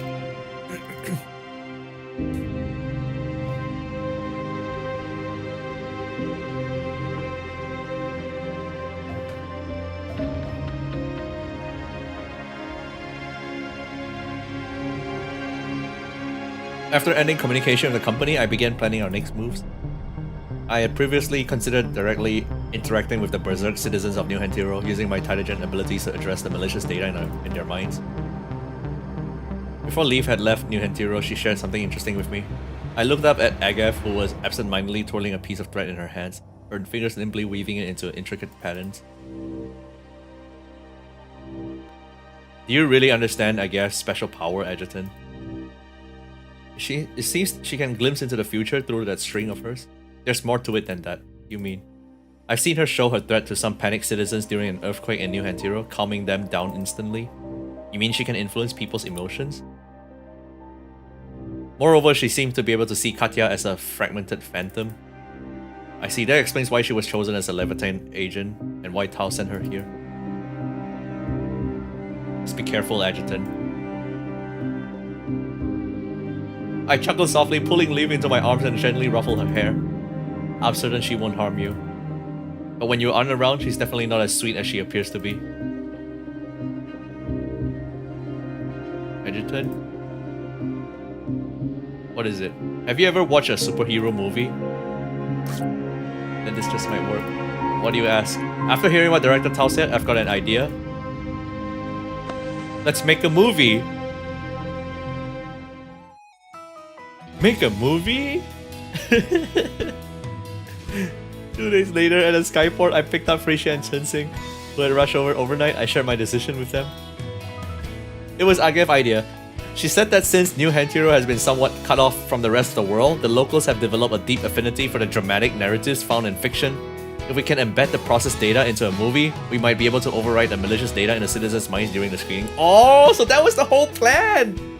So yeah, the citizens are like digital, and because of the previous story, they got infected with a virus, and now we're gonna make a movie and also put the antivirus in it. That does sound like a viable approach. Oh, thanks for the gifts, filth mucker. Appreciate it. And there's an added advantage too, as Agav and I have gone around maintaining order in the city. Many locals have filmed us. We've sort of become local celebrities. If we make a movie, it should be quite popular in New Hantiro. She's already working on it.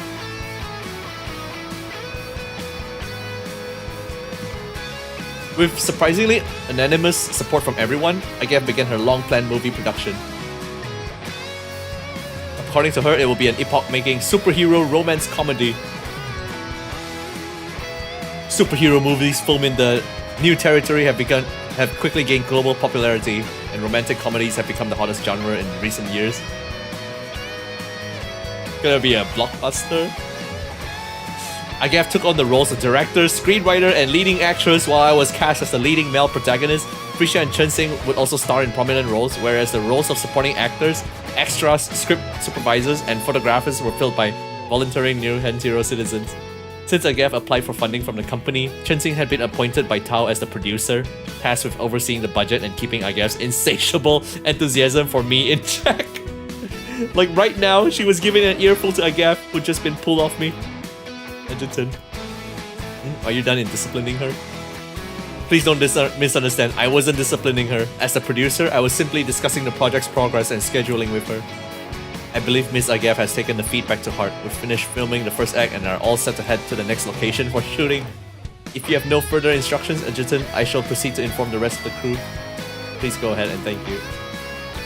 When it came to management, Chensing was indeed very reliable. As for Agav, I turned my head only to see her sitting forlornly in the director's chair, hands empty, appearing quite dejected.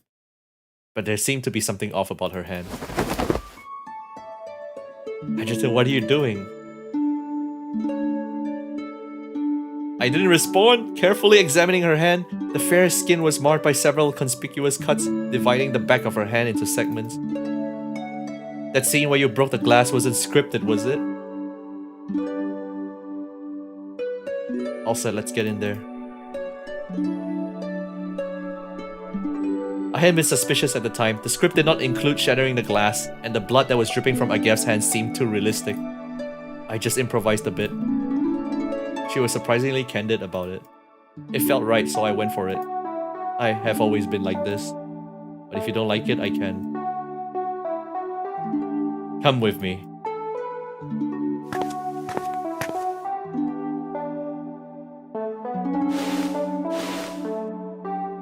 Oh, injuries are par for the course when shooting an action movie, so I had asked the support crew to keep a first aid kit ready on set.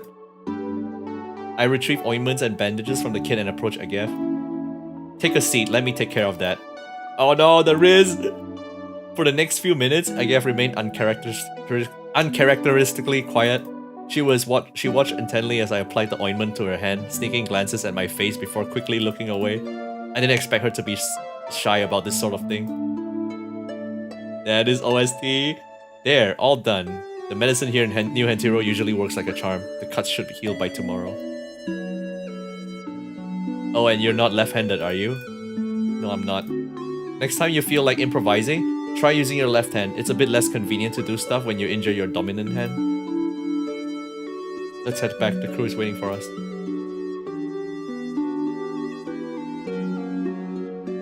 Nice.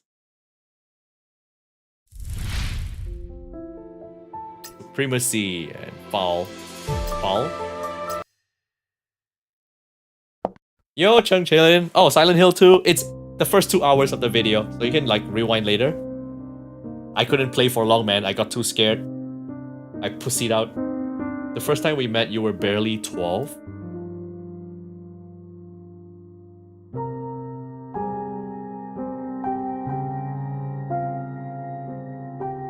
Upon entering, Tao noticed the prisoner absent-mindedly rocking her chair back and forth. Oh, 12 years old, Agef?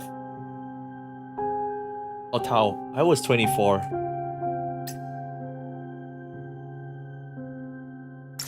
It was my 3rd year studying artificial intelligence under my mentor. No, back then it was still called computer science.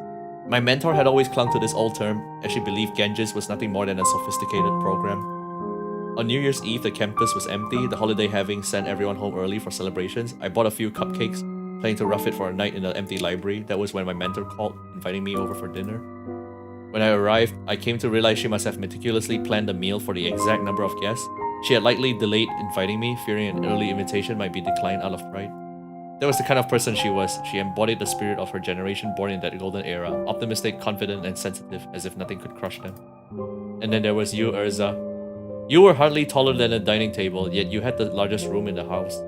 I took a curious peek inside. It was crammed with whiteboards, piles of scratch paper, and an array of textbooks. I noticed your fascination with mathematics.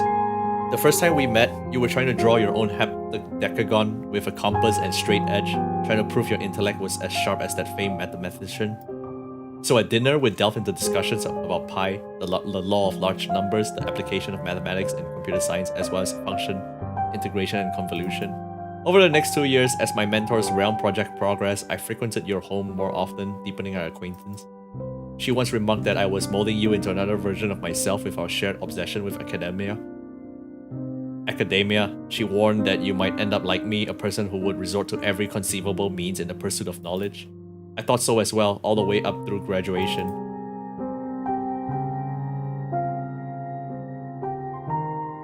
The next time I saw you, it was at your memorial service. Upon receiving the notice, I hurried over. The ceremony was almost over by the time I arrived.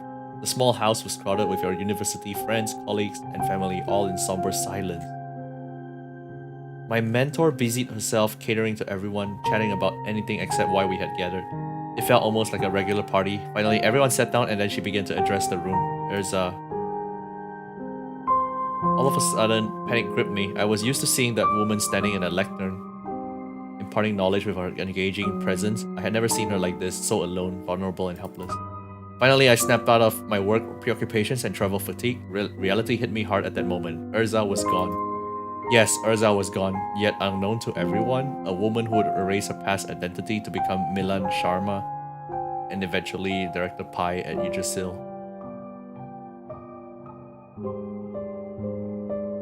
Oh, this Urza became Pai? Was watching her own memorial with a cold smile on her face.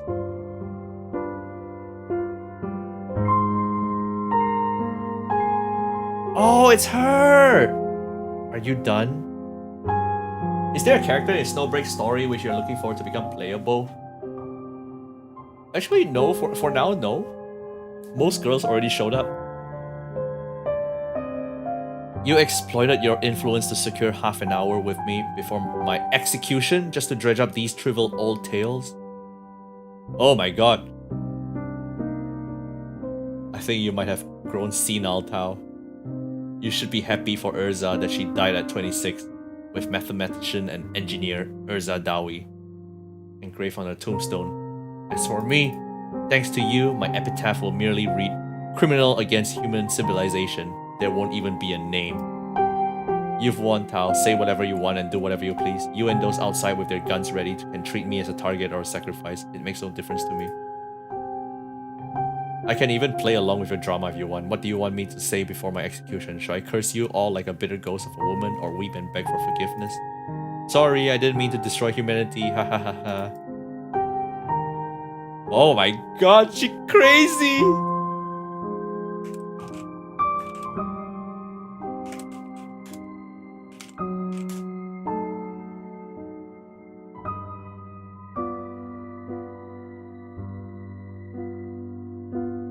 New Hentiro. What?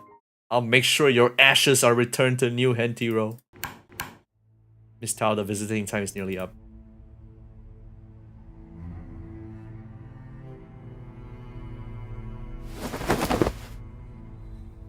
Wait. To hell with your pity. But listen to me, you have to hear me out. I can tell you more things about Edda, about Rozan. Pao, please, go tell the people outside and let me at least my consciousness. Is she acting? That's no longer necessary. The stoical acceptance of death is a privilege for only a selected few of the age. I suggest you embrace it, Miss Sharma.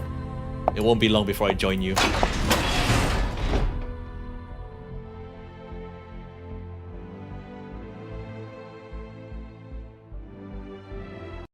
Oh damn, the story went dark. Primacy. Chensing! Oh, I remember this one. Freaking this stage is fun. Yoi minigun. 軍主様、勝手に外に出てはなりません。我が搾取施設団が困窮の渦の中にいるのに Princess Felicity! ただ傍観しているわけにはいきません。この木に飛行機を借り With this aircraft, I shall make these scoundrels feel. はい続けてもしかしてセリフ忘れました Feel the 搾 graceful 取の might 肥料の広 of さ the を見せつ people けてあげましょう Shoto. Cringe. 最後のため息 Trim of the の部分を Sayadian in カ a ットしてください pose. ね She didn't want to say the line.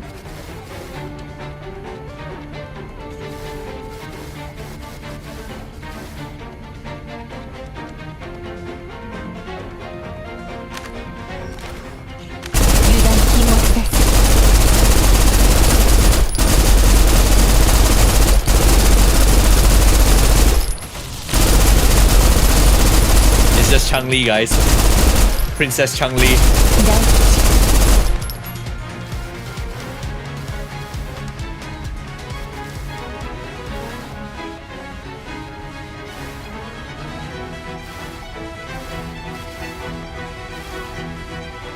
A princess on a turret. Freaking turret.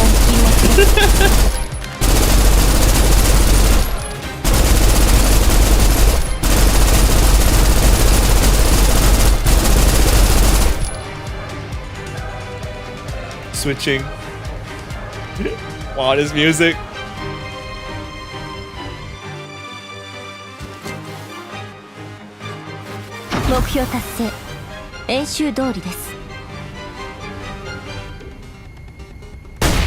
Oh my god, it's a cannon! Princess on the cannon!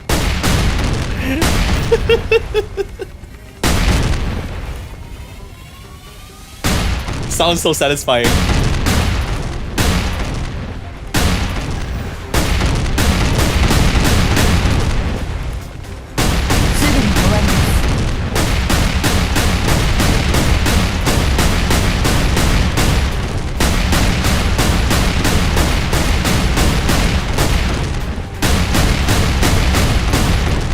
AC 130.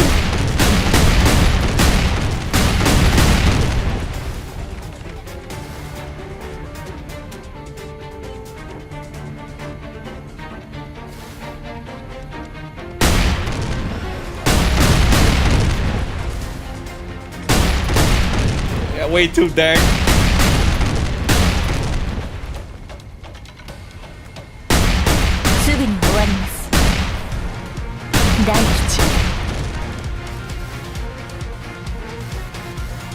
I guess this whole chapter is just fun. It's just like acting a movie, and then we have that director pie to deal with.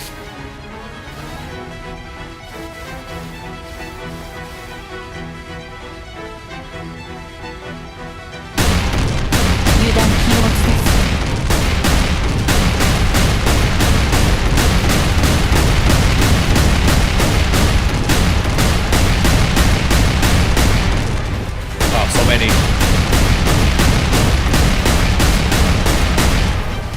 これで敵の大部分を壊滅して野猿騎士どもが突入するのもさぞ容易になることでしょう。役者は位置に戻 Let's って do this scene again! またやり直しですか、大吉。Again, no. この戦闘は楽すぎて記録する価値もありません。 Yo, Stark.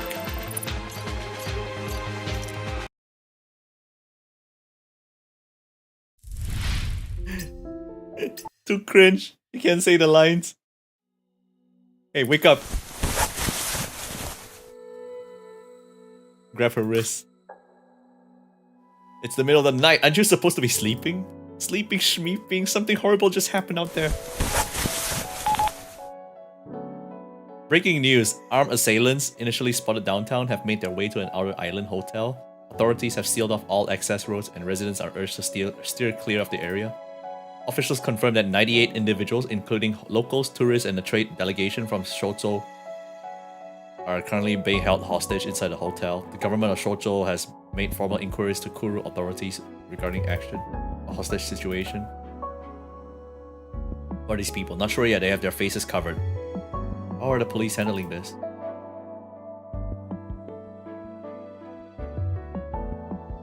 Ignis, we must ensure the hostage's safety. Oh, we're still acting. We can't afford to be reckless this time. While the police are stalling, let's make a plan. I just saw Felicity on the news. Felicity? She's part of the delegation? Terrorist princess?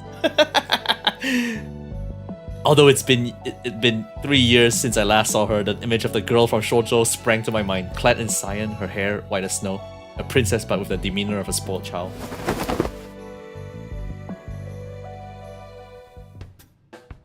Cut! Okay, that's the opening of Act 2.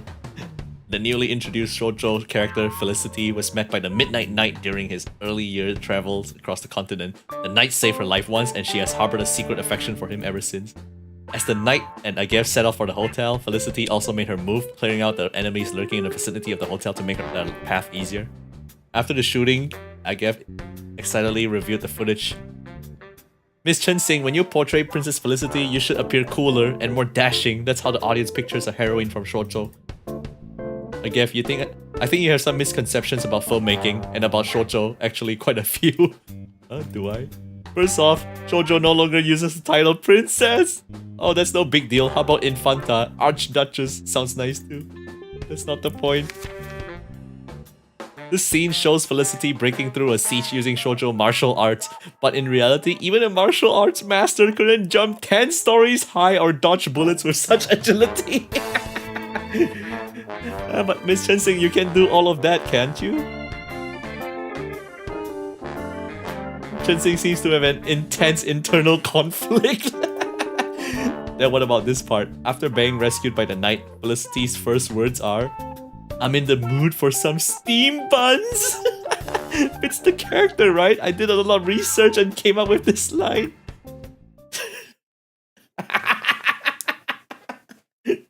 Even Frisia. Even Edgerton. It appears I need to give you a cultural awareness lesson on shoujo culture today. Oh no, this is just Netflix, man. Netflix screenwriters adapting a show without even doing research. Should we intervene or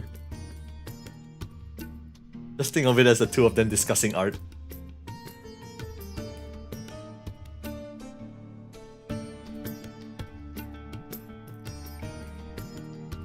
How could she cast me as your sister? Huh? If I'm cast as your sister, then the audience won't see me as one of the heroines. I can see through her little trick. She just wants to have you all to herself. What do you think, Adjutant? It's just acting. You're all equally important to me in my heart, of course. Excuse me. Oh?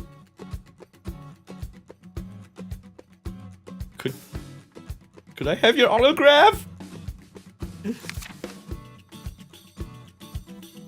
The movie hasn't even aired yet and you're already a big star?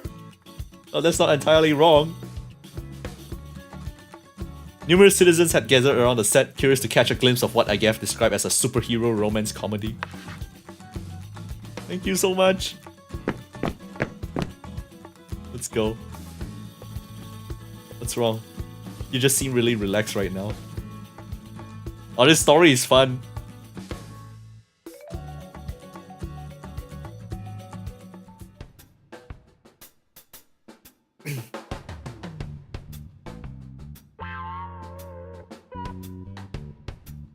Adjutant. Where'd you guys go? Prisha and I went to grab some cold drinks for the two of you. Well then.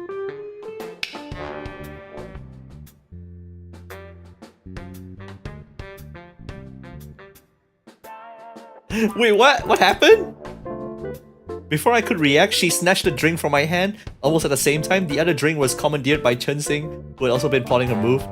As Agaf triumphantly took a big gulp from her drink, Chen Xing, having missed out, looked on the verge of an outburst. I quickly reacted to diffuse the tension between them. How's the script discussion going? Initially, I thought Miss Agaf was simply lacking some basic knowledge, but after our talk, I realized it's not about knowledge. Her taste, logic, and artistic instincts all seem painfully misguided. Well, I think Miss Chen Xing is completely out of touch with modern trends and doesn't understand the cinematic classics of the early century. She's practically living in a time without movies. You have to trust me, Edgerton. I am a professional director. Suddenly, Agaf had my left arm tightly, her warmth seeping through.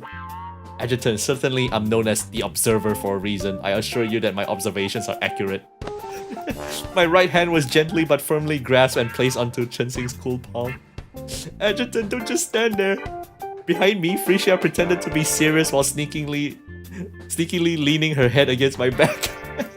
It appeared that their differences were too deep to be resolved through mere conversations. If I remember correctly, the next scene is where Agaf and I approach the hotel to defuse the bomb, right? Exactly. After all, Agent Agaf isn't just good at fighting, she's also an expert in lockpicking, bomb defusing, interrogation, and more. Plus, defusing bombs is just one of the most classic scenes in. How about you two switch jobs for the next scene? I mean, let Chen Xing direct so you both can see things from each other's perspective. How does that sound? Let her direct? That's a great idea. I admire your wisdom, Adjutant. Oh shit, let's go! It's a fair proposal and it came from the Adjutant, Miss Agaf. Surely you wouldn't refuse, would you? If the Adjutant insists and it's only for one scene, I guess that's fine. In that case, I'll leave Kaede in your care for the time being. Who's Kaede? Oh, you don't know? Kaede's our script supervisor. She's been shadowing me on set. Haven't you guys noticed? Oh, is it a pink-haired girl? Oh, it's her! Time, scene number, shot framing.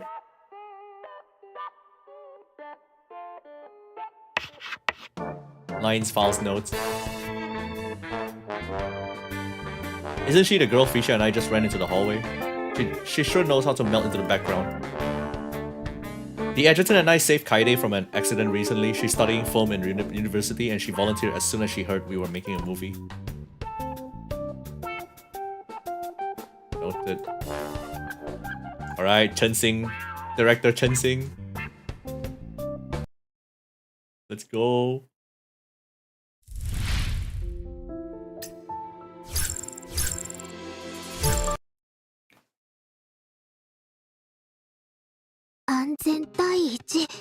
Oh, bomb 上洛 defusing. お嬢がホテル周辺で爆弾を多数発見したそうよ。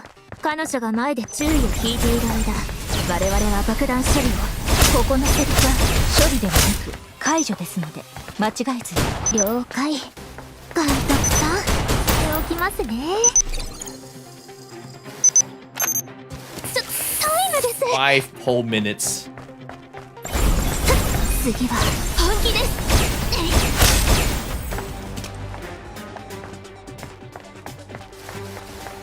開けてみます？ Okay.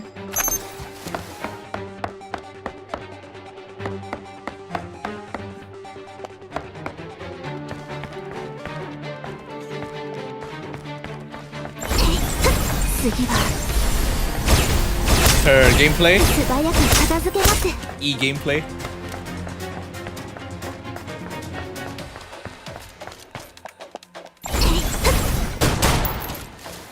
Where's the bomb?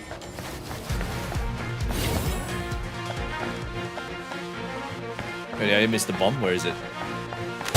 Here. タイムです。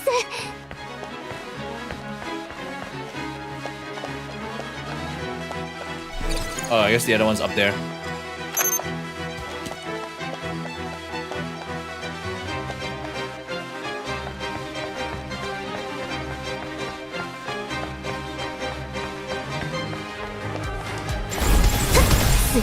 This OST is fire.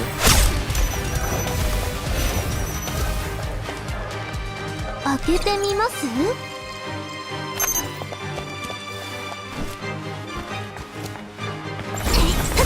次は奴らここにどれだけ爆弾を仕掛けたっていうの？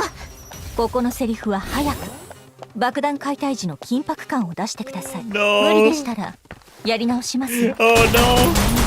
しつこいですね。 Say 私が代わりに保管 Do し it てお again. きますね。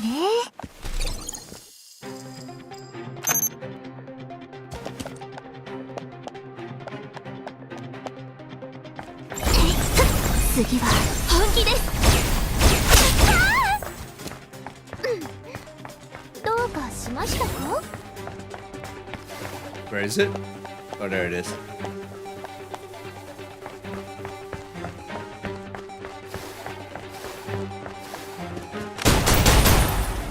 タイムです。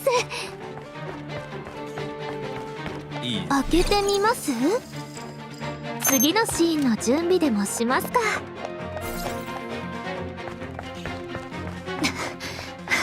What? 10 これで seconds? 最後。小道具をこんなに散乱させるのは厄介ですね。 Inspect the final bomb? What? Oh.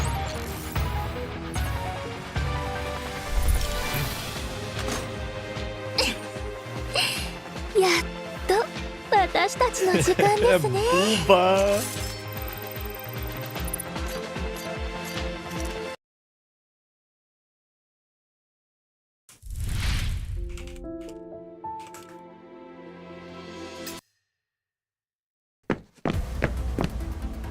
Over here, my knight. Oh, it's him. Not so fast, Edget. Midnight Knight. You're one of the 4 giants of the nefarious Jotunheim Syndicate. Das Iron Hand. Well, I didn't expect Modak to fit the villain role so perfectly. Care to hear a secret, Knight? The bomb behind me isn't like those other little toys you've disarmed. If it goes off, not only this hotel, but the entire island it's built on will be reduced to rubble. And it's a masterpiece from the hand of Mr. Better himself. Not something you can easily disarm manually. There's no way to stop it unless Mr. Better himself deactivates it remotely. What do you want? Oh, it's a very simple request actually. Why don't you look up? I know there are many cameras up there. What's your point? We just want one simple thing. Take off your sunglasses and reveal to everyone in the city who the knight behind the shades really is. How despicable over my dead body. What's the matter, young lady? Is it because you know very well that there's no difference between us? We're all thorns in the sight of those in power. Agaf explained that this effect would be added in post-production. But unlike her, the moment I remove my sunglasses, my true identity will be exposed, putting me directly in the crosshairs of both the police and criminals. What are you waiting for, hero? Is keeping our identity secret more important than saving all these lives here?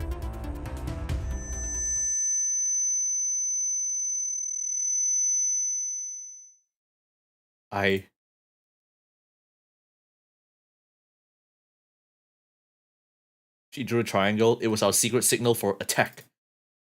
In less than a heartbeat, I lunged forward, surprising Das Ironhand, who was expecting a gunfight rather than hand-to-hand combat. He was caught off guard and easily knocked down.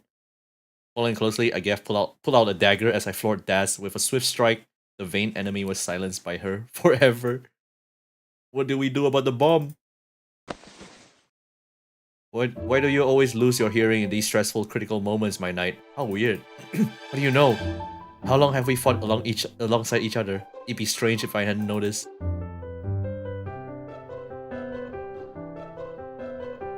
You know you can rely on me more, my knight. Come on, let's take care of the last bomb.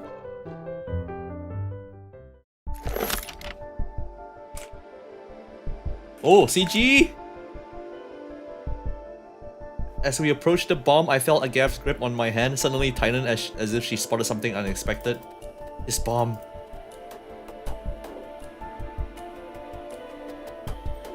Wait, is it real? Oh, it's real! This bomb wasn't one of the props. Without wasting any time on confirmation, I quickly knelt down and opened the lid of the glass box. Only 30 seconds remain on the bomb's timer. The rest of the crew is some distance away. If I tell everyone to run now, we should be able to escape the blast radius. But there are still tons of people inside the hotel. I have to defuse it.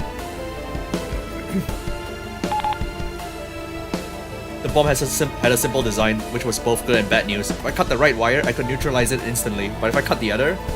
Everyone get back! Okay, Agaf, give me your dagger. Agaf? Which color do you prefer? No, I can't look. What? Cut the green wire, cut the yellow wire. Easy, just cut the green wire. Majima, the whole building is gonna explode.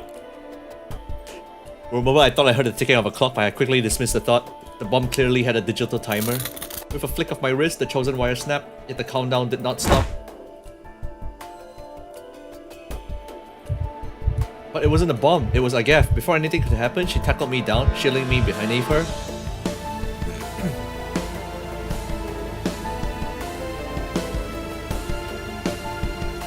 It was only when distant shouts from Frisha and Chenzing reached us that I gently nudged Agaf's head aside and propped myself up to check on the bomb. The expected explosion didn't occur, nor did the bomb transform into a confetti-spraying surprise box. It simply laid there quietly in its glass casing, as if mocking our interaction. I think it's a test. I think it was a test for Agaf's loyalty. So it was never actually gonna explode. Yep, I've checked it out. It's technically a real bomb, but these wires, they're not connected to anything. It's essentially just a clock strapped to a bomb. Strange, who would do something like this? It doesn't matter who did it. What matters is that someone is actively threatening the adjutant. Given the situation, I suggest we halt filming and find another method to override the malicious data. Hold on. No one else knows about the bomb, right? They all think it was another one of Agaf's classic improvisations. Then let's keep this under wraps and continue with the filming. I don't think it's wise to take such risks, Adjutant. After all, making this movie isn't essential. Isn't it though? I have to wonder why someone would place a bomb that won't explode. Intimidation. How would they know about our plan to use the film to override the malicious data? I don't know. It's precisely because we know nothing about the mastermind behind all this or their true intentions.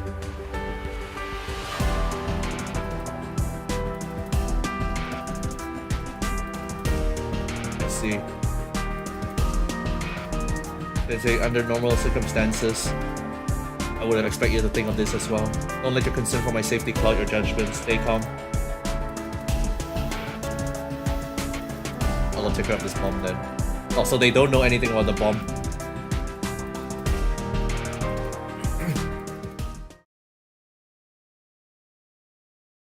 Follow? Chenzing.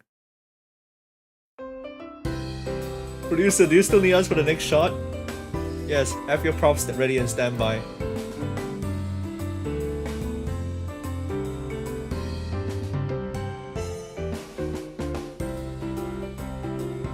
Miss Felicity, have you seen Director Agaf? I can't find her anywhere. She's in the restroom, and my name is Chenzing, not Felicity. Wow, you're really busy. It's my job, Adjutant.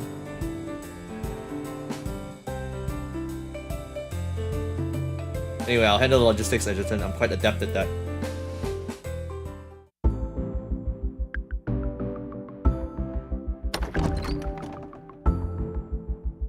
I push open the door to the lounge, allowing a stream of light from corridor to spill inside. Agaf was perched on the stool, hugging her knees and steadily blinking at the floor.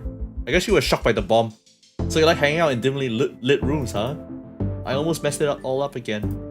I didn't even realize the bomb wasn't a prop, and I foolishly led you right to it. Why are you so frightened? Why am I frightened? It was a bomb. Even for a manifestation in an exosuit, an explosion that close would have caused severe injuries or even... But it's just a movie, isn't it? But at that moment, the filming had already... Suddenly fell silent. Oh, this OST is good. Right, it's just a movie.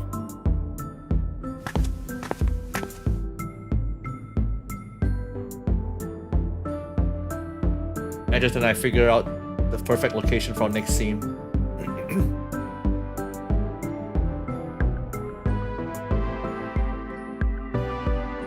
Are we supposed to move to the next scene after that line? What are you thinking? Seriously, that's it for the bomb defusal? What about the escape? And what happens to Felicity? You skip all that.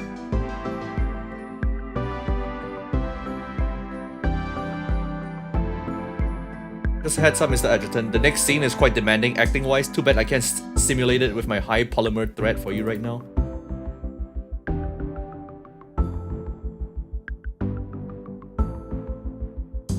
Oh, what's the next scene?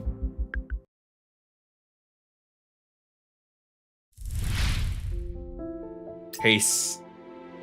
Oh, we're almost there. And today's Monday, so I'll try to keep it short for now.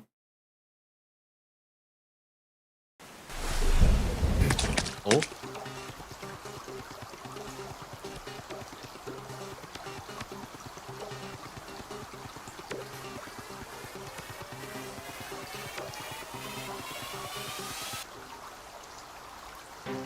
Kiss 殿。支障はない。だが、触る場所が違う。怪我をしているのは左手だ。それよりも早くここを離れなければ。It's us.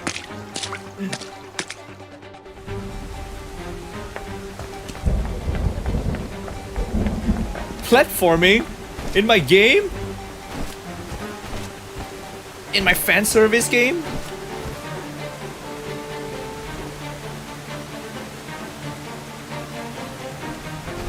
次のシーンの準備でもしますか。イグニスがいればこの仕掛けをすぐ片付けられるのに、長楽の方がこういう突発的な状況には向いているかもね。すまん。こんな時に言うべきことじゃないのは知ってる。だが必ず連れ出してみて。キストの次は本気です。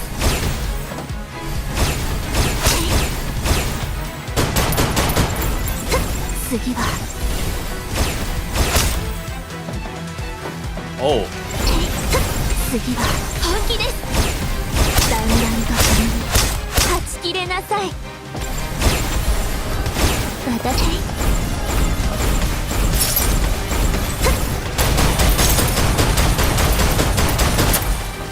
Right.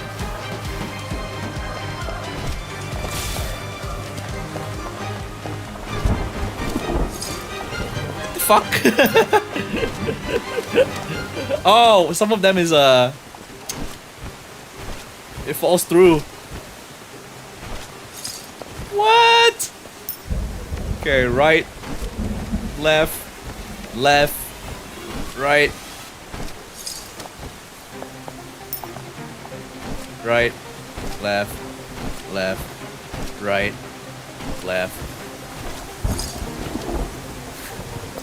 You can skip. Right, left, left. Fuck! Right, left, left, right, left, right, right. Yeah. Fuck!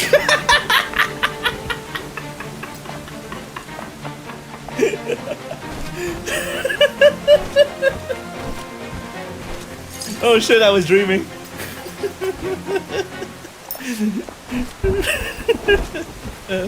left, right, left, left. Oh no!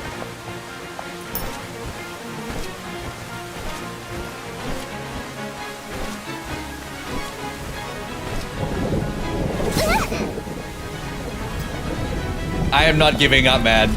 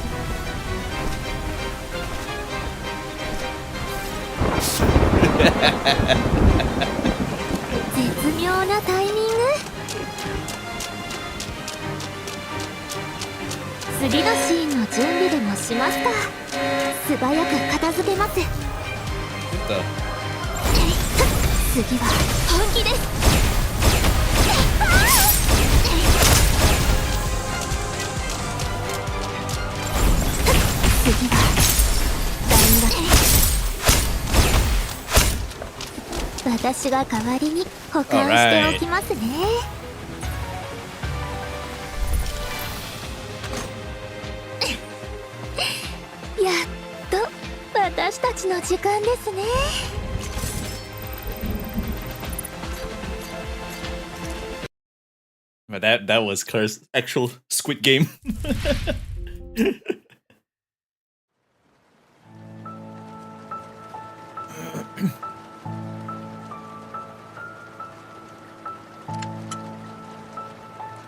And of the line criminal.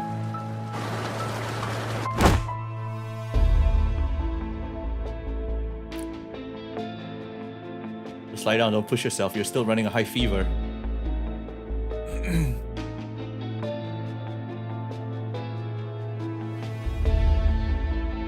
Evading our relentless pursuers, Agav and I ducked into the shelter of this rainforest.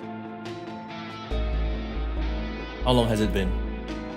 About 11 hours since we holed up in this cave. With no food and water and these grievous wounds compounded by high fever, can we really make it out alive?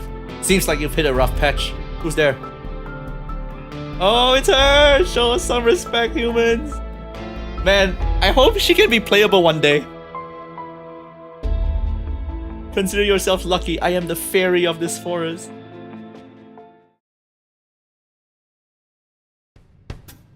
What? Cut. Mr. Adjutant, you're not supposed to break character like this. Care to explain why a fairy would pop up in a superhero movie, Miss Director? I slapped my face gently a few times to try to stifle my laughter.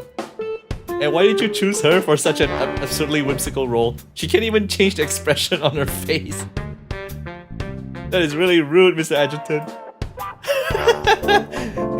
Miss Professor Freeshell here also thinks that was uncalled for. Even I can't take your side on this one, Mr. Adjutant. But your writing and casting are what caused this. Act 3, Scene 1. Harsh remarks about my older sister. This doesn't seem like something the script supervisor should note down. Wait, what did you just say? Did you just say Nozomi is your older sister? You don't know, Miss Adjutant? Kaide and I look so much alike. No, they don't. Nozomi's auxiliary projector quickly fluttered to Kaide's side, stabilizing on her shoulder as it projected Nozomi anew. Side by side, the resemblance was undeniable, though somehow Nozomi seemed like the younger one. Oh, thanks for the tip, Sensei. Appreciate it. It occurred to me that Nozomi wasn't born a transcendent. She suddenly had an entire human family. I still haven't explained the fairy. Well, the thing is, Nozomi is a popular idol. People would love it if she made a cameo. Oh, so you roped the singer into acting just for the box office draw?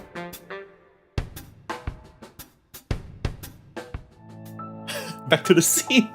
A fairy? That's right. I appeal only to those pure of heart. You're quite fortunate. I shall bestow my blessing upon you. Holy fairy magic, super healing light wave. This is ridiculous. How is this even, huh? Brave warrior, carry on with your battle.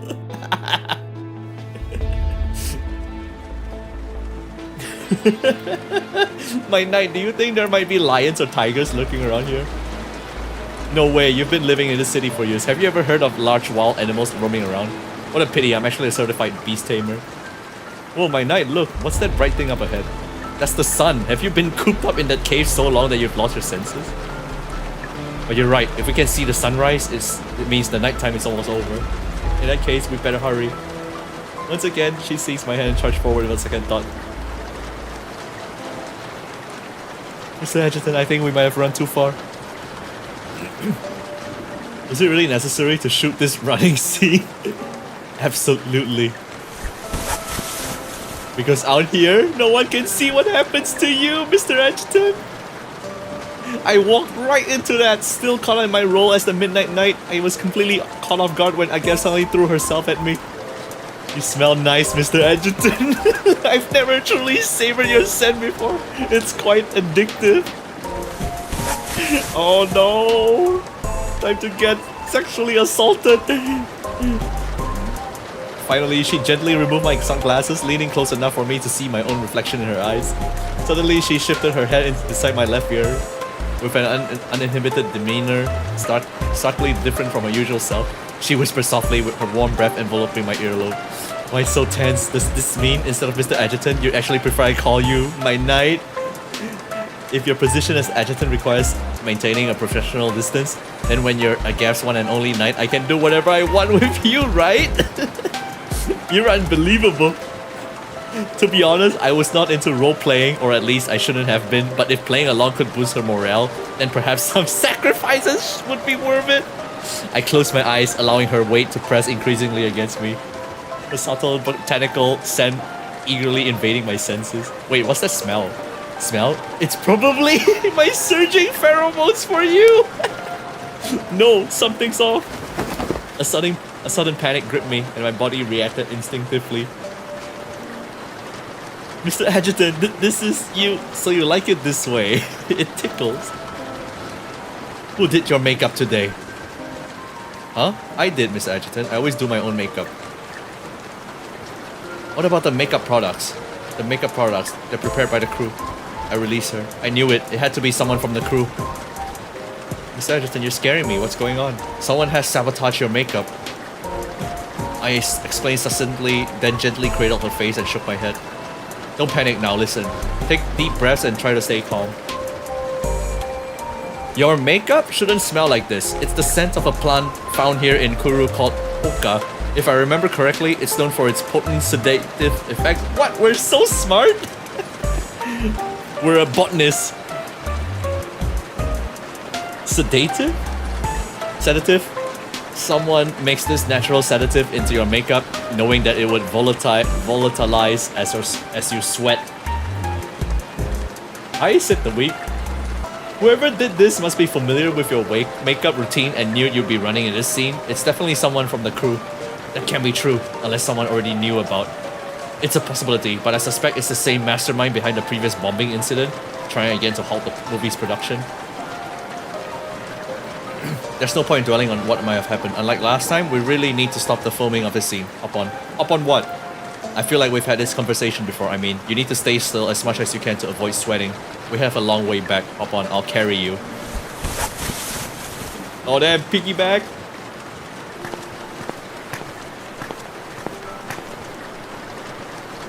With this aura of romance, we resemble any typical couple in New Hentiro. Oh! Suddenly, I felt her face rub gently against my back, finally settling into a comfortable position. Her voice caused a slight vibration, resonating clearly through my spine. What's up? I was just thinking, your back seems broader than last time. Last time? I had no memory of ever carrying her on my back. That's what I thought. It was during the Valkyrie Games that year. You were the one who rescued me. Yeah, we always end up being the one like rescuing them. That's why they like us. Unlike those two big stars, I was just an ordinary person in the disaster. I was all bloody and barely coherent. I even got some of my blood on your clothes while you carried me on your back. After you put me down at the makeshift medical station, some of your subordinates even teased you about it. She recounted the details vividly, yet I had no memory of it. In the days following the descent, I was nearly sleepless, mechanically running around the venue to rescue civilians while also coordinating evacuation and dispatching supplies. I had no time to even remember who I saved. Back then, I wanted to thank you, but I was a mess, my clothes were torn and my face was all bloody. I couldn't muster the courage to stop you and talk to you, so I ended up silently watching you walk away. Oh. So, in the original script of this scene, the Midnight Knight was supposed to save Agef at a critical moment. It would have given me a chance to thank you properly. Oh, too bad this has all gone awry. You can do it now if you want. I mean, you can thank me now if you want. Whenever it feels right to you, I'm all ears. No need for formalities. Mr. Adjutant, I really like you. That's not quite a thank you. This is my way of thanking you. It took us another half hour to make our way back to the production's base camp.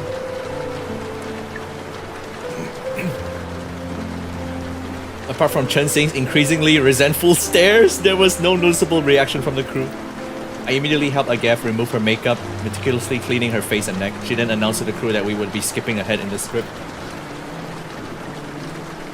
For various reasons, we're moving straight to the final scene of Act 3, where Agef and the Midnight Knight finally make contact with Ignis. As they leave the rainforest, they discover the enemy stronghold and decide to infiltrate it.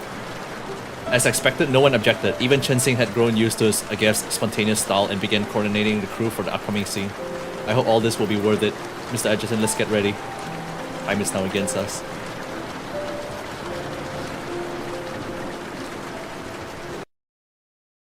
That was nice. Nice scene. They always know how to segue like fan service into actual writing, actual plot, and then wholesomeness. It's like one thing after another. Safety first.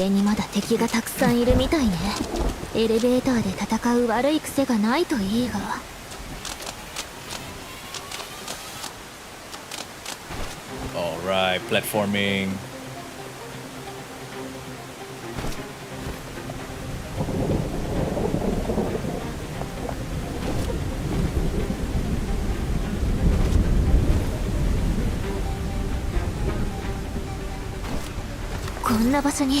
Oh, minigun.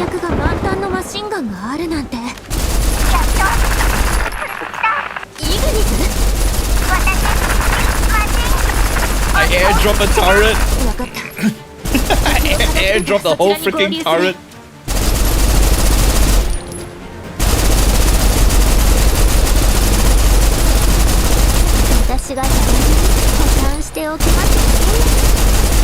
I really can't see, like the muzzle flash. It's so bright.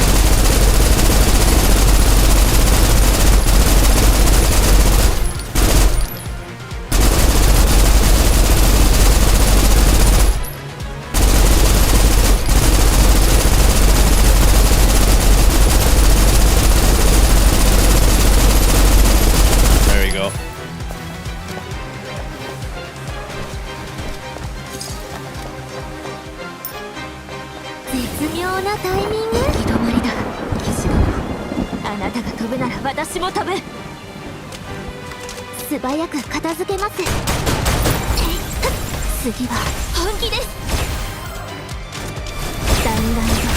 Okay. 私が代わりに保管しておきますね。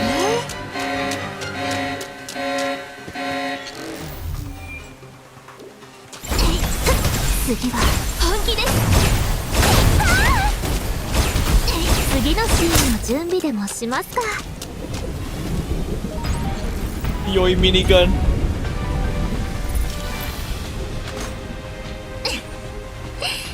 やっと私たちの時間ですね。They need a movie player for us to watch all the victory poses, all the victory scenes on demand.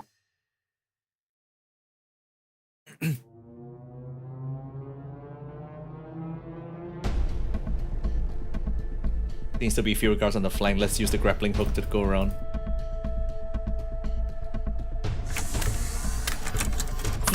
She unpacked one of the airdrop supply packs, pulling out a fully loaded bazooka.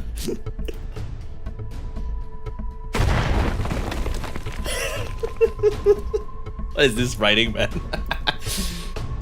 After the smoke cleared, only a single building remained standing in what was once a guarded encampment. You have 1 minute to explain everything. I'll tell you everything. Who are you? I'm one of the 4 giants of Jotunheim. They call me the Infernal Sentry. Get to what we really want to know. Where's Better? Who's Better? Don't play dumb. Better is your boss, isn't he? Oh, that is a huge misunderstanding. You see, there's no one named Better in our syndicate. The bombs, the setup, everything, it was all part of Lord Phantom's plan. You really expect us to fall for that? You clearly just made that name up. I'm telling the truth, I swear. Phantom. 3 years ago, I was just a beat cop who wanted to keep the city safe. Back then, the city was plagued by an arch-villain named Nightborn Phantom and their heinous followers who looted at will. Understaffed and under-equipped, the police were powerless against them. During one incident, Nightborn Phantom orchestrated a bombing at a city stadium that resulted in hundreds of deaths. After that, I lost faith in the system and, with Ignis' support, became the Rook Vigilante, known as the Midnight Knight. Over the past 3 years, I used whatever means necessary to bring down those who scoffed at the law, until nearly every name was crossed off my list except for one, the Nightborn Phantom. Had vanished as if into thin air, leaving no trace behind. I had thought that they might have been killed by someone else, but no, they had simply been operating under a different identity. Tell me, where's the Phantom now? If I tell you, will you spare me? 3, 2... Alright, I'll talk. It was the last place I ever expected. This writing, he was a police and he left the force, became a vigilante. Cut! Great job everyone, that's a wrap for Act 3. Go ahead and take a break. I know that in movies, the mastermind is often someone unexpected, but have you decided who will play the Phantom? Well, it will be hard for a human actor to portray the spectral-like nature of the Phantom, so I borrowed this from Nozomi.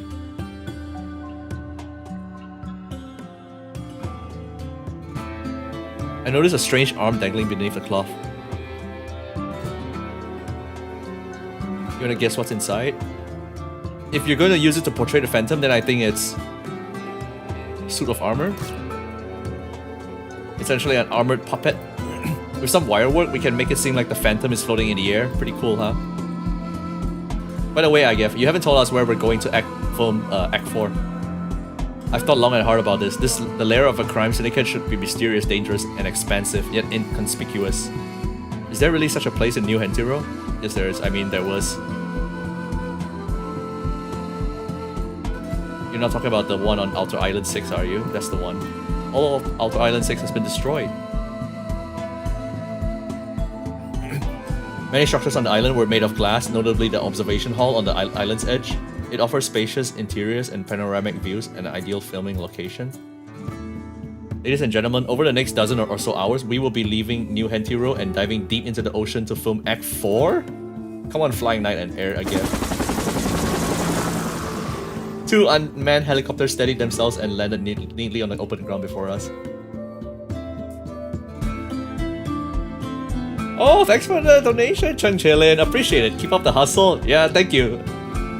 Appreciate it. Hope you guys been enjoying. I gently tugged at one of her pony. Wait, what? Just as the name suggests, they are symbols of our boundless love. I gently tugged at one of her ponytails to stop her from making any more misleading comments. Are these helicopters from Outer Isle Hotel?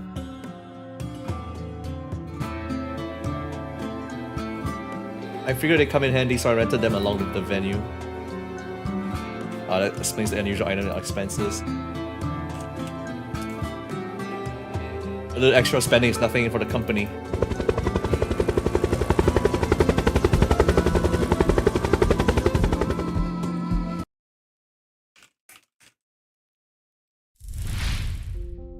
Alright, we're almost near towards the end.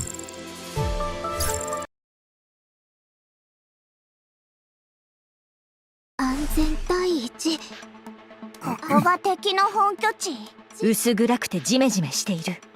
奴らの作風ですな。アガベ、何か考え事でも。いや、どうも。この場所に見覚えがある気がして。次は。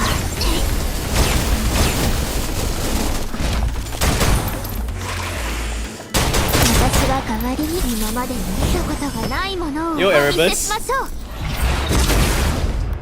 Nightborn Phantom? Where? Oh, it's the... 本気です。 Oh, so this was what the boss is about. 次は本気です。 It was just a prop. 次は Agef is so OP, man. 故に雄英と呼ばれていたのですならば雄英と野猿の力比べとでも行こうじゃないの騎士殿私たちは演技するどうかこの全てに終止符をどうかしましたか？これからが本番ですこれでよしと素早く片付けます。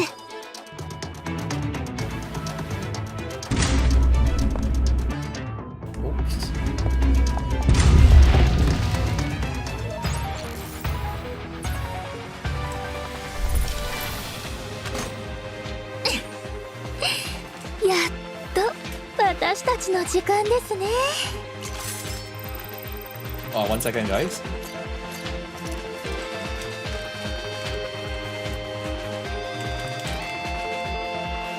Okay.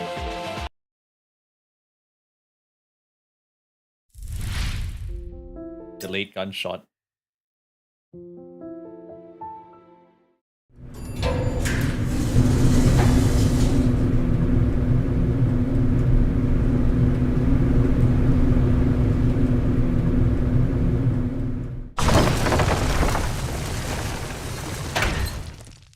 This was the sole entrance to the hall. The Phantom, my nemesis, and the elusive mastermind behind everything now had nowhere left to run.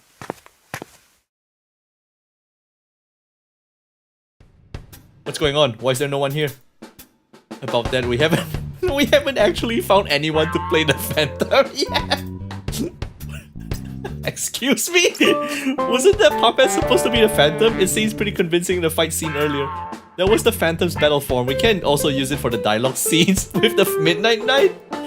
It first expresses its ideology in human form and then transforms into a monster for the battle. That's the proper flow of the narrative. Act 4, Scene 3. The director forgot to cast an actor. Needs post-production effects. You can leave out the first part. Am I supposed to play along with this bad joke? It's no big deal. I was gonna use special effects for the transformation anyway. Adjutant, let's just pretend your nemesis is there and act towards thin air for now. Okay, I also have a backup plan. Friday. You're gonna play the Phantom. Me? Yes. I've considered it carefully, and you're the perfect fit. I'd be honored! Sorry, I was overwhelmed. It's a tremendous privilege to play opposite the big hero. I should have seen this coming. Kaede, after all, was working closely with Agef, and it was inevitable for Agef's passion to rub off on her.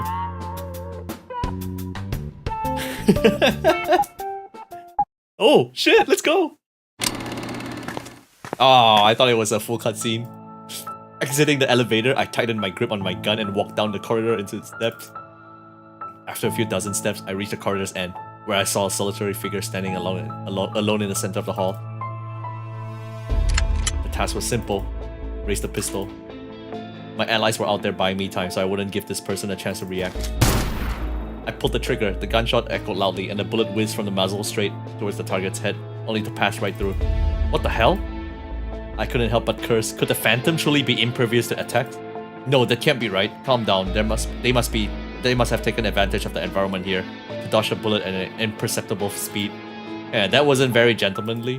You? 救世主さん、なぜそんなに急いでいるの？せめて舞台の照明をつけさせてよ。Oh shit! Oh my god, flashbang! Oh! Two spotlights suddenly cast their beams on us, allowing me to finally see the person's appearance clearly. Naturally, it was nothing like I expected, but that didn't mean anything. You got nowhere to run. 逃げる？私に何の罪があって、なぜ逃げる必要があるの？ not my duty to sentence you. The Midnight Knight is simply here to exterminate the wicked. 野縁騎士ですってその偽りの仮面の裏で殺めた人数は私より少ないとでも闇の英雄でもすでに闇に埋もれているのではそうでしょヘイムダルの分析員 What? ロザン司令よりよろしくとさ What? She's a spy!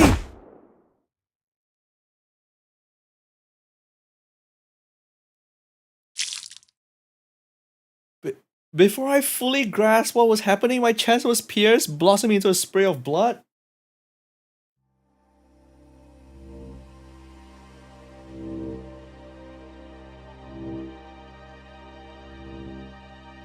I collapsed heavily to the ground. I've always wanted to say that line. Like a movie paused at its climax, the observation hall fell into an eerie silence. Everyone seemed to believe that perhaps what just transpired was yet another of Agav's last-minute script changes, but it was only when the sound of the gun hitting the floor echoed like a death knell that reality set in. You.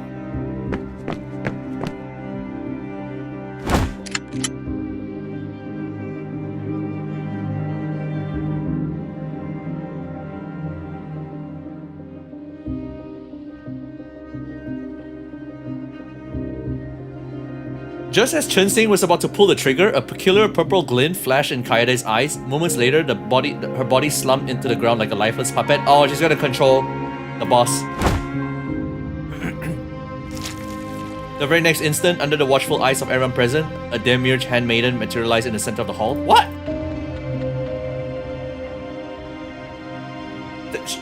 She became this?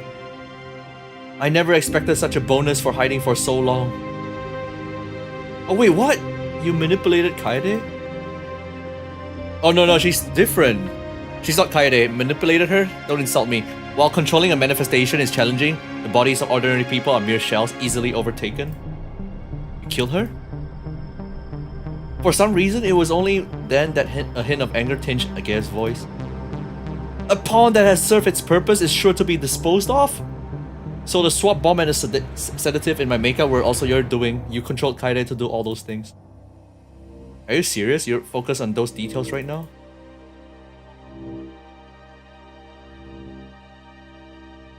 You said killing the adjutant was an unexpected bonus. What were you originally after? You think I'd tell you? Foolish mortal. Since it's come to this, I guess it doesn't matter either way.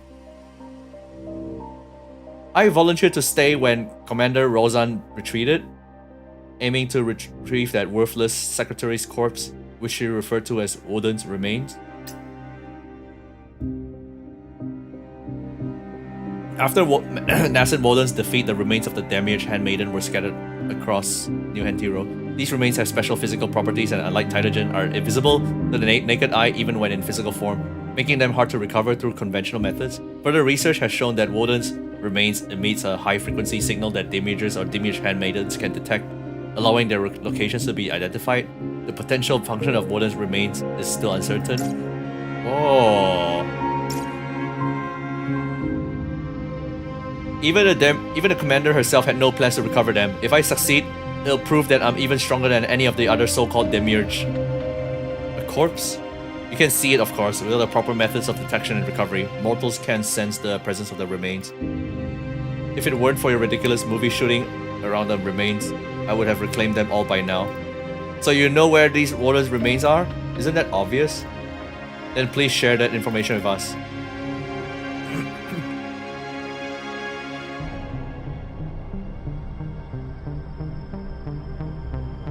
I'll tell you. Oh! Agav is influencing her to reveal. The remains are at...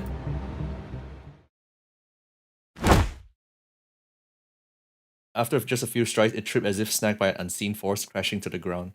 Pale purple threads encasing its body then appeared, stretching all the way to Agav's hands, naturally.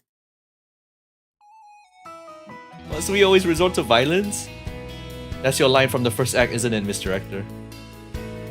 At this point, I no longer needed to play that. Fake blood! We knew! Oh my god, this writing, man. Big brain. As everyone stared in shock, I wiped off the fake blood from my chest and stood up. Adjutant? For the second time today, a pistol clattered to the floor. This time it was Chen Xing.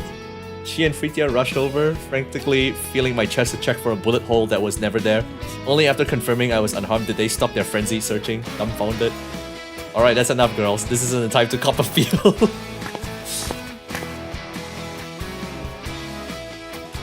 With Agev's support, Kaede slowly opened her eyes and yawned as if waking from a deep slumber. What in the world? Quick question, what have we been doing all this time? Filming a movie? Bingo, and now that the filming has ended, the fallen knight naturally comes back to life. Is this some kind of sick joke? Allow me to explain. Basically, before the filming started, let's make a movie, but what's the matter? I'm sure you're worried that some of Rozan's lackeys lingering in the city will potentially sabotage our shoot, aren't you? Since you brought it up, you must have a plan, I presume. As the Adjutant's chief secretary, handling problems is my forte. I won't do anything weird to you, Mr. Adjutant. Just trust me, okay?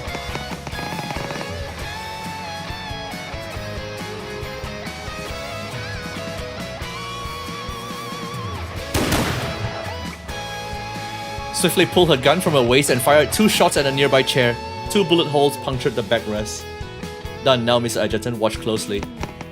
The threat reappeared, tightening around us, and then relaxed again. This time, without her cue, I subconsciously glanced at the bench. There were no bullet holes. Do you see what my ability is now? What I can do is... It wasn't precognition or emotional manipulation. She was simply delusional. Her power is Delulu. That is her power.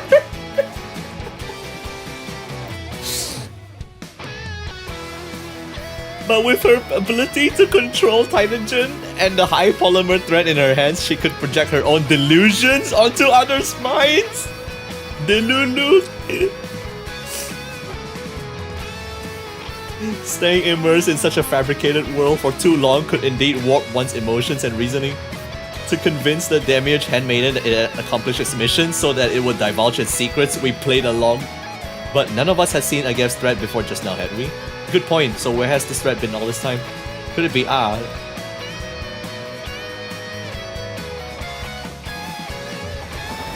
I got it! You must have used that thread to encircle the entire new Hentiro. She threaded the whole place, everyone's Delulu. While you and Chen Xing were en route to a new Hentiro, Agev and I were already making preparations. Oh, CG! CG! We constructed a massive projection frame using that incredibly stretchy thread. Unknown to the city's inhabitants, all of New Hentiro was encompassed within this frame. From that very moment, the movie had already begun. Of course, Agev's work was far from done. Over the next 48 hours, she scurried across her face, every nook and cranny of the city, memorizing the coordinates of streets and buildings to keep her delusions consistent with reality and prevent any discrepancies. Adding to the challenge, she hasn't slept a wink since then, as if she were to doze off, the world she's constructed would crumble. As I spoke, images of Agev seemingly sitting idly in a chair over the past few days flashed through my mind. Only I knew she wasn't spacing out, but rather using those moments to briefly rest her brain. I did my best to keep her awake by chatting, cheering her up, and using any means necessary. This monumental secret nearly was exposed when we were in the rainforest. This was a long night that only she could make it through, but in the end she did it. This miraculous dramatic twist, her face, orchestrated by Mr. Adjutant and myself, is the grand finale of Operation Midnight. How dare you make a fool of me? I thought we could coax some intel of it, but didn't expect it to be such a tough nut to crack. Let's give it a good thrashing. Sounds like a plan. Chen Xing, Fritia, could you please take care of the crew outside for a moment?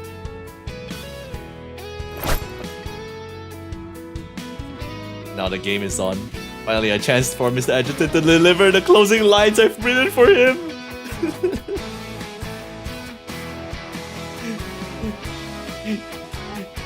Yo, this writing is so good, guys. I didn't see that coming. Actually caught me off guard. Big brain writing.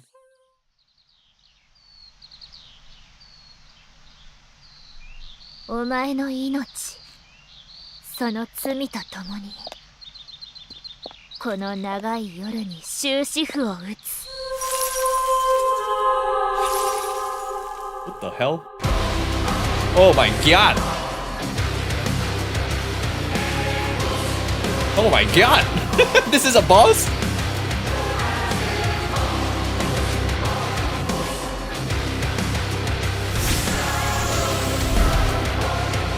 Yeah, it is OST.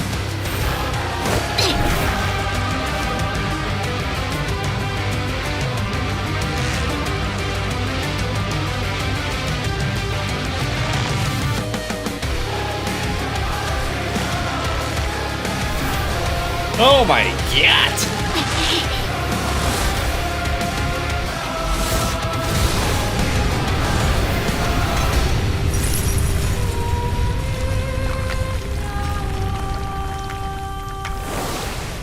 What?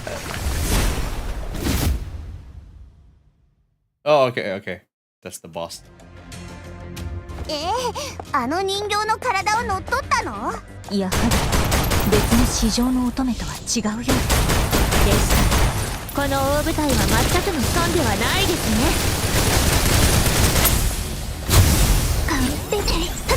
次は本気です。 Break all the parts.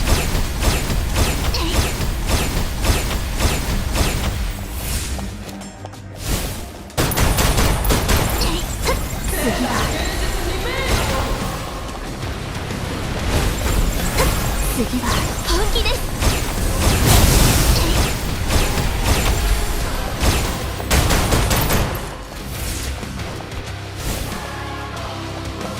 So easy with Agef.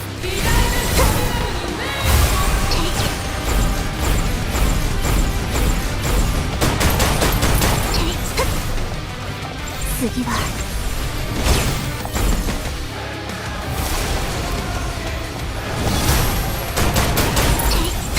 次はこの程度平気です。次は今までに見たことがないものをお見せしましょう。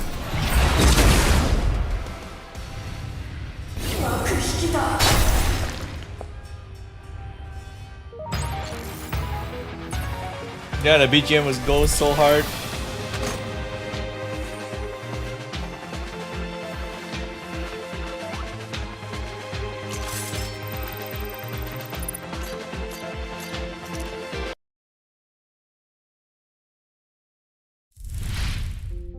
She and I stay. This is where we recruit her.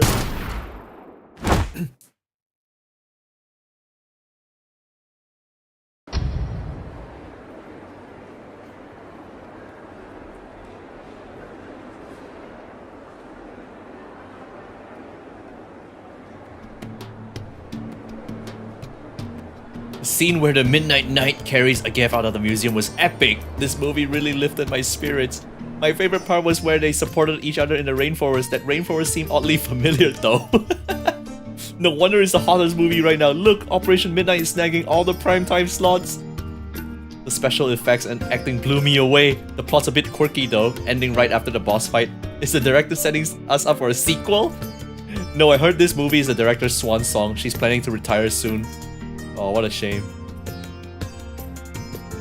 Say, bro, you're pretty fit. You could pass for the Midnight Knight from the movie. Your face might not your face might not match, but from the behind, you look exactly like him. Oh, I see it too. Are you his stunt double by any chance? No, I'm just here to watch the movie. I gotta go catch up my friends. Have a good one.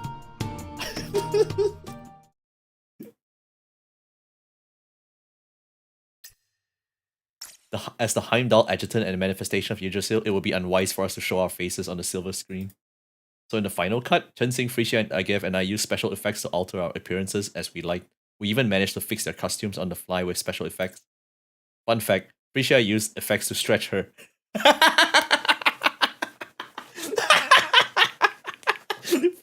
Frisia! 5'6", which made her running scenes look a bit off. Editor, why that weird smile? You're not secretly mocking Professor Frisia, are you? Of course not.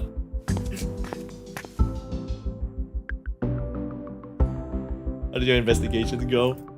Just as Agath predicted, most citizens watched Operation Midnight either at the theaters or on their personal devices. Ganges is also pushing the movie's publicity for us. We've also provided Ganges with a code to overwrite the malicious data. No news is good news, and Frisia, how about things on your end? I've arranged the recovery of all Warden's remains.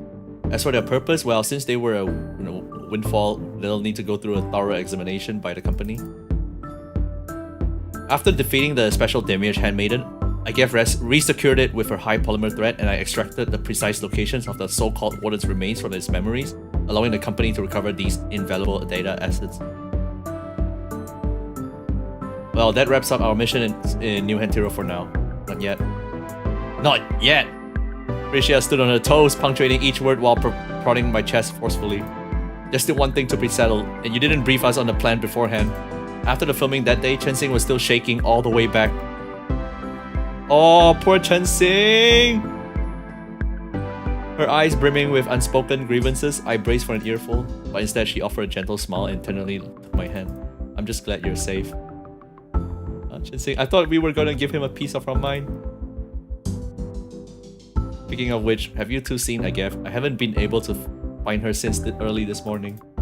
I remember she mentioned she was leaving New Hantiro today. She's probably on her way to the Skyport at the moment. Leaving? She's already said her farewells to everyone and even handed out parting gifts. I had no idea she was leaving. Before we came, she had already submitted her resignation to Director Tao. Keep the adjutant safe. This will be your last mission as a Levitain agent. So that was what Tao meant? All along, I thought Tao intended to recruit Agath into the Heimdall force. I had no idea. No, I should have realized sooner. Without a moment to think things through, I turned and sprinted towards the Skyport. Oh, feels time! Despite having lived in New Hantiro for over a year, Agath's belongings remained minimal. In fact, she had even fewer items than when she first arrived. She hurried along the main road to the Skyport, blending in with tourists also departing New Hantiro. Passers-by occasionally cast puzzled looks at the solitary young lady, her eyes reddened and glistening with unshed tears. Oh! She had to hurry. Though she had long braced herself for this unannounced departure, she still feared he might catch up to her, or more precisely, she feared that the lingering hope and hesitation within her might catch up. Miss, you dropped something. Oh, thank you. You won't be able to board the sky skiff without your entry permit. Come on, Riz her! She took it silently, casting her eyes downward like a child who had done something wrong. And I have a question. What was the original ending of the movie? The ending? The Midnight Knight defeats the Phantom, unmasks the crime syndicate's mastermind, and once again restores peace to the city? No, that couldn't have been it. It wasn't scripted, but it was the ending I had envisioned. Then tell me, who really is the Phantom? You said that you didn't find anyone to play the Phantom, so you asked Kaede to be a stand-in and would later add post-production effects. Knowing how much time you've dedicated to this movie, you even personally selected every extra. How could you have missed a major villain? So I wondered, which one of the characters couldn't be played by anyone else and would require post-production effects? The answer is quite clear now. The mastermind behind everything, the true identity of the Phantom, is you, Agath. In reality, this would be the least likely scenario, but this is a movie and you left many clues that foreshadowed this final showdown. Even after you changed the ending, those clues still pointed directly to the truth. Why create a character like Agath who possesses flawless disguise abilities? Why does Agath know so much about Jotunheim? And why is the Midnight Knight so shocked when he hears the Phantom voice? Your script was supposed to go like this. The Midnight Knight reaches the final showdown, only to discover his nemesis is none other than Agath, whom he had thought was fending off enemies outside. He's unsure whether it's due to her multiple personalities or amnesia, that the companion who once saved his life, his intimate partner whom he spends every moment with, turns out to be the criminal mastermind he's been hunting. In the end, the Midnight Knight shoots Agath dead. That was the original narrative and intended conclusion, wasn't it? No, it's not like that. You intended for me to kill Agath, didn't you, Vidya? Yeah, that's her real name, Vidya. Sorry, I inadvertently saw your name on your entry permit when I picked it up. Vidya, had I not caught up to her, when would I have learned of this name? I know you wouldn't think about taking your own life. It's just the persona of Agaf you wanted me to kill, isn't it? Now can you tell me the reason, Vidya? Do you remember that question? What's the hardest thing to steal in the world? I'll tell you my answer now. For me, the hardest thing to steal is one's past. Oh no! Your habits, preferences, way of thinking, quirks, enemies, and what keeps you up at night all stems from your past. Even if those memories fade, they remain etched in your mind, shaping your entire existence. Are you talking about your past as a Levitain agent?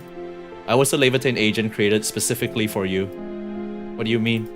I've meticulously studied all your records and images, both public and private, from your school day teacher evaluations to your recruitment into Yggdrasil, all the way to your promotion to the head of the security department, then to your trip to Mistletoe Station, and finally your return as an adjutant.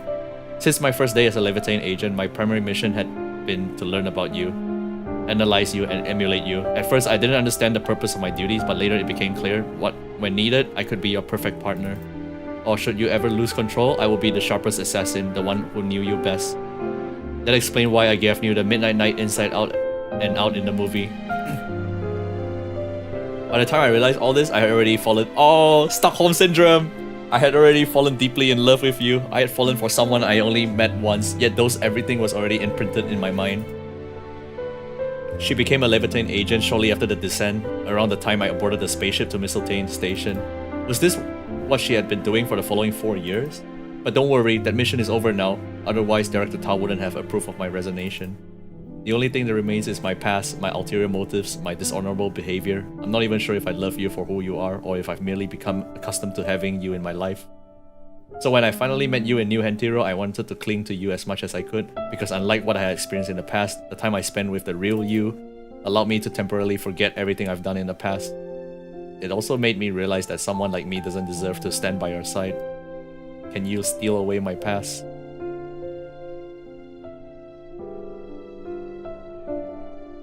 Do you hear that? They're already making the final boarding calls for the Sky Skiff. Next time we meet, I promise to introduce myself properly.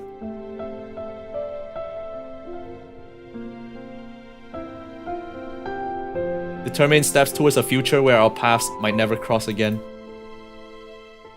Now we're gonna risk her. We're gonna stop her. Let's go.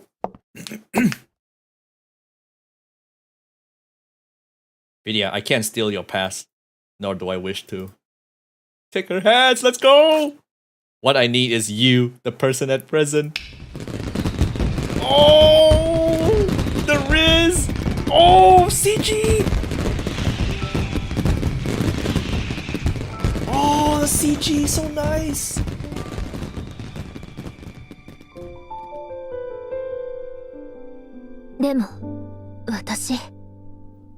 Voice. まだ準備ができていないの。どんな姿を見せればいいのかわからないの。一日中妄想ばっかりしているバカを好きになれるの？暗闇でさまよう霊馬店員に好感を持てるの？あなたが本当に必要なのは街を丸ごと翻弄したアガベよ。それとも舞台裏でこっそり愛しい人を見つめるだけのビディアですか？この問いに対する答えはまだ見つけていません。ですがいつか答えを見つける日が来ることを信じています。それまで私は世界の遠いどこかであなたを思い続けるでしょう。No.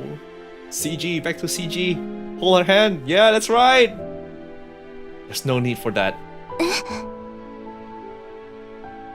I need you. And so does the city you've been protecting. You've done really well, Vidya. Your journey is long, but you don't have to walk it alone. 私 Please stay by my side as a Heimdall operative, Vidya. There we freaking chat. Giga chat. 別れる準備をして言いたくないことも言ったのに責員さん、そんなのずるいですよ。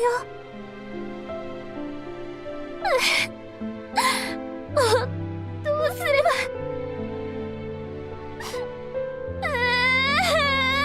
They always cook all the final scenes, man. All the final voice scenes.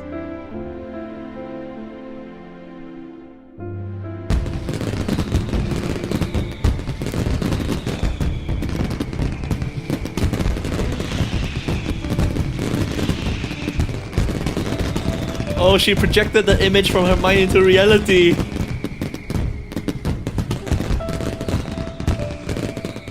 The hearts, all this came from her Delulu. I gently step forward and embrace her trembling form, like a superhero from the movie of her dreams. Tears dampened my shoulder. And thus, our story, the movie starring her and me, finally found its true happy ending.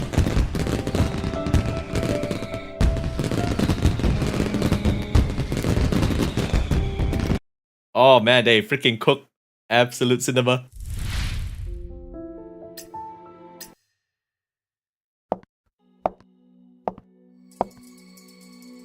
Let's talk. Why did you want me to meet here, of all places? My meetings with Tao were almost invariably in her office. She rarely ventured out, and she almost never indulged in alcohol. Drinking with the hag. This place used to belong to Sharma. Who? Sharma, Milan Sharma. Oh, that was Pai's old name, back when she joined the company. She seemed to really like this place. Always meeting her business partners here. And now it belongs to you? No, it belongs to you. Oh? I don't want it. Why is that? I have no interest in running a business, and besides, I don't want anything that had any relation to that awful woman. So you want neither fame nor profit. Is there anything you care about besides your operatives? What are you getting at? Edda and Rosen Kwarna have already provided their own answers to the question of how to save humanity, yet we haven't provided any. Isn't your Project Deus Ex meant to be the answer? Would you support it? I know you wouldn't allow them to become gods, and they wouldn't want that either, which is why we need another plan, and it shouldn't be my call. You know as well as I do that dealing with the Titagen contamination isn't enough. To stand against the enemy, you must find your own answer, raise your own banner, and rally your own supporters under it. Time is running out. You can and shouldn't be content with just being the adjutant. In this matter, I'm not taking no for an answer. I suddenly realized that she wasn't really trying to swirl the wine in a glass, she was actually trying to steady her trembling hand. At last, she finished her drink in one swift gulp and pushed the empty glass towards me. Just embrace your destiny as humanity's savior. Oh shit! We're promoting! No more adjutant, actual savior of the world. Yo, no escape. What's up? Oh, if you're the first rays of dawn of a glorious summer, then I shall be the last flower to bloom in late spring. Time flows relentlessly on, yet I wish to pause this moment with you by my side. Can a shadow ever find happiness? I've asked myself this over and over, as I watch you fade away. They say in some worlds, even parallel lines can meet someday. So when you miss me, just look up to the sky and smile. My dearest love, my dearest stranger. Hold on! Delulu! As I read on, the letter was abruptly snatched from my hand, revealing a blushing Vidya before me. This is... You slipped this into my suitcase, didn't you? Oh, that was her farewell letter! I forgot to take it out. I quickly reclaimed the letter. Although a farewell letter was no longer necessary, I still wanted to keep it. It had been 2 days since we returned to the company. During this time, I had sorted through endless paperwork for Vidya's transfer, while she busied herself personalizing her room at the base. As I put the letter back in my suitcase, I noticed another pink envelope at the bottom. Is this one also from you? No, why would I write 2 farewell letters? This isn't another love letter, is it? Using paper letters in this day and age, I have a good guess as to who it might be. Ah, that's Kaile's handwriting. What does it say? It's a letter of thanks from the entire crew and all the citizens of New Hantiro. It says everyone loved the movie and the crew considered the shoot a rewarding experience they'd never forget. That girl's too much. And one more thing. One night during the shoot, I overheard director Agef talking to herself, wondering if making the movie would really be worth it. I didn't have the chance to respond to her then, but now I can say for sure. Everything you did meant a lot to us. You saved me and you saved our city and its people. For us, it was as meaningful as anything could ever be. Thank you for everything you've done for New Hentiro. Damn, so wholesome. The letter ended with dozens of signatures, each in different handwriting. Honestly, I couldn't quite match all those names to faces of the crew members, yet the image of them bustling under Vidya's and Chensing's direction vividly popped into my head. Those smiling faces, which I thought would blur over time, became clearer in my memory. This is my answer, I guess. What was that? It's nothing. Let's go, Vidya.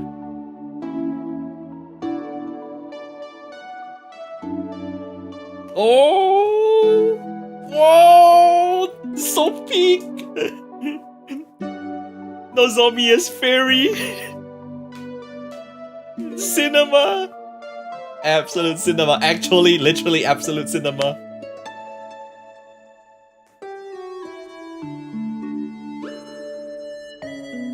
So good.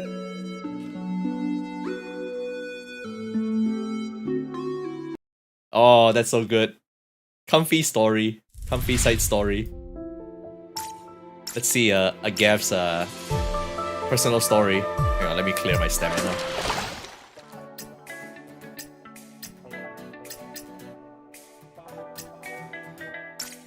Here.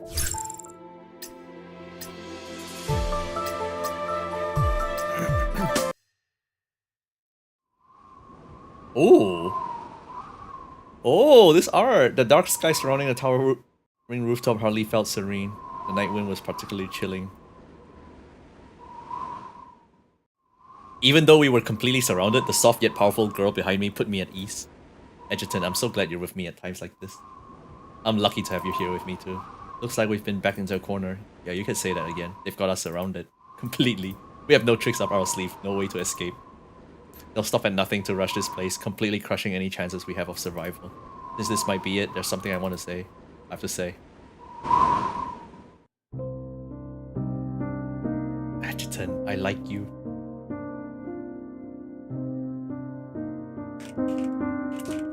You know, final moments, could you give me a hug? I wish I could have hugged you like this before.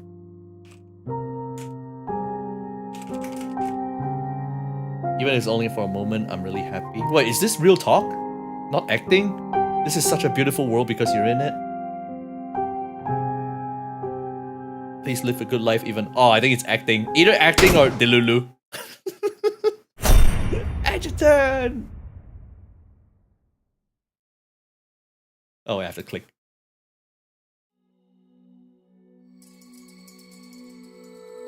A few hours earlier, Agav had neutralized the last target within a secret underground facility in New Hentiro. I have to... Oh, it's real! I have to pick up the pace if I want to have a few drinks with the adjutant tonight. If he gets drunk when we're all alone, then the only one who can take care of him would be... Are you done? Adjutant, how long have you been there? Did I scare you? Sorry. I thought you already realized I was nearby. Are you feeling tired? While working with Agef over the past few days, I made note of her extremely perceptive combat awareness. Forget sneaking up on her from behind. She could immediately notice someone sniping from a long distance. Oh, my YouTube thumbnail is on Silent Hill, dog. Oh, it's okay. We're wrapping up real soon. And then I'll continue Silent Hill on the next stream. A bit a day.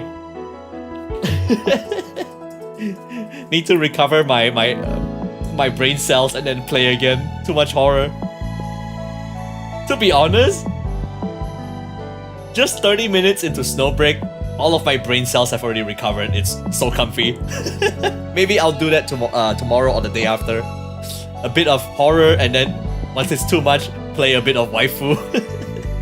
If I push the issue and told her to get some rest, she might get upset. It took you less than 5 minutes to handle all of those enemies in a clean sweep. Keeping you hidden for so long, Tao is really cautious. Did she want to keep her trump card all to herself? I'm yours now. Take a snow break!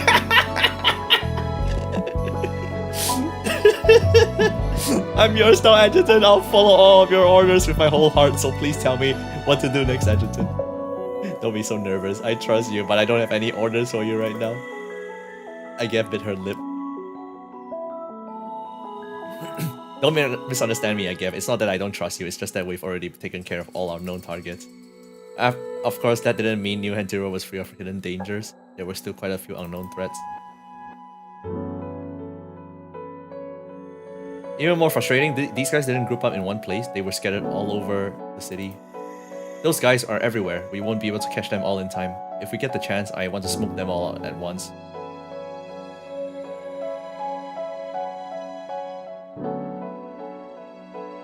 Go for a walk? Yeah, it isn't just to relax though. We also need to get our intel so that you don't need to worry. But if it's just the two of us on a walk together, wouldn't that be a date? I wasn't trying to imply anything. Yeah, you're right. It's a date! No, there is! I almost forgot we were pretending to be a couple. Thanks for the reminder, I guess. I see. Oh. I guess suddenly rushed towards my side with a powerful embrace. My arm was enveloped by a large soft pressure with remarkable momentum. Since we're pretending to be a couple, we should act more intimate. This way we won't get discovered so easily. I get it, but you're really okay. I don't know if I was imagining it, but it seems like I guess body was shaking slightly. I'm okay, even though it's my first time doing something like this. I'm fine if it's you, Edgerton. I trust you. What could I say to that? I was deeply moved by her trust.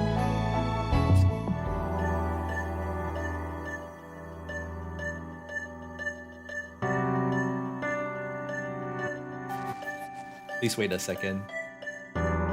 While I was still thinking about how to naturally give her the snack, I guess unexpectedly showed a more assertive side. Before I could hand her a skewer, she reached over, picked up one of the dango dumplings and took a bite. To ensure your safety, it's best for me to try anything that goes in your mouth first. She said this ambiguously as her gaze met mine. Her eyes trembled for a moment before growing firm. Everyone is trusting me with your safety. It's my responsibility. Over here. You two, look over here. Smile for the camera.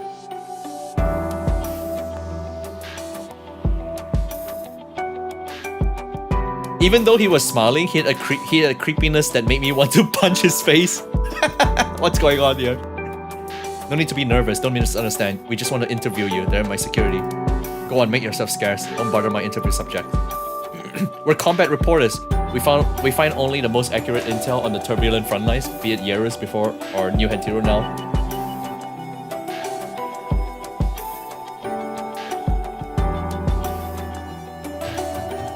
What's the point of having a traditional honeymoon? A lot of youngsters go on a honeymoon before getting married.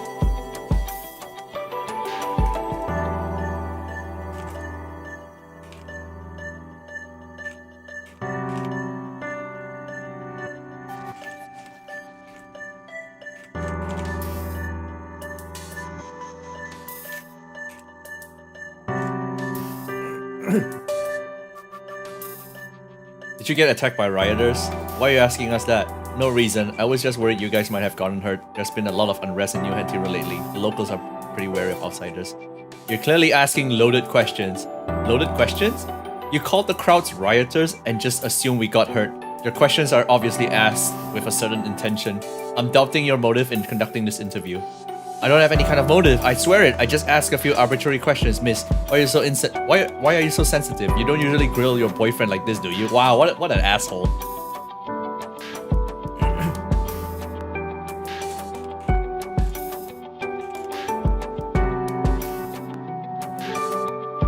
After saying this, the man turned around and left.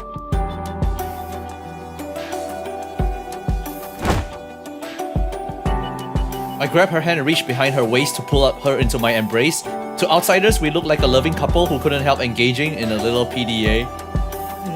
Public display of affection. I guess it was unsurprising coming from a gaff. She yelped cooperatively before subsequently going soft in my arms like a true timid damsel. She was adorably vulnerable, an attractive blush gracing her cheeks. A gaff. Not here. And that guy, there's something weird about him. At least wait for me to catch him before you. Yeah, I know. I think we found it. Found what? What I wanted. Bait, draw those guys all out at once. At least the ones who are operating in plain sight.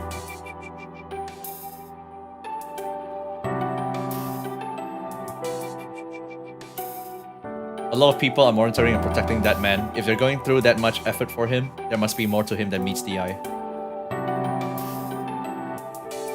Now that you mentioned Edgerton, I think there was something off with that guy's mic. Maybe he really is valuable, just like you said. Yeah, I have a plan. Even if he isn't valuable, I'll make sure he is. Oh.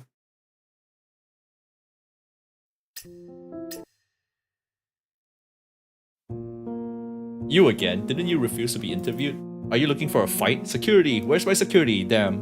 Where are they when I actually need them? Don't worry, Mr. Director. They won't bother us right now. I'm here to talk to you about our deal. Our deal? What deal? You sure are cautious, Mr. Director. I just confirmed the password. I arranged for someone to meet you in years before. What are you saying? I don't understand. 10 million for the footage you shot. That's what we agreed on before. I'm sure that'll jog your memory. 10 million? What's wrong? I can't afford any more than that. If you don't want to sell, find another buyer. Wait, what? The man unnaturally fiddled with the mic, flipped to his collar. He got uneasily, seemingly wrestling with something. However, it was obvious he couldn't resist the temptation created by my 10 million. Let me be clear, I didn't forget. But I still need to verify your identity. What did you ask me for? Okay, I get it. Put it in the usual place, right? If I didn't know all these code words, it'd be so hard to communicate. You're great at playing dumb, Mr. Director. Don't worry. After our deal goes through, you won't need to keep putting yourself in danger. It should be easy to eradicate Rosen's influence with all this dirt on her. Just look at it as a little friendly gift for her. All thanks to your undercover work, Mr. Director. You'd better take this chance to run too. I already neutralized the security guys keeping an eye on you. As long as there aren't any other enemies waiting for you, it should be easy for you to escape. No, you little shit.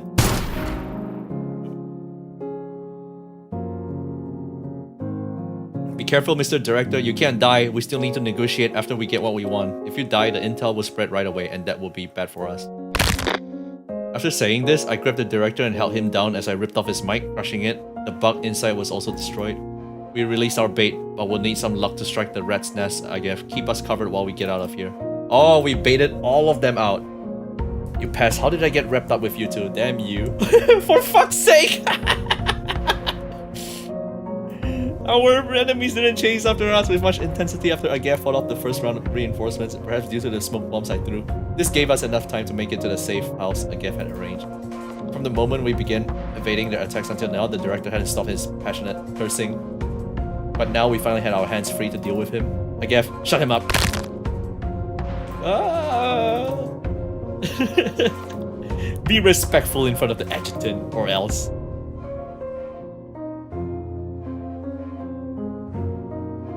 Don't be so rough with our partner, Agaf. Okay, adjutant, was I too rough just now? Actually, you did great. Just rein it in a little more next time. Yes, adjutant. We're all in the same boat now, Mr. Director. Got it? What do you mean same boat? Didn't you guys force me to come here? Seemed like he was still unwilling to cooperate. Unfortunately for him, the person who almost shattered his bones just now was right next to him. Under Agaf's watchful gaze, he lost his initial stubbornness. I can tell you're pretty upset, Mr. Director, but unfortunately, I don't think anyone can empathize with you. Even if I let you go now, who do you think will talk first, you or your friends? I think you understand the position you're in, Mr. Director. I wonder what kind of bargaining chip you're gonna use to worm your way out of this. Once someone's psychological defenses have been invaded, they are doomed to reveal their secrets from the moment they let go. With a little maneuvering, Agaf and I coaxed out all the intel that he knew. The recent riots in New Hentiro were full of crazed fans of Rosen's speech.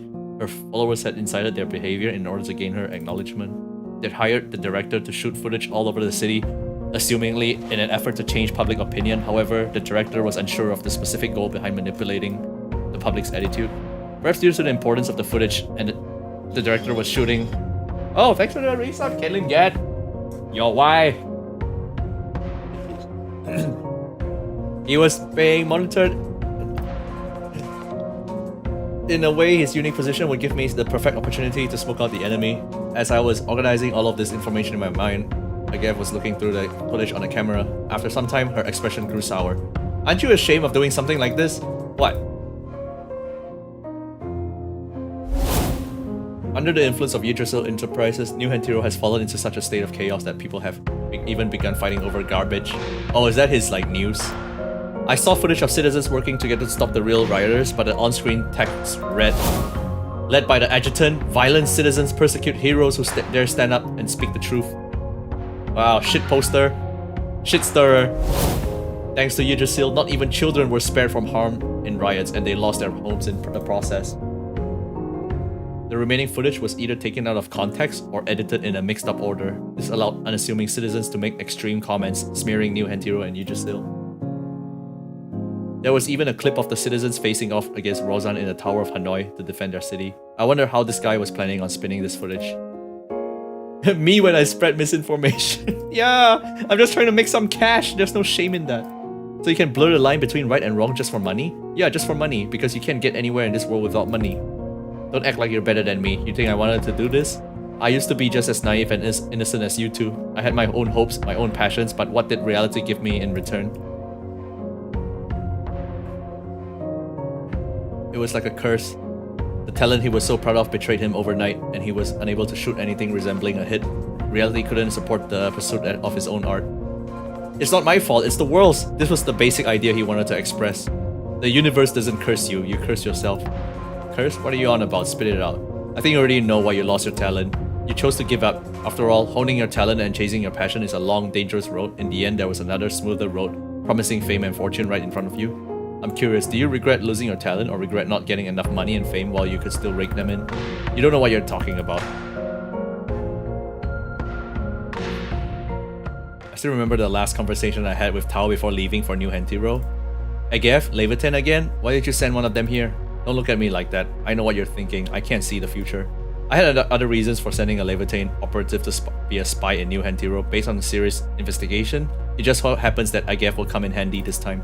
Tao, I think you know my operative's opinions regarding Levitan agents.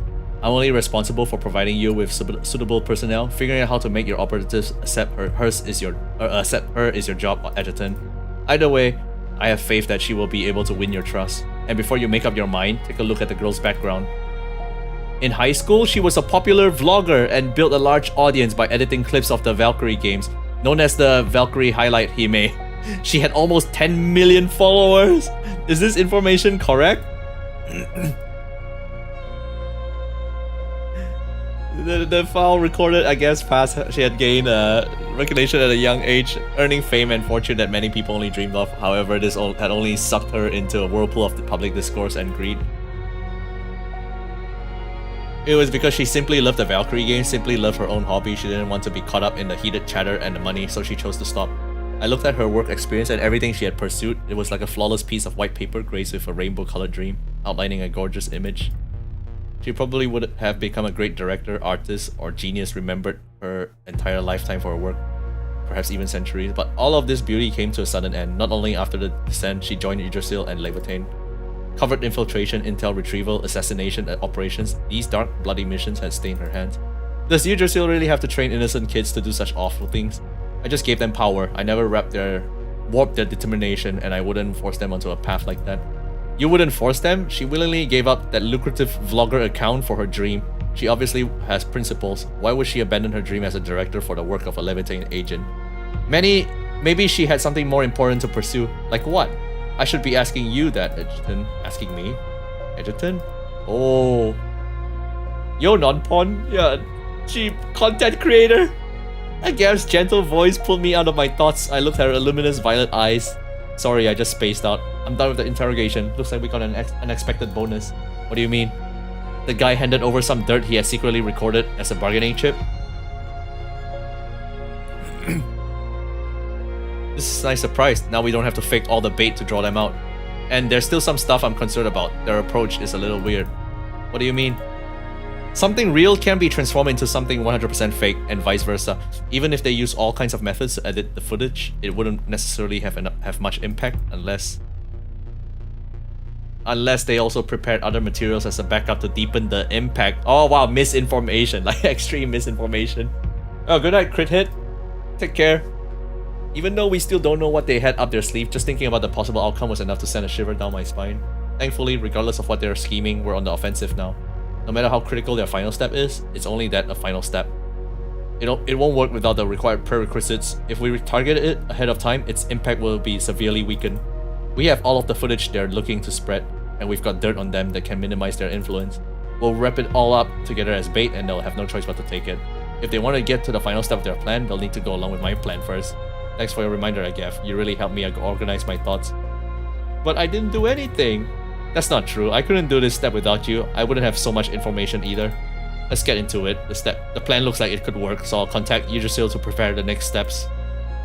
As for that guy, let's keep him in the dark room for now.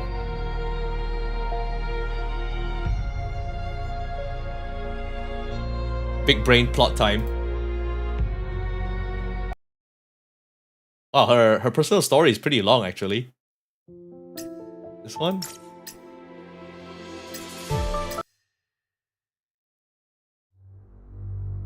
I was able to get in contact with Frisha by using equipment left behind the safe house.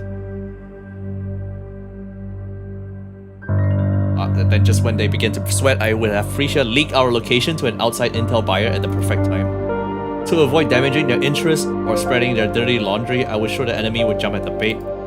Frisha, the bombs and the concealed flight suit should be ready in time, right?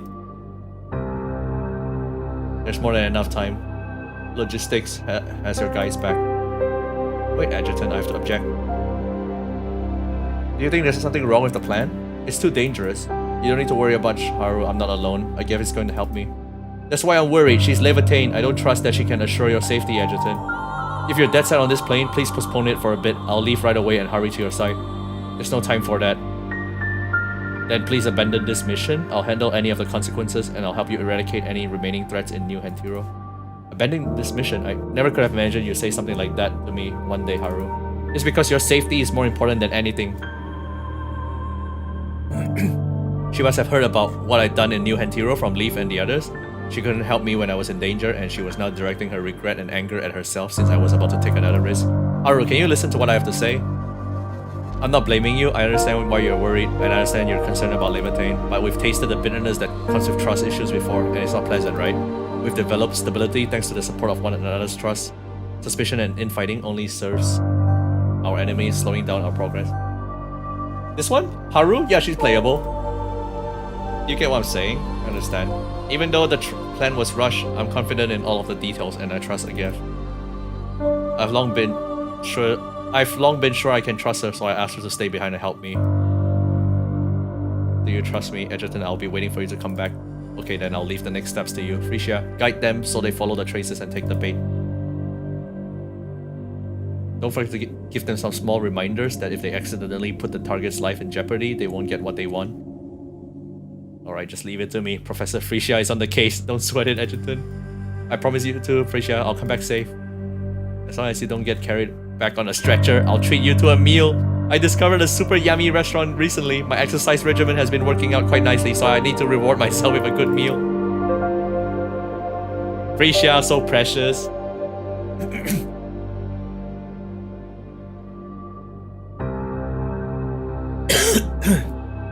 I'm sorry, Adjutant, I heard your entire conversation, but I didn't get close to you to spy on you. I was just worried about your safety. Now I understand what you're planning.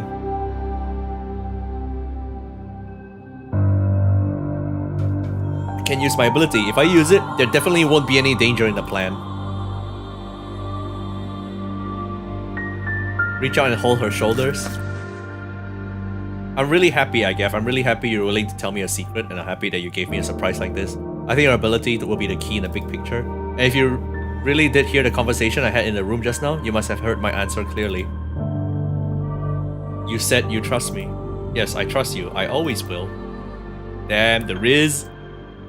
Adjutant, thank you for placing your trust in me. You don't need to say stuff like that. You gain my trust all on your own. I've seen for myself how hard you've been working since I arrived in New Hantiro. Your ability should be saved for a more critical moment to defeat our most formidable enemy. This time, let's follow my original plan. We're taking a risk so we'll be able to calmly face more serious danger. But this mission is naturally going to be very dangerous, so I want to ask you a question. Agaf, do you trust me? Or maybe I should say, do you trust me with your life? I do, Adjutant. No matter how many times you ask, no matter the question, I'll always have the same answer. Alright then, time for you to go get some sleep. Sleep? You're already really tired, Agaf, and you need to get enough rest. That will go a long way in guaranteeing our safety. Don't worry about anything happening. I'll be beside you, keeping you safe. Damn, the Giga Chat.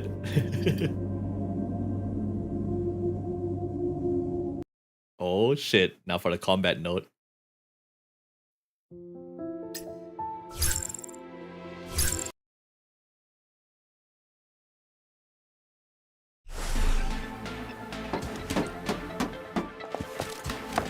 break through the enemy blockade.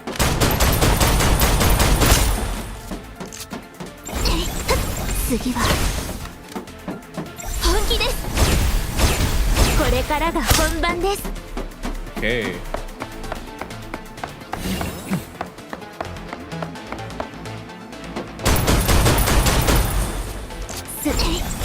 次は本気です。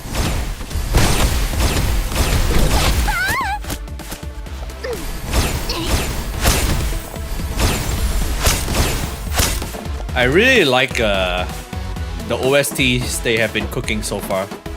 Banger after banger.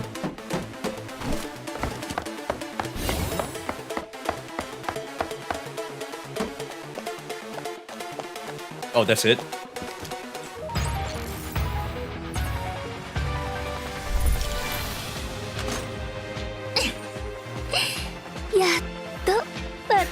That should have been me!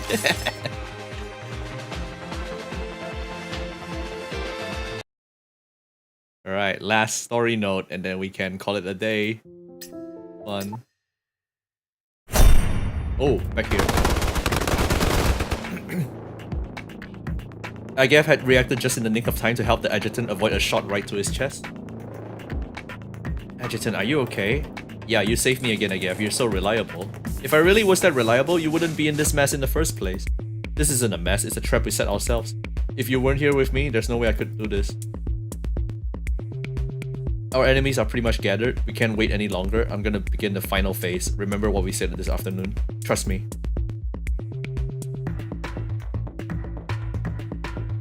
Without warning, the adjutant raced to the edge of the roof. Agaf desperately fired her gun to cover as she shouted his name. I can't run anymore, Agaf. Forget about me. Without me holding you back, you can escape. Oh, I think it's an act. Without me holding you back, you can escape. Take the secret key back to the company. They'll know what to do. Catch him, careful. If those two end up dead, the information we're after might get spread all over the internet.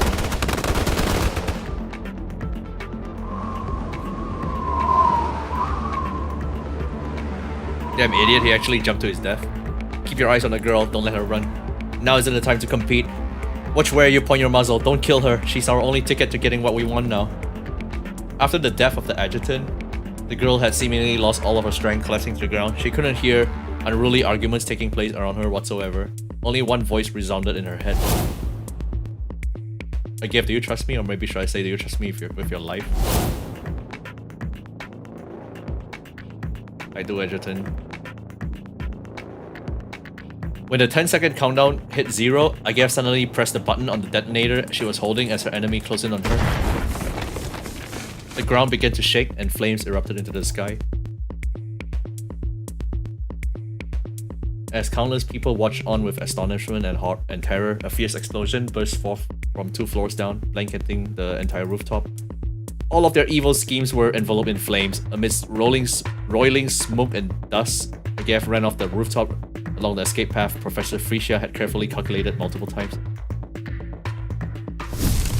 A violent shockwave followed behind her. Before she was thrown off course by the intense force, the girl pulled the tie from her collar and used it to suspend herself in midair on a nearby invisible wire. It was the escape wire the adjutant had set up for her when he jumped off the roof. One end of the wire had been discreetly fastened to the only safe zone that wouldn't be hit by the explosion. What appeared to be useless shooting when the adjutant had leaped into the air was actually him affixing the wire. What, big brain? He had used a flight suit to glide onto a mid-level floor in the opposite building. Now his feet were braced against the frame of a broken floor-to-ceiling window. Holding the weight of his entire body, he'd then opened his arms to welcome the girl. Holy shit. Adjutant. The adjutant slowly pushed himself up and looked down after the girl who was safe with him. I caught you. But next time it's your turn to trust me with everything. Will you? Yes, no matter how many times. On this quiet night, their breathing began to gradually merge, as if their heartbeats were also becoming one. But just as the emotional girl's cheeks slowly began to flush, the adjutant jumped to his feet, grimacing. Ow, ow, ow. Even though Agaf had done her best to minimize the collision, directly taking the impact of all of that built-up gravitational force made it hard for the adjutant to avoid the subsequent severe pain. Are you okay? Don't worry about me. Use this chance to finish it, Agaf.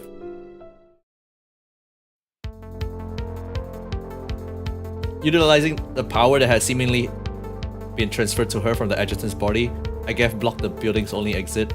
Only those who survived by pure chance after being hit by the explosion were able to attempt to escape from the building. Even if they had any fight left in them, they were practically scared to death and their ranks were scattered. To top it off, they were facing Agef, who had only just parted from the adjutant's embrace and was ready to fight. Only one final straggler remained. He fumbled around on his hands and knees as he put on a brave face in an attempt to threaten the girl. You guys, this isn't over yet.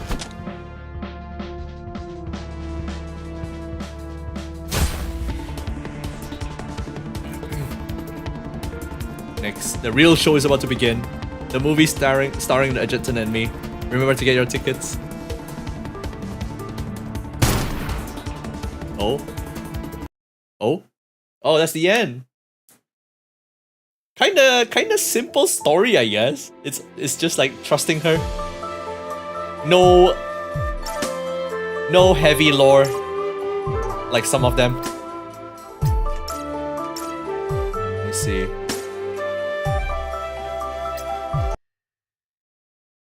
Oh yeah, guys, reset is in like 1 hour.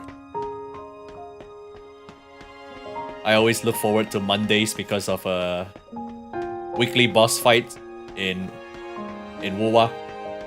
Getting my 9 boss materials. That's the only thing stopping me from progression right now. 分析員じゃん。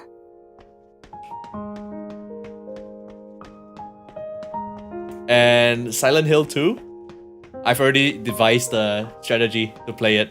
Basically, what I'll be doing is this: I'll play a bit until like I can't take it anymore, and then we'll open up a different game and play that to recover some brain cells, and then go back again, go back to Silent Hill again. It's like needing a breather. It's like a gauge, like a HP gauge. It just drains all the way to empty, and then plays no break. It's like it recovers all the way to full again. Sanity points. Actual sanity points.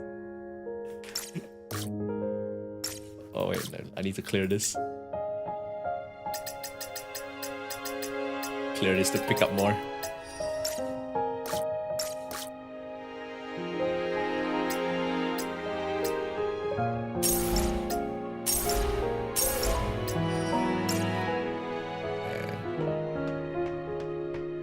Bro uses alt on a neat cooldown. Yeah. What makes the game really scary is less of the enemy and more of the sound. The sound design is really good in the game. It's like, holy shit, man. Dolby surround sound kind of horror. It really ramps up the tension. Like, nowhere is safe. I would say it's even better than Dead Space. Like, playing an actual horror movie.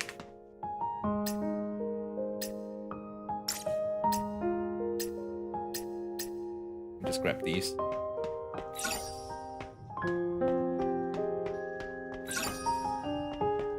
I'm determined to finish the game.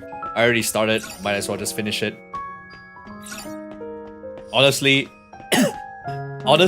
by myself, these horror games, I would never even like play them alone.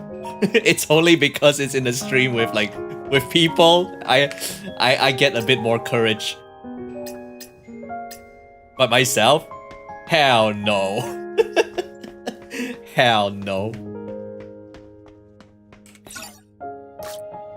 Caught? What's there to caught about? Okay.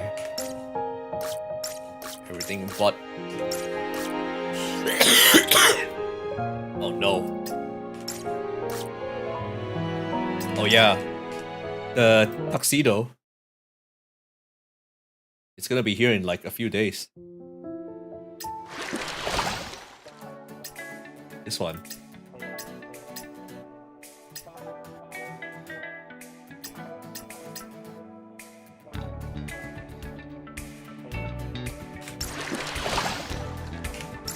Makes the perfect smile, really? Yeah, playing horror games alone, I can't.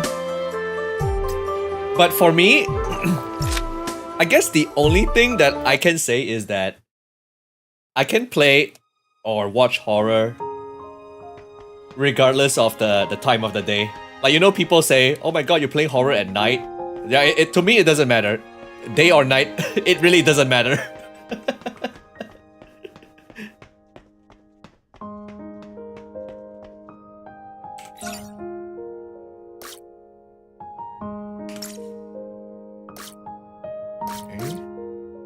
Okay.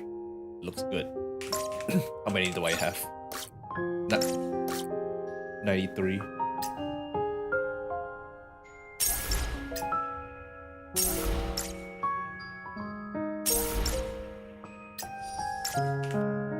What can you tell me about this game? Story, gameplay, and the gacha system? Gacha system 100% rate up. Always rerun. Gameplay is easy. Third-person shooter. The core draw of this game is the dating simulator. So if you don't like that, if you don't like dating simulator, like comfy stories with the girls, actual love story, then no need to play.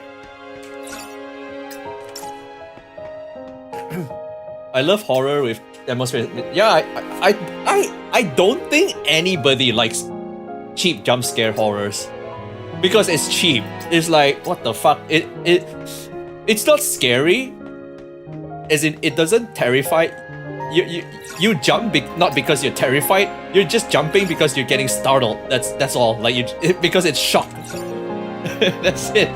It's just shock, but it's not like real terror. Real terror is the music and atmosphere making you feel extremely scared. That's what real terror is. It's just Love and Deep Space but waifu. For me, obviously I haven't played Love and Deep Space, so I'm not gonna pass judgment. But if Love and Deep Space has this level of depth with the girl, not just simply fan service, then yeah, probably. Because from the pictures I've seen in Love and Deep Space, it's all just like topless guys. I haven't seen anything else coming out from it. But this one, it's like we have fan service, we have everything. We have comfy writing, we have feels writing, good writing, fan service writing, all kinds of writing. So yeah, if for me to know, I'll have to play it. I'll have to play it to know. I don't mind playing it. I'm open-minded.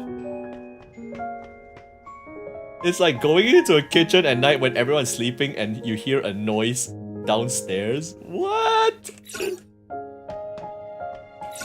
Wait, did I mention before that I had I don't even know if it's called paranormal activity at home. But this was like more than 10 years ago. Basically, across my room is a guest room. Like right behind me, that door behind me, across that room is the guest room. And there is a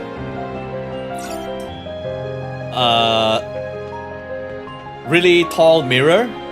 It's the kind of mirror that is like full height mirror that is attached to a cupboard. So it's just like rectangle, but one side is the mirror and the sides are shelves where you can put stuff. So it's like rectangle, and it's fixed onto a base where you can rotate it. It's like those kind of mirror you see in shopping, like department stores where you can turn the whole thing around, like rotate. It can spin it in place, but it's really heavy. It's really heavy to turn it. Like you need to use some force. So the thing is, this mirror has a squeaking sound every time you turn it. It's like, wee! Like, you know, like because the hinges and stuff. I remember when I was one day when I was at nobody's home. Okay, I'm usually at home. Nobody's home. I'm always home alone.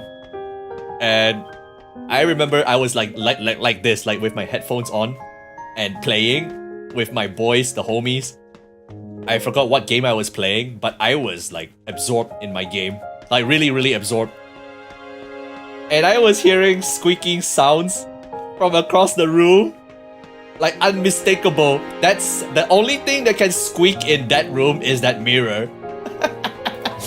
So I was hearing it through my headphones. squeaking sound, and not just once, it's like a couple of times over a few minutes.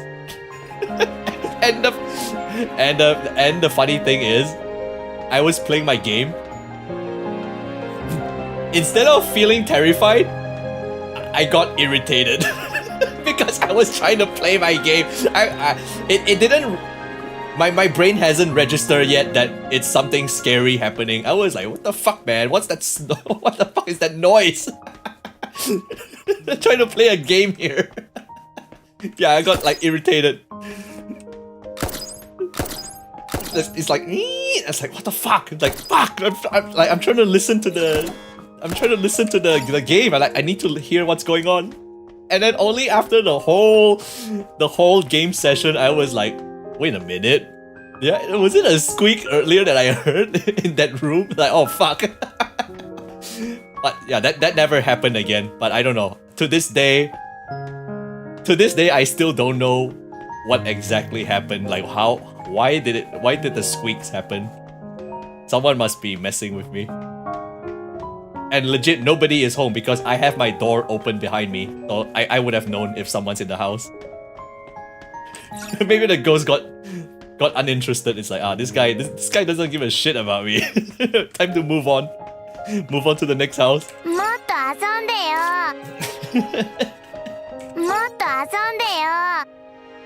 Yeah, that's the only story I have. Like first-hand experience of who knows. Maybe it's something else. Maybe it's something that causes it, not actually paranormal.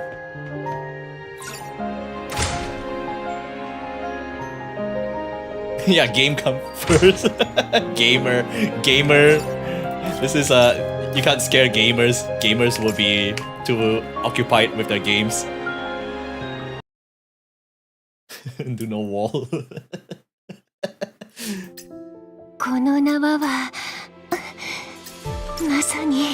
Oh my god. Oh my god, I didn't see that before. Look at this. She choked herself.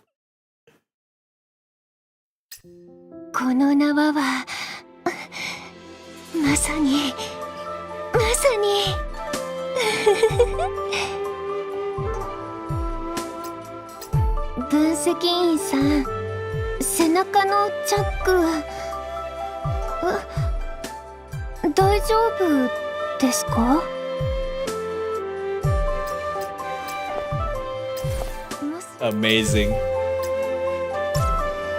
狙いを定めて、あれ、分析員さん、申し訳ございません。拭きましょうか。紅茶は海辺には合いませんよね。It was I had a funny experience. It was an earthquake and I was playing Need for Speed and I was so impressed with the game effects. It's like, wow, this is so realistic. Actual earthquake happening. 太陽が肌を痛いほど照らしてくれます。分析員さんと一緒に残した傷跡ですね。Oh man. Oh yeah, okay. So I'll see you either late tomorrow or the day after. We'll continue Silent Hill. Silent Hill plus another game to cool off. Probably Wuthering Waves. I need to grind some echoes and stuff. I live in Florida and I was playing Subnautica. Wait, what? What's the correlation? What's the correlation between Florida and underwater?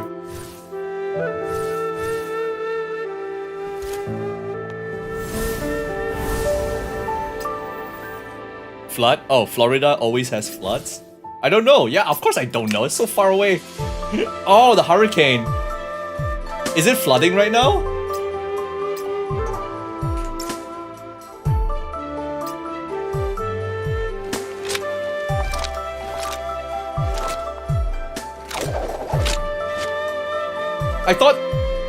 I didn't expect floods. I thought hurricane is just a wind, like just blowing and uprooting everything.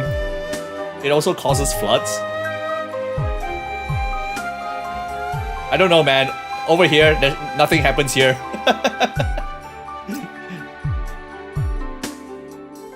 It's winds plus rain. Oh wait, she's almost maximum.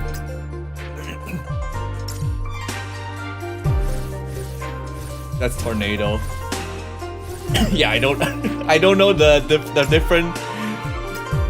different properties of the wind element disasters. Hurricane, tornado, cyclone.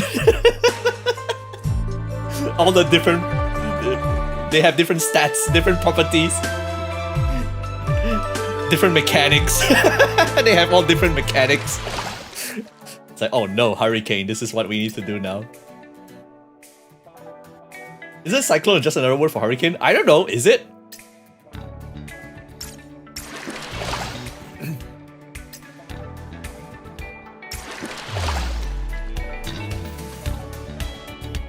Plus 5 water damage. No, I don't know. I'll only look them up when it's a problem for me. Oh yeah, and typhoon. Yeah, and typhoon. What's the difference? Typhoon, hurricane. Let me look that up like right now. Difference between hurricane and typhoon. And wow, they auto-complete for me. And cyclone.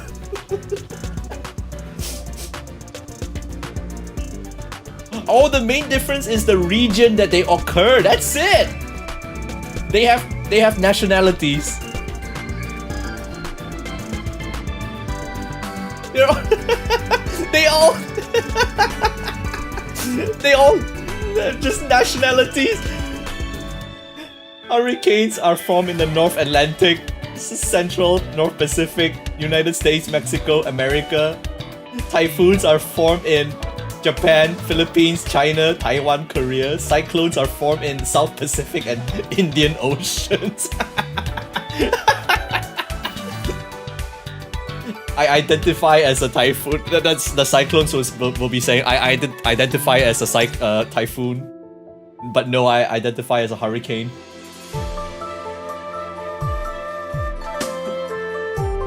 Tropical cyclones are commonly called hurricanes.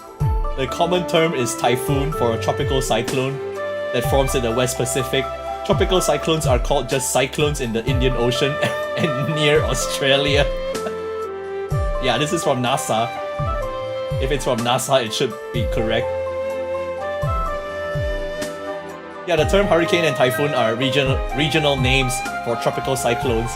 All tropical cyclones are alike in that they draw heat from warm water at the ocean surface to power horizontal rotating wind. Although similar in size, tropical cyclones have a different energy source than synoptic cyclones, which are storm systems that draw their energy from weather fronts and jet streams. What the fuck, man? This is some Avatar shit. They all have like their own traits. 分析員さんと一緒に残した傷跡ですね。There's also like tornado and is tornado and twister the same? Okay, it's the same. It's the same. I'm guessing tornado is more dangerous than typhoons, right? Tornado is like that pillar, like literally pulling everything in. The one that killed Superman's dad.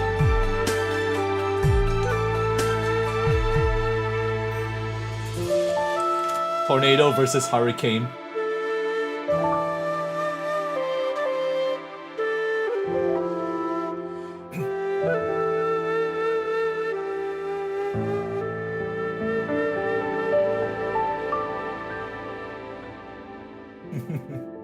NASA has the article as well. What is the difference between a tornado and a hurricane? They knew people like me would look this up.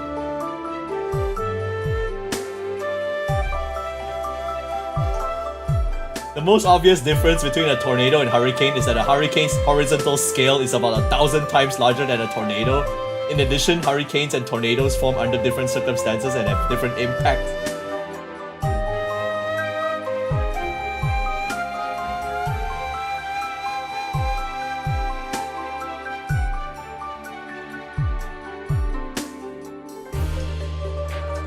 Tornado wind speeds may reach 100 to 300 mph and cause havoc on the ground, but tornadoes typically last only a few minutes and rarely travel more than 10 to 20 miles along the ground.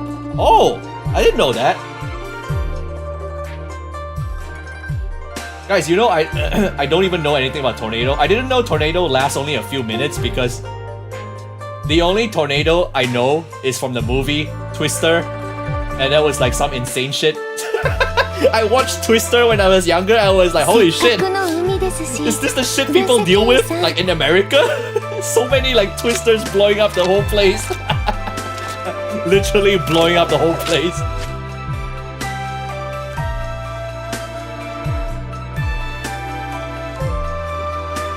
Now search Fire Nado. Is that real? That's a movie. Oh, it's a fire world. It is real, what the fuck? That's in Helldivers.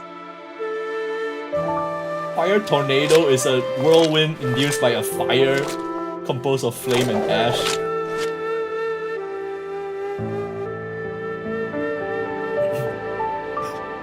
Sharknado. I know Sharknado, that's a movie. I've seen it. That one's stupid. And then we have the water equivalent, the water element. Whirlpool. Was it whirlpool? Vortex. Pretty cool actually, now that you think about it. All the different like elements. Whirlpool and vortex. Are they the same thing?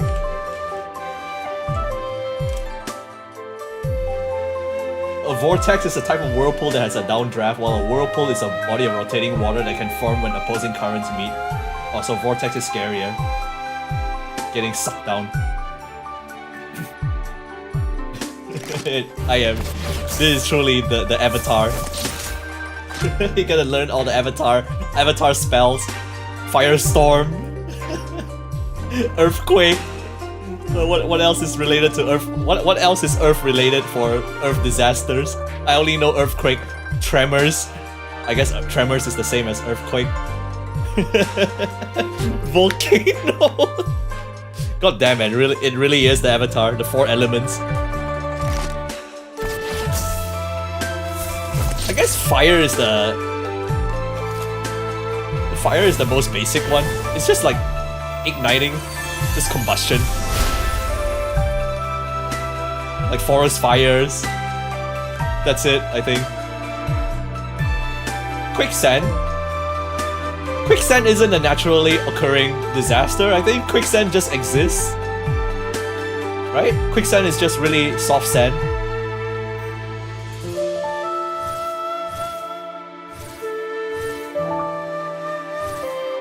Sandstorm. Oh yeah, sandstorm.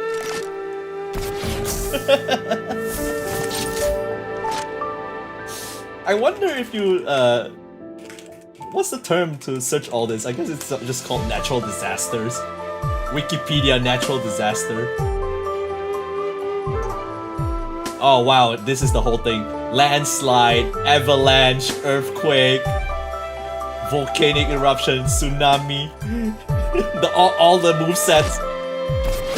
Firestorm, dust storm, flood, thunderstorm, cyclone, tornadoes, blizzard, hailstorms.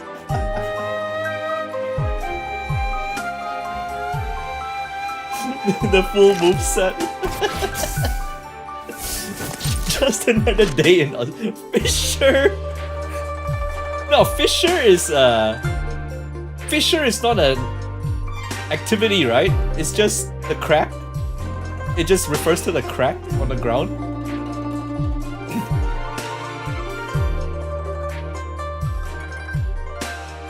Fire and earth abilities equals lava.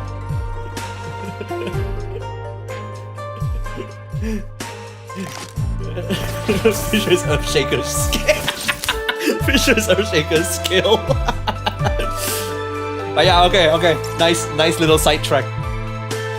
I'll wrap the stream here. We'll see you again. I'll see you again for the next same thing. Silent Hill plus another game. Need to finish Silent Hill. Alright, hope you guys enjoyed the stream. Take care. Good night. Reset in 50 minutes. Alright, good night. Take care. Bye bye.